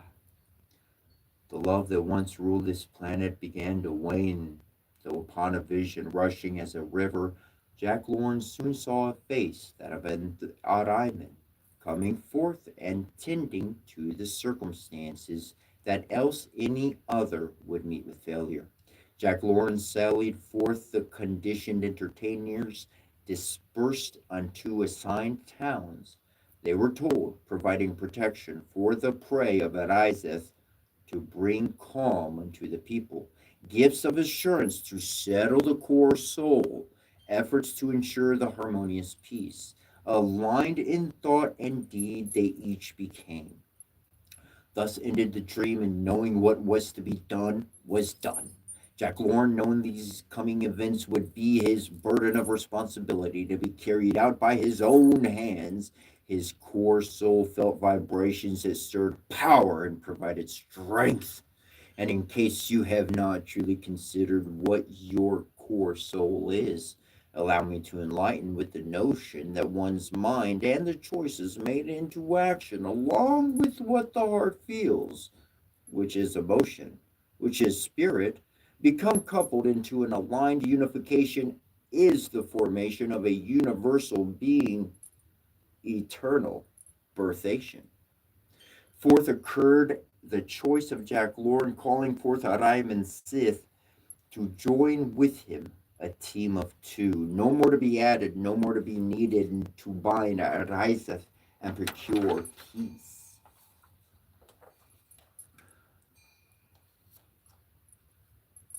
This is the God's origin, the God's origins. One individual gave another the hope to live eternally as God. The other impressed society with something beautiful, for the longest memory passed on is the concept of God, able to influence the actions of one man. They created an emotional response of billions. Angry gods, discontent rolling among themselves, wrecking fury among a people of humble sorts. No reason for such treatment. Tyrannical behavior, for power they do wield. The strength of influence, 'twas the eternal conflict, links these higher beings together. 'Tis the indifference was fed through discrimination of thought. Some fought, perceiving their thoughts were superior. Upon such ranks was the belief to subjugate. Others fought for the freedom of thought, in which they sought to liberate. The more that were freed from their bondage became the few that fought. For the few that were once confined in thought became the many, whom united as an army. The power of mind, open to all, many unceasing seek happiness, dooming those of meekness. The few, in recognition of this, suffered the war with greatest loss. The cycle, ever continuous, proved unbeatable with until Antonian's reign. Purpose these beings grew into, feeding upon a fountain of life. Without purpose, the gods would fall into darkness that is filled with silence. As each one falls, so does another rise. With thirsting power of desperation, a measure invoked, destroying defeat, was declared a millennium of eventual extinction. Born betwixt benevolent betrayal, conflict created carnivorous collapse, dismembering, developed, design, final, forever.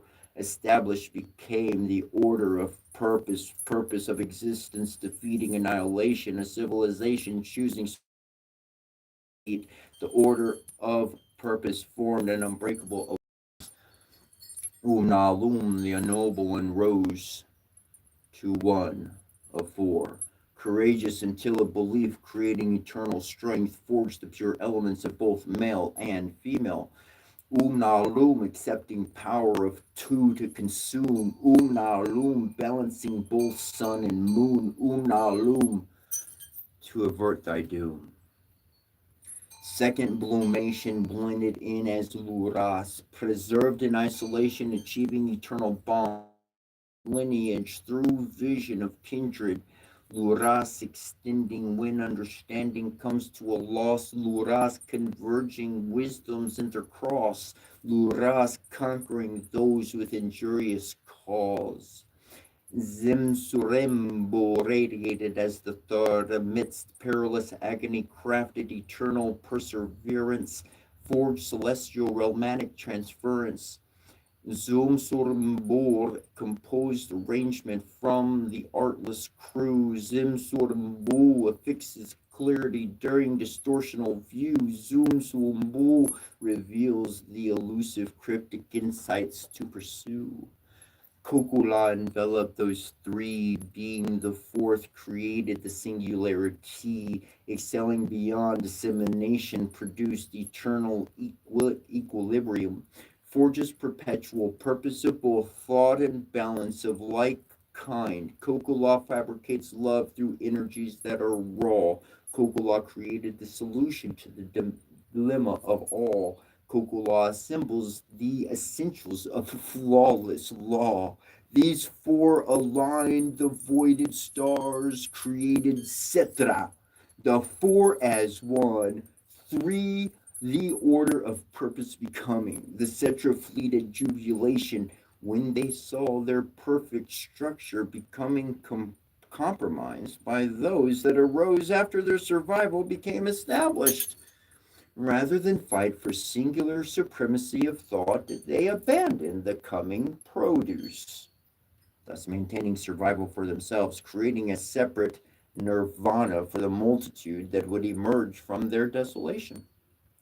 Became those gods whom triumphed in conquest, possessors of false freedom in pursuit of established dominance, compelled without choice to be ruled were the people, the gods' bound minds. Conflict would have spent lives regulating formula, securing survival of their kind, befell upon the Sethra and equally everyone of all freedom of thought stolen. Four survivors providing life ever enduring, a populace beyond count ever expanding.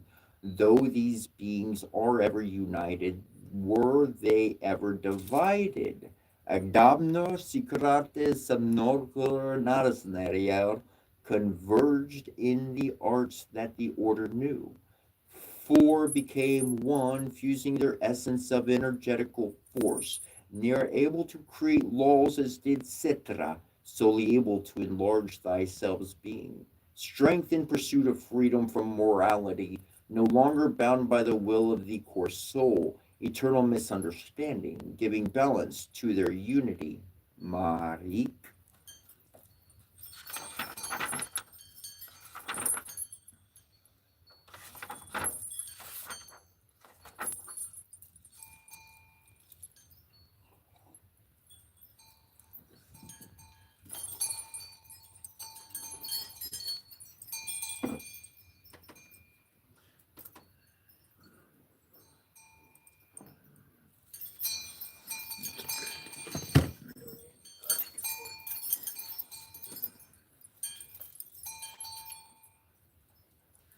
Arises journey. Now, if you haven't caught on yet, Irais, Arise is the main dude. He's the main character. Araiman is his brother. Irais, he could slay anything with a sword. Like, nothing can match him. Nothing can keep up with him. And Araiman, he's like his brother. He's always jealous. He's always jealous. He wants what his brother has, and he just can't ever get it. So he just always creates all those problems. And then we have ariseth. Ariseth is essentially arises. Um, well, the next portion is her journey. So, as Ariseth traveled through exhaustive, surging pain, she became to encounter Eriseth as we know him to be called now.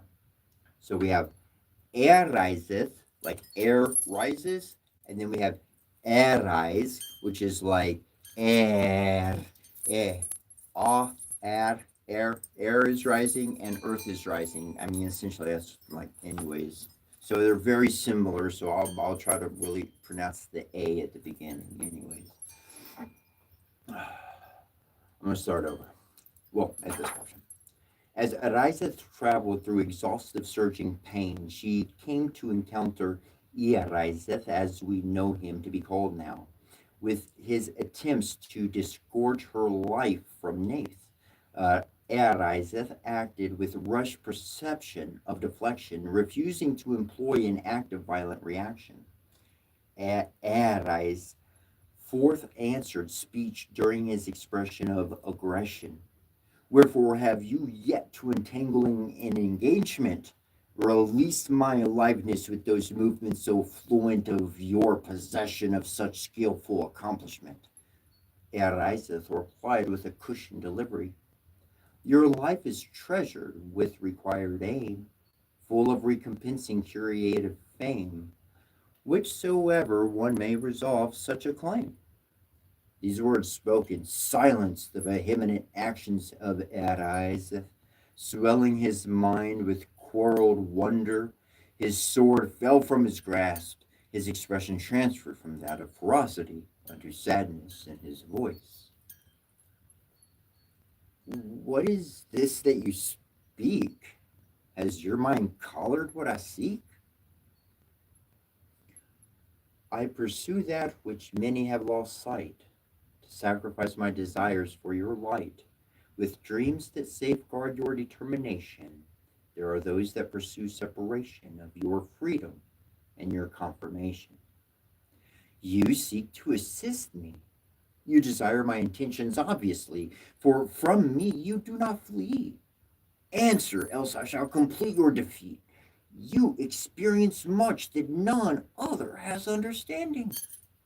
I offer knowledge that fulfills your contemplating, wisdom that teaches tactics of non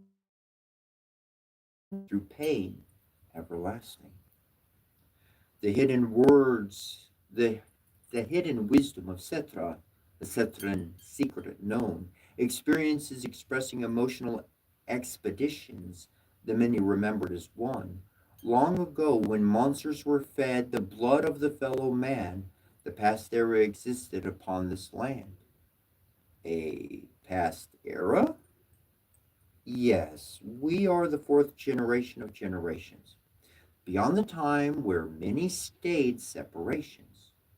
A written catalogue of the future's past. Multitudes of minds, corrupted and twisted, has been read and told what defeated such ravenous hate so concentrated, a secret so secret, becoming blessings. Oblivious are many of history's lessons. Through the absolution of humanity's life curses, fathers and mothers came to be our cures. For our fourth current era achieved, eternal life beyond the fourth that believed, of the 120 that came to give such a plenty. As Ariseth leaned upon each and every word spoken, his mind soon anticipated each next spoken word.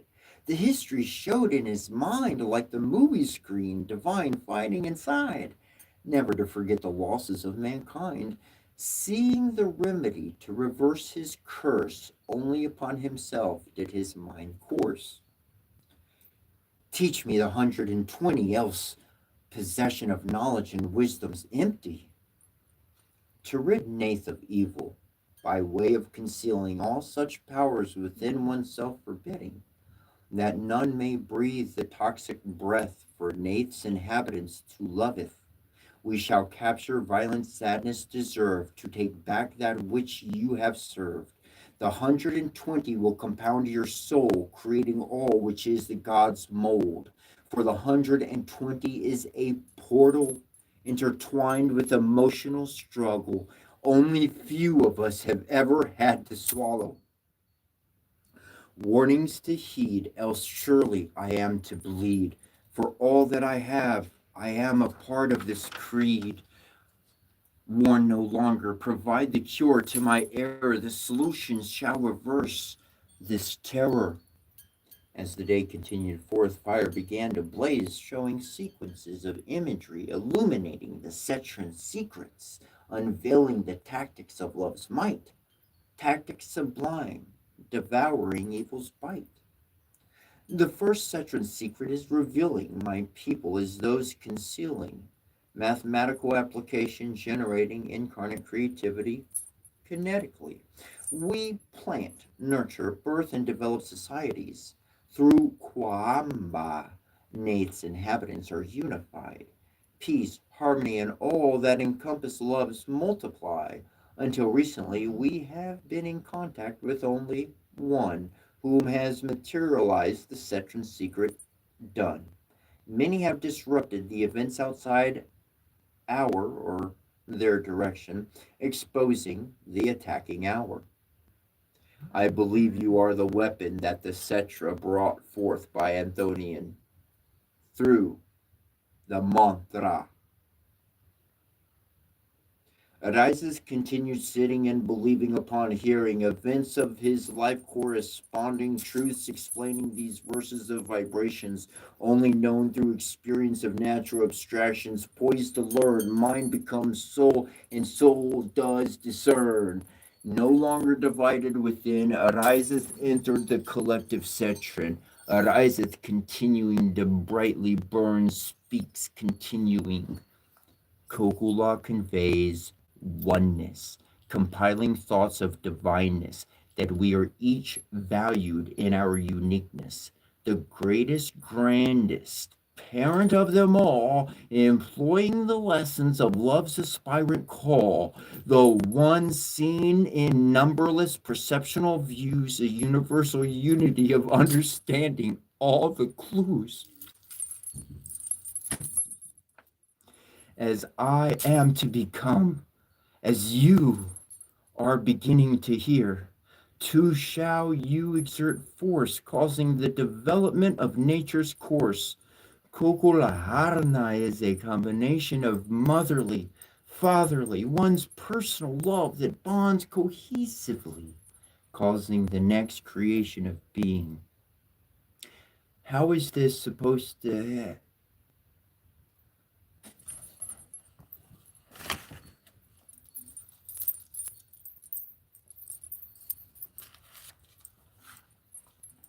Now remember your recent past, your killings. They appeared within were the vicious cravings. Forth the thought became revealing instant strides of death's dealing. The love of three parents would never allow such bites of ravenous passions endowed. To remember my experiences, regardless of ensuing weakness, shall such memory recall love so dear? Yes, yes, continue forth with what is sincere. I shall implore my grasp of understanding to extend beyond myself, ranting. Perhaps the information is best learned through practical application experienced with your acceptance. Shall I be the cause or the assistance of unforgettable memory to be in the distance? Certainly and fervently, Sanakukula will bring comfort, which you see are of another realm sort, of which is this sight, shall not occur in such a light. May your fears be rested and your life blessed. You will need to be concerned. Your future is cured. You will need not be concerned. Your future is cured. Remember, Sanakukula and be relieved. Sana kukula, never more fear such visions. Sana kukula, never more cease my decisions. Sana kukula, never more such divisions. As ariseth and ariseth were standing in the midst of what seemed like a circular clearing with great trees at the outline, a group of five approached and began to speak. Conditioned entertainers we were, our names Tyne, Hawks, Dahlia, Cernif, and Vesnor. We have become all that live, protectors, and against your will do we unite, to put forth upon your sight. And instantly the five began to rush forth with great speed, ignoring Ariseth. Weapons were thrust with great strength. Erise, with lightning-like speed, slipped through every weapon and now stood opposite of the five protectors, facing their backs. Sarnif laid with blood flowing from her body. The four remaining ones turned to face Erise, leaving Eriseth behind them. As Erise poised to initiate the next sequence of attacks, did Eriseth shout, Kokola! Resonating within, did Kokola attack the thoughts of Erise as the protectors converged upon him. Erise used his prowess to disarm each of them.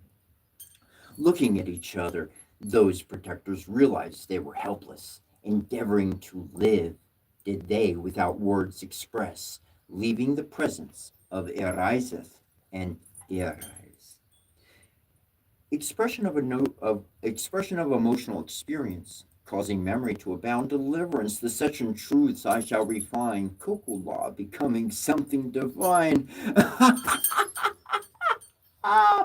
This Lyrican desires are going to decline. Yes, yes, we must travel onward, no longer safe are our lives.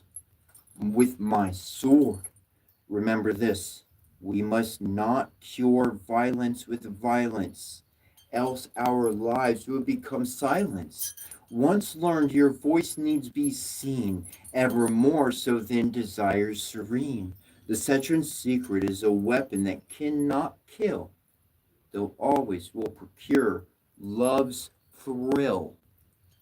As they both gathered themselves of mind and body, tears began to fall from the sockets of Eriseth, and burst forth did his voice, shrouded in quivering lips. You told me the word spoken. Within moments, a life lost and a lesson broken. I've never felt such great remorse.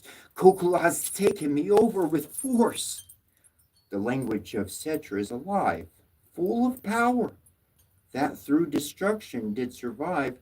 Say the word enough, or live the word blossom, and from the source one will become empowered. Such strength will you bring intense emotion that will resolve within understood devotion. You are going to learn the magic that will express such love majestic, an embracing of consideration and family came forth from Eriseth until those thoughts took hold of Eriseth and fortitude embraced his soul. We will travel to Atli with Variestes and Kenimbarna. Ve and Nimba Variestes and Kenimbawa, all they are sounded. The first brings quickened eventualities created. On our part, we perform the actions required for the realm working with us in trust. Do they cause our experience to combust? To have an ever greater effect, we must. The second word pulls lives together. Birds and butterflies migrate further. By the guidance of Nate's mother, Kinimbarna delivers us to the destination ever closer. Words, words that bring blessings, words that create changes, words that someone out there hears and responds with assistance of their, yes, assistance upon our every life. encounter affects us all to thrive in such a loving endeavor, our eternal family that we have known forever. Since the very moment of our eternal awakening, they are guiding teachings and accompanying that we may mature all who are weakening. As those two sallied away from the region in the eyes of another, 'twas seen as something of treason.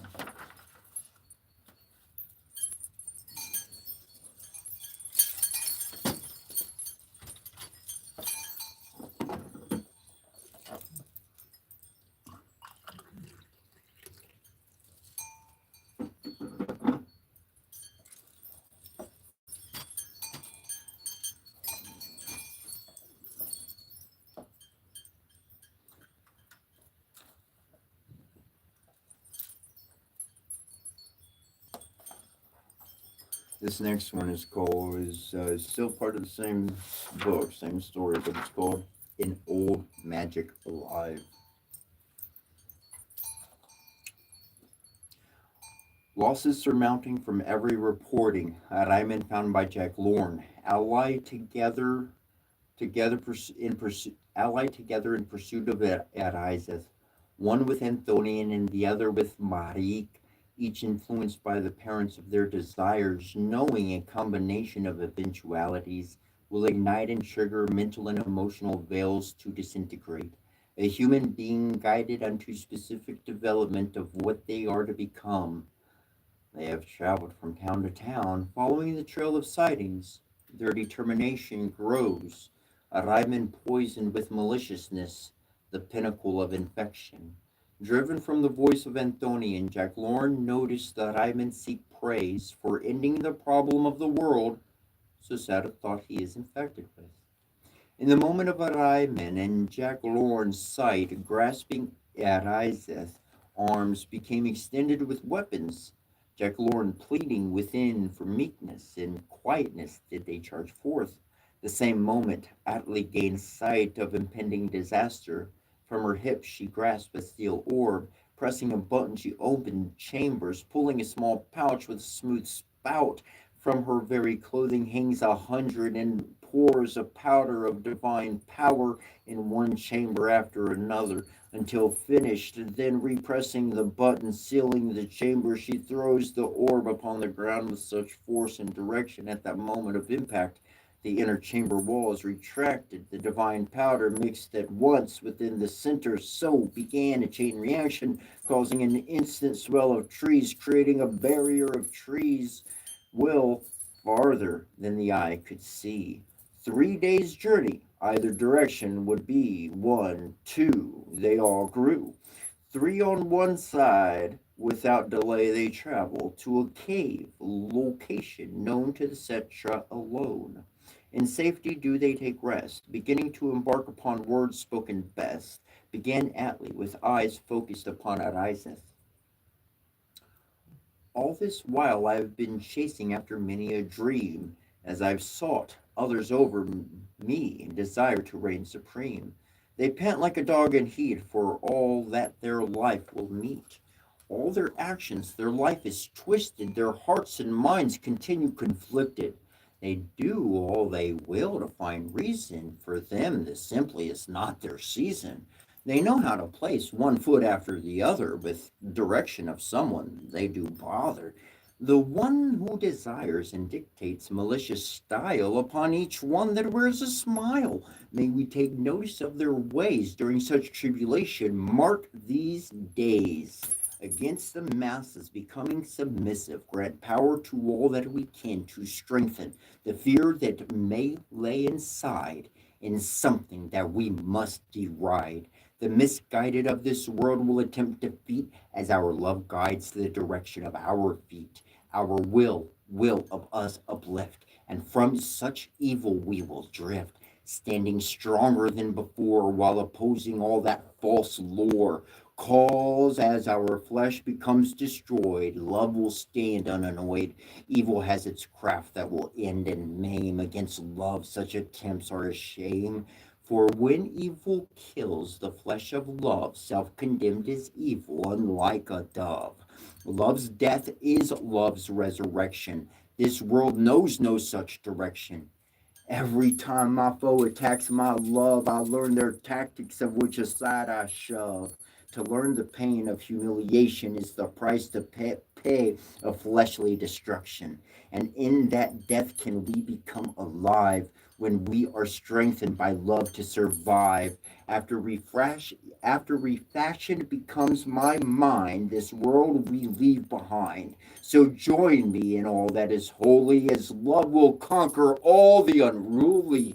We have become the sacrificial offering of our time for those who continue committing so much a crime.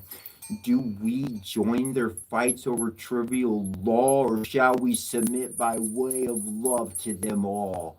Love does not puff up, love stands strong. Let's continue this campaign that takes so long. What shall our love prove true? Our endurance of all that is to ensue. Does evil destroy evil? May we never turn to such. As our love is refined, let's watch out for that bunch. Nothing can separate love from us. 'Tis not lust. Of the greatest secrets of wisdom to us will be in trust. Let us be careful this does not fall into darkened hands of our adversary, who have the masses of human bands. They have their tune, while we have the moon. We reflect love's might and light, the very glory of the sun so bright. With a beautiful and appealing essence, may we embody Kokula's presence, that even the most defiant will be humbled by the giant, or whom we are inside, becoming a person in whom people can confide.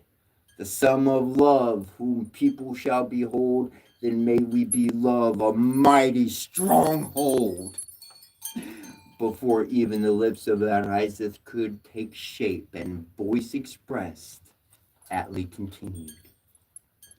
Allow me to relate exactly to ye how evil dominates while love will allow to relentlessly suffer the pain that anyone would say is insane. The person full of darkness continues in their hate upon the one whom is the scrumptious bait.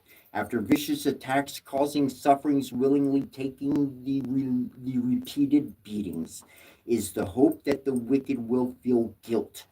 When such is the experience, evil will wilt.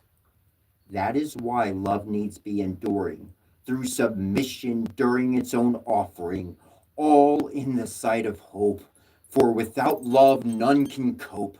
The wicked may know goodness, and by doing such, they feel godliness. They fool themselves in grief, just like a prosperous thief. May we fully accomplish love's prosperity while wrapped in love peaceably. This world is sick, and the people are getting worse. As ancient times, they are making the best of their curse. Like you said, they have their standards. They have been eating and drinking, those slanderers. The living cannot let the dead rest. The living of this world, that is their quest. Though our conquest is to love the dead and awake those dead from all they have said, we obey the will of those that sent the righteous. Our task is only but fitted with meekness. Kokula accomplishes all work through love's power, and by the means of the sacrificial tower of all that he has commissioned us to become, to help, well, not the masses, though only some, as we continue our actions until the sound of voice. May we ever stay alert to the events, and by that choice always to follow love's will, while never of maliciousness to fulfill. Those words I have not heard for so long. Within ariseth, this history does belong. Words taught of the first decline, society arose, feeling sublime, never more living, until this time war has begun. Sister, we fight. We must influence with love's light everything necessary of Cetra's sight.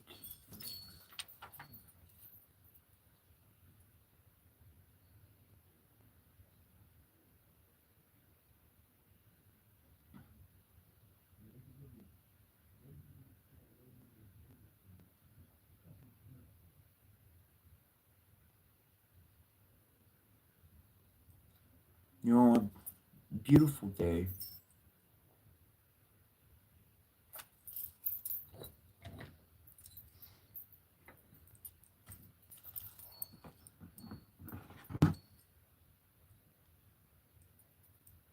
And I'm going to leave it there today.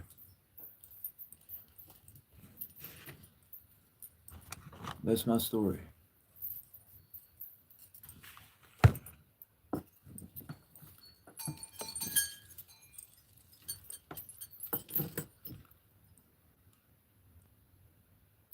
I've been on my knees today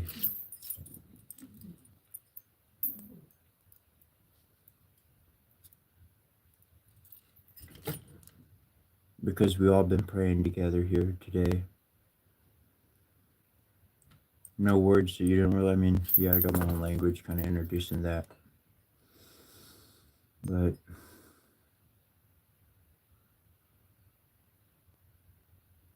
I love you.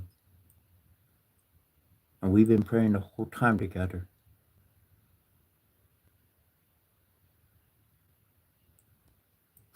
We pray every day together.